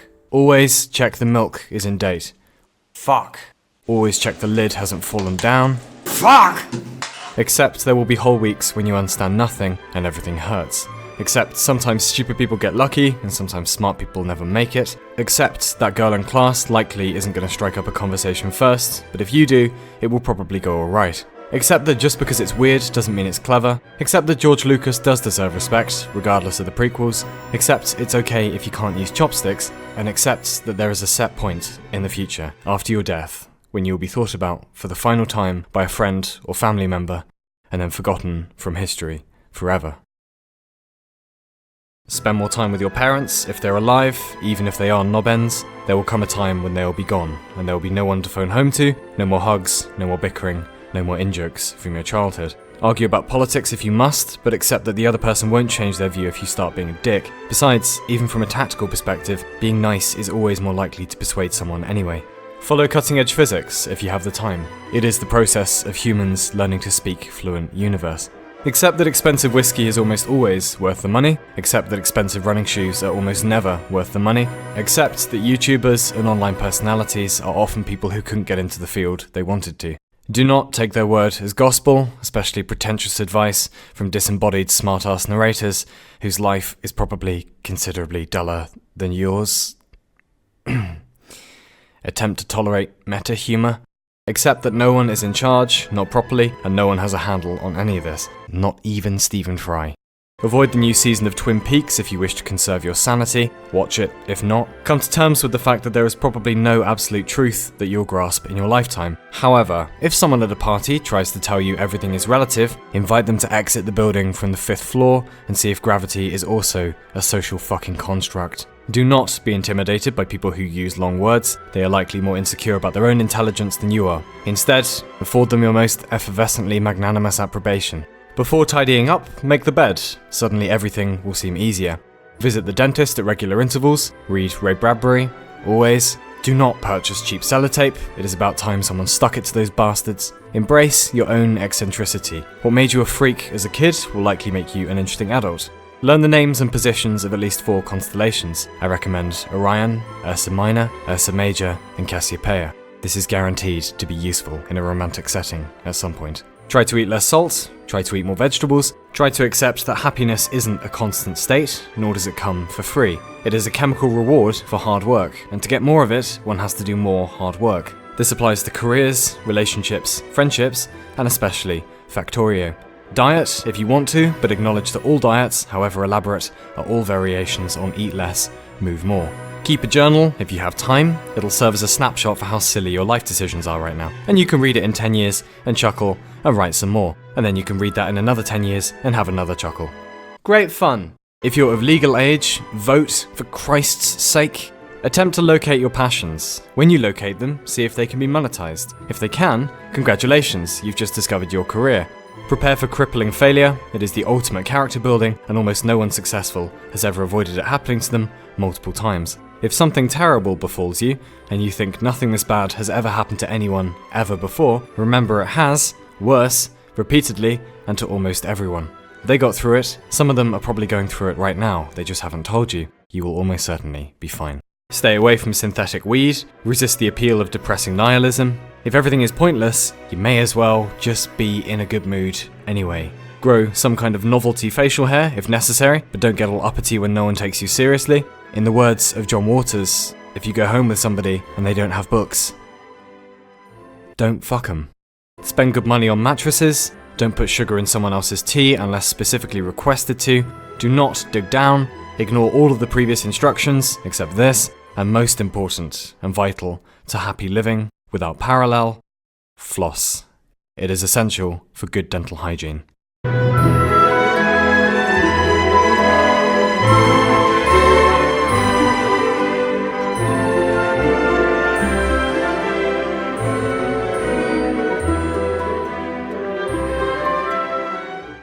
On the mountain is the eternal city of Antiri, the place where there are no secrets. And while the citizens do not smile so much, they hardly frown either. Jewels and objects of great worth lie in the streets, for there is no theft where there are no secrets, and there are no secrets in Antiri. Long ago, during the War of Magical Technology, the city sheltered a great wizard, and in return for the city's kindness, the wizard enchanted the water of Antiri, such that one need only stare into the reflection of a puddle or wash basin and ask after a person or place one should like to see, and be shown that thing in its entirety. It's not spying. Spying is an exclusive activity, and since anyone can watch anyone, this is simply how the Antirians live. They have no word for secrecy. Life was turbulent at first, the whispered slights of the bathhouse, the swindles of the marketplace suddenly watchable for all, plus crime rings and crooked politicians could be listened in on at a moment's notice, illicit love affairs observed by anyone sufficiently voyeuristic. But the adjustment was made. Recent generations have grown up with no concept of concealment and do not seem to suffer for it. Everything is visible in the water. Even the most mundane act, the brushing of one's teeth, the brewing of one's tea, is performed with attention and flair, for anyone and everyone may be watching. There is nothing hidden. Every eye is all seeing and all seen. But Antiri's transparency is not for everyone, and for those who cannot bear such a way of life, far below, by the ocean, swaddled always in fog, is the eternal city of Tynegrad, the place where there are only secrets. The citizens don't frown so much, but they hardly smile either. Possessions are many, and doors are unlocked, since there is no desire unfulfilled in Tynegrad, and there is no theft where there is no desire unfulfilled. For it was here, long ago, the great wizard first went for shelter and was refused. And to thank the people of Tynegrad for their apathy, he returned at the conclusion of the war and enchanted the water here too. The wet fog that permeates every street and house, the snow that thaws come spring. Though while the water in Tynegrad sees all, citizens have no access to its omniscient visions. There is only one watcher. Out of the bedrooms, where glasses on nightstands listen of those mumbled untold secrets the Tynegradians admit in their sleep. Down the cobbled stones, where the puddles watch of land disputes and unrequited love. To the harbour, where the ocean silently records of overpriced fish and drunken bar brawls. Out into the bay, where there resides a great kraken who watches. The kraken never sleeps, never falters, its mind unjudging as a seismograph. And the kraken is very hungry, and its favourite meal is secrets, as delivered by the water to its unblinking eyes, the secrets of Tynegrad, each impulse and desire of each citizen, such that they may be met if favourable to the market, or suppressed if not, such that at the slightest hint of eccentricity citizens may be placed under heightened surveillance, such that none need ever fear or want. And in return for this miracle of constant safety and satisfaction, all the kraken requires is a little knowledge, and all it wants to know is everything. Give me your tired thoughts, your poor decisions, your huddled missives yearning to be free. Who have you been going to bed with? Who would you like to go to bed with? Thinking of starting a family? Thinking of cutting off your family? Preferred brand of breakfast cereal? Least favourite season? What does home mean to you? And if the miracle should falter for a second, and a citizen might catch sight of a great hungry eye peering from the water, and cry out, "These are secrets, and my secrets are all I have," the Kraken only replies, "You ungrateful little insect, for what pretty things I have sold you, what peacetimes I have delivered you, what love I have shown you, what..." Is privacy for? How do we resist the increasingly aggressive attempts to remove it from us? And is this video sponsored by an easy-to-use and reliable VPN? Fuck no, it is not. If you don't live alone, but get the chance to sometime, I would recommend it, because you can constantly eat junk food without shame, become entirely nocturnal, and discover the true meaning of independent living. Oh yeah, where's your toilet regime now, Mum? But living alone is a pretty recent phenomenon. Just sleeping alone is a pretty recent phenomenon, even for the historically rich. Privacy is an invention. We made that shit up. But how do we get here? Well, for the first few 100,000 years of our time on this watery spaceship, it is unlikely there were many loners. For hunter-gatherers, going it alone probably meant death, because strength in numbers was about the only trick that kept us alive. We were social by necessity, and we didn't do walls yet, so other than the confines of your own mind, how could you have privacy in that social configuration? What was the mostest game-changing human invention? Fire, the transistor, all pretty rad, yes? But the wall is going to be up there in the top 5 at least. We've been doing walls for about 23,000 years now, the oldest one we found being in Greece. Of course it's Greece, it's always Greece. And not only do walls signify property, and property is a pretty weird idea if you've never heard of it before. First person to get the land gets the land forever. Why?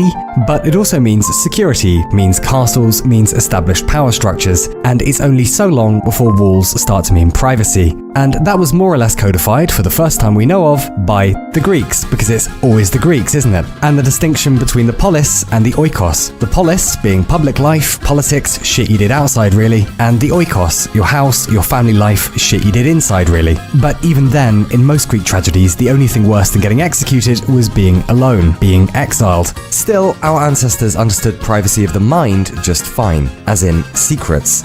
The Chinese managed to keep the particulars of silk production a secret for over 1,000 years by making you dead if you blab to anyone. Then there was Greek fire, because it's always the fucking Greeks, isn't it? A flammable slime used by the Byzantines during battle. Yeah, that's right, a 7th century flamethrower. And the secret of its composition was so well kept, we still don't really know what the hell it was today. Also, the legend goes that when Genghis Khan died, his funeral escort kept his burial site a secret by murdering anyone they passed on the way there. Bit heavy-handed, but points for execution.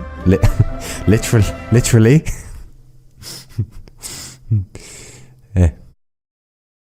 I long to die. For the next ages, us Europeans at least did pretty much everything under the gaze of someone else while at home, eating, weeping, and sleeping. It's how we built our houses. It wasn't until the 17th century that some genius thought to invent an entire room for the bed. The bedroom, if you will. But beds themselves were crazy expensive. Most homes could only afford a single bed, shared by family and guests, which meant not only did you get to witness your nearest and dearest sleeping, but all the other activities that might occur in a bedroom. And while there wasn't really a concept of medieval privacy either, there were ways to obtain a little alone time, like pissing off the church and getting excommunicated. Big fun. Or cutting off heads for a living. Working as an executioner was so shameful you wouldn't be invited into others' homes, couldn't enter churches, and had to live on the fringes of town. If privacy is the right to be let alone, then along with monks, executioners were arguably kind of the pioneers of something beginning to sound like modern privacy. But it would take a while yet. In the early 1900s, Abigail Roberson one day noticed a photo of herself on a poster advertising flour. She didn't remember endorsing any flour, so she sued the company in question for using her likeness without her permission. She won the case. However, the defendants appealed, claiming they hadn't taken anything of worth from her, and they won the appeal. The chief judge writing, "Actually, she should be touched," as the ad was, quote, "a compliment to her beauty. Aha." But a pleasant surprise, the public was pissed at the ruling, maximum pissed, resulting not too long after in the first instance of legislation forbidding using one's likeness without their permission. The beginning of modern privacy, really. Ironically, the chief judge we just mentioned, who ruled against her and said she should be stoked because she was pretty and shut up, would run for president in a few years, and after getting snapped constantly by photographers, waxed at great length about how it was an invasion of his privacy. Abigail Roberson reminded him in a letter in the New York Times, "But you said there is no right to privacy. Not so fun when it's being done to you, eh? What a twat." And in just a few decades, Jesus Cristo, things are about to get weirder. Because by now, it's the 1960s. Computers are rather massive, trousers are rather silly, and the Cold War is heating up. The US Department of Defense is interested in distributing information across computers in case one link in the chain, let's say, breaks down a bit. Enter ARPANET, the first packet switch network and grandfather of the modern internet. And the first message ever sent over ARPANET from UCLA to Stanford Research Institute was supposed to be login. However, the system fell over after 2 letters, meaning the internet's first message to the world was low. As in, lo and behold, I have arrived, you fucks. First words don't get better than that. By 1971, the first email has been sent. By 1973, the first transatlantic connection is made. Then by 1978, Robert Kahn and Vint Cerf have designed TCP/IP, or Transmission Control Protocol, Internet Protocol. And if the internet talks in the language, this is it. By the 90s, Tim Berners-Lee has kindly invented the World Wide Web, the retrieval of information architecture the modern net is built on top of, making possible hypertext, hyperlinks, and the first website. You can still visit it today. And naturally comes the first webcam. It monitors a coffee machine at Cambridge University for some reason. 1993, the first graphical web browser, Mosaic. And then the Moolah. Oh, the Moolah. 1994, and Amazon.com makes its first sales. One of them notably to Bulgaria for some books paid for in cash, which is sent over hidden inside a floppy disk so the customs inspectors won't steal it. Clever as ever. Običante Bulgaria. Then enter me and perhaps you. 90s internet was pretty weird. A patchwork amalgamation of misfiring search engines, god-awful site design, and if someone had the audacity to phone your house, all they got was the sound of the modem. It was fucking great. But stranger, while most technologists have been expecting a robotics revolution for the end of the century, what we got instead was a communications revolution. Clearly preferable since, yeah, the internet can't fetch your tea, but more importantly, you can't watch pornography on a robot. And really, this is just one idiot's biased nostalgia for a simpler time. But not a few decades ago, the hope for what the internet could do was limitless. Most societal issues surely stemmed from a lack of information, and with all human knowledge at our fingertips, we would all eventually come to the same objective conclusions, emerge from division and ignorance, and draw together in peace as a unified digital family.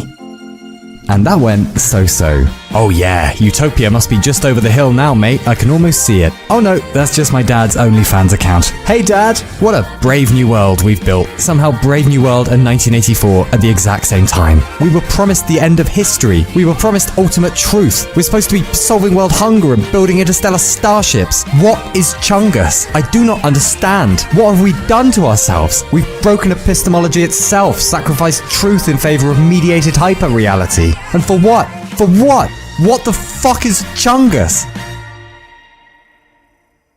Sorry, we were supposed to be talking about privacy, weren't we? Well, we're kind of boned right now, and to talk about that, we'll need a patronizingly simple history of privacy, which we've sort of just done, and some kind of beat, preferably a fat one.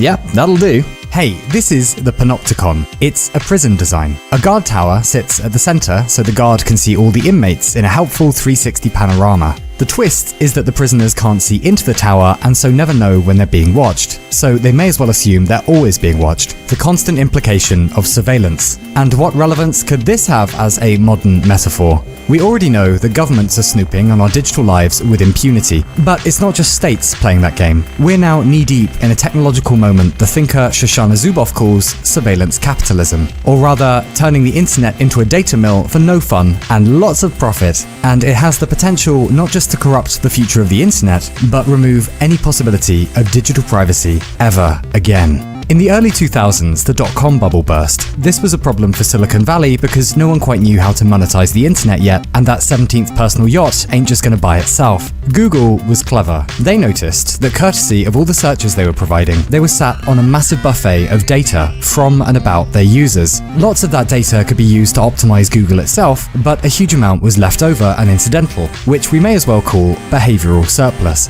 This was simple stuff at first, like noticing if a user makes a lot of typos, maybe that means they're in a hurry. Or if they're particularly diligent about apostrophes, maybe they're all bookish or whatever. But in a stroke of Walter White levels of cunning, Google realized they could use this leftover information to generate predictive patterns about a user's moods and desires, and create absurdly well-targeted advertising. And great googly moogly, it worked. It made them rich beyond all imagining. And the best part is, it's free. Users gave them their secrets for free in searches. Now, at this point, no one is surprised that if, in a moment of 3:30 a.m. whiskey-induced curiosity, one searches Willy Bigger How, you will be bombarded for the next 15 years with adverts for questionable tonics and small weights on long strings. Kinda weird, kinda annoying, but it's so much more sinister than that. Because as Google branched out into media and email and navigation, the data points for behavioral surplus for its users' secrets grew and grew. The inner lives of Google's users became its primary resource, a fully automated data mill extracting highly specific details of a user's psychology and turning that into big bucks via advertising. And of course, the more data you collect about users, as in the more behavioral surplus you extract, the more behavioral correlations you can find, and the more efficient the game gets. If I know that you're trying to sell a wedding ring and hire a divorce lawyer, then I also know you're probably at that point in your life when some 95% vodka made from deck chairs could sound appealing.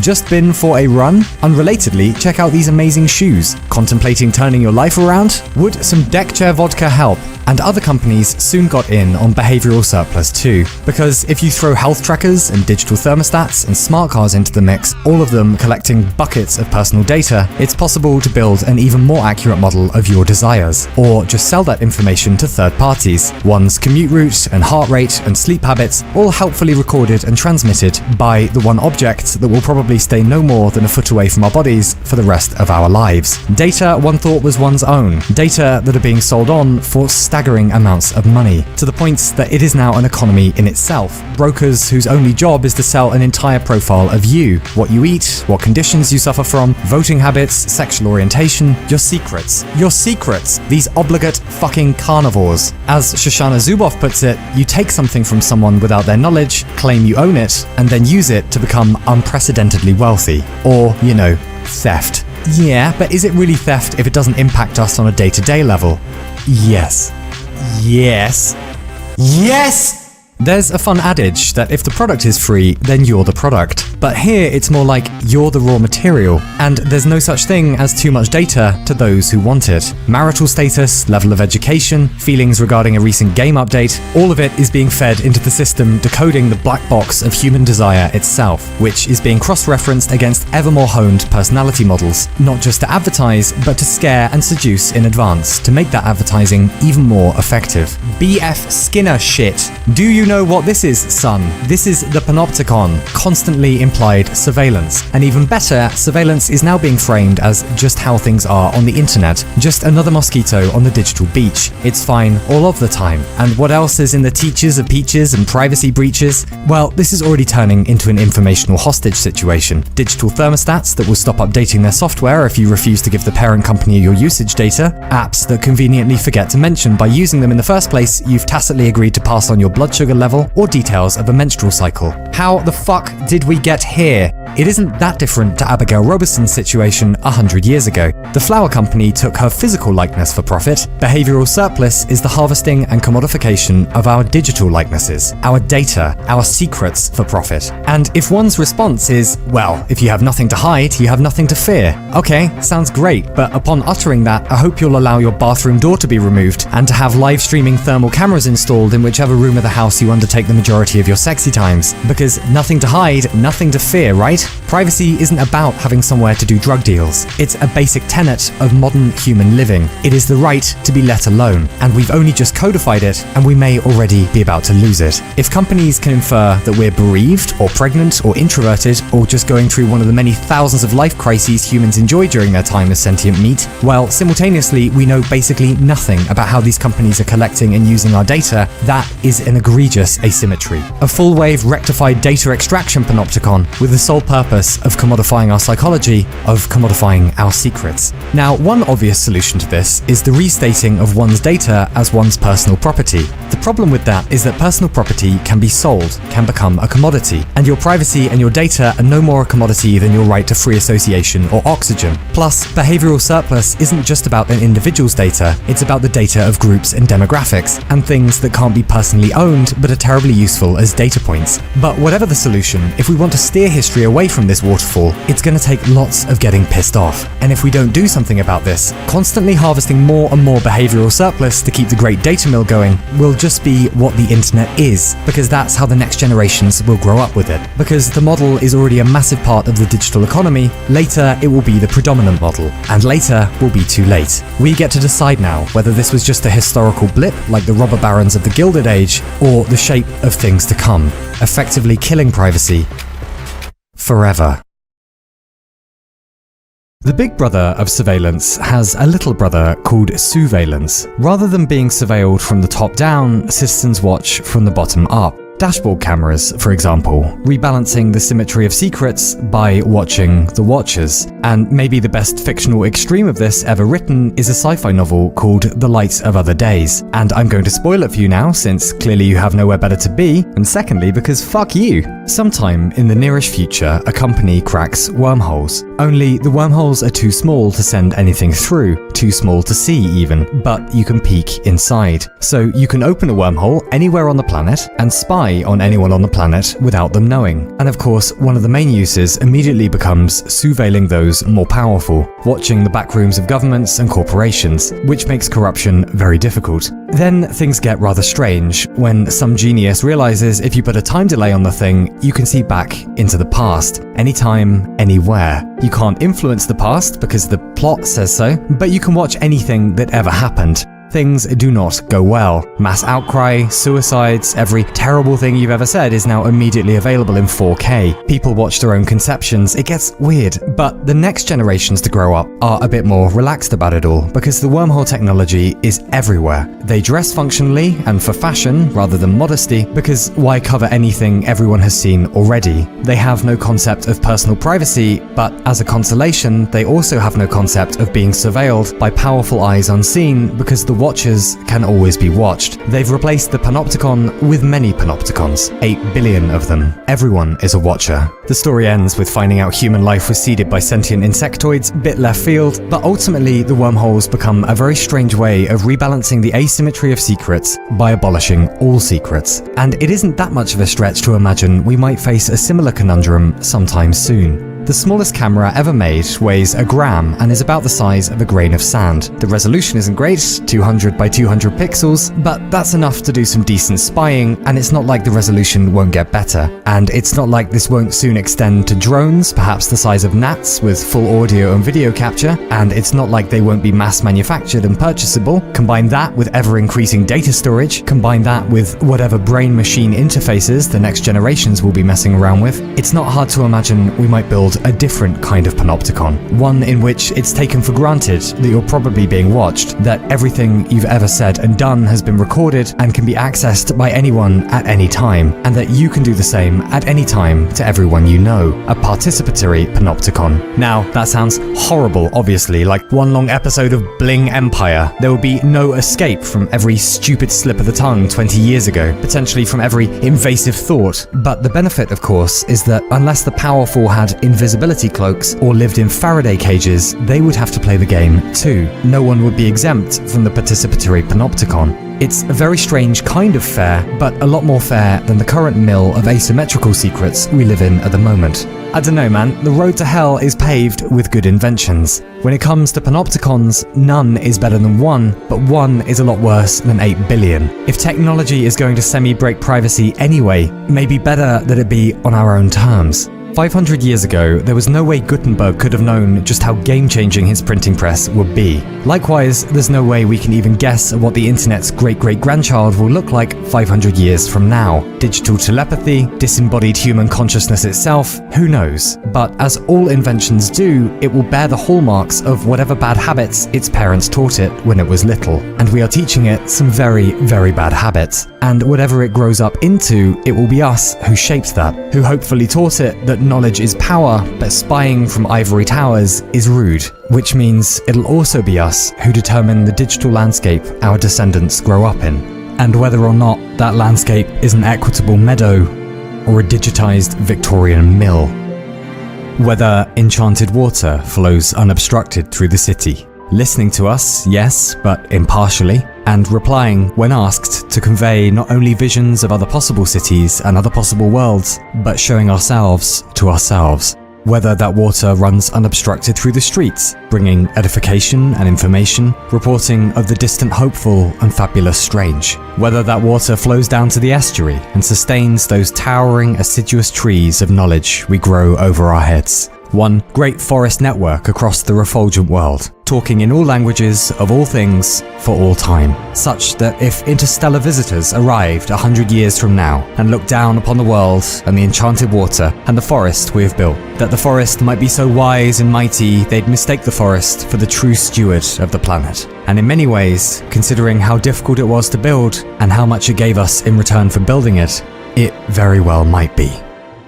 Or whether instead the water is dammed and the estuary drained and wet fog is all that remains of it. Fog that waits with insidious ubiquity in every spot of the house and mind one might once have attempted to go and be alone in. Whether that fog is engineered to no longer speak to us of distant places or possible futures, but only forever listens with a single omnipresent ear to our most private hopes and phobias. Whether the operation becomes so efficient that of a dim evening one can step outside into the grey twilight and look out to the roads which one knows beneath stream all of one's secrets, to look skyward and know one's secrets are being dispatched to ingenious silver birds overhead, whereupon they are blown like pollen across the entire globe, and finally received and consolidated into perfectly ordered datasets in far-flung and enormous halls, where there resides a great kraken. A kraken who does not sleep, who does not tire, and is never full. A kraken who listens of all the dreams and secrets of all those who live in the fog, and lovingly utilizes those dreams and secrets for the production of ever more opulent trinkets and wares.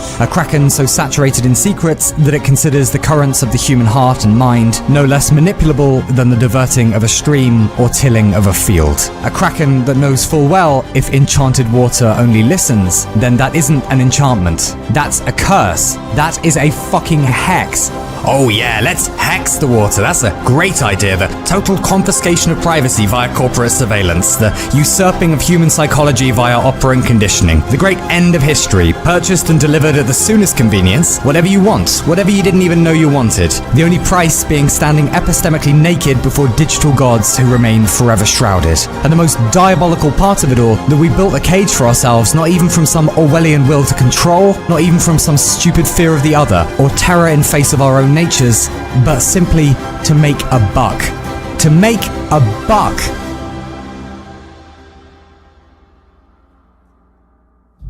Normally, I would love to play you out with some Carl Sagan rip-off rant about how humans are great and wow, space is really big, etc. But we could screw ourselves over so royally with this stuff, to the point that the recovery of human dignity becomes impossible, that it might be best not to end this one with any false optimism. So, hope you're doing tip-top. Bye-bye.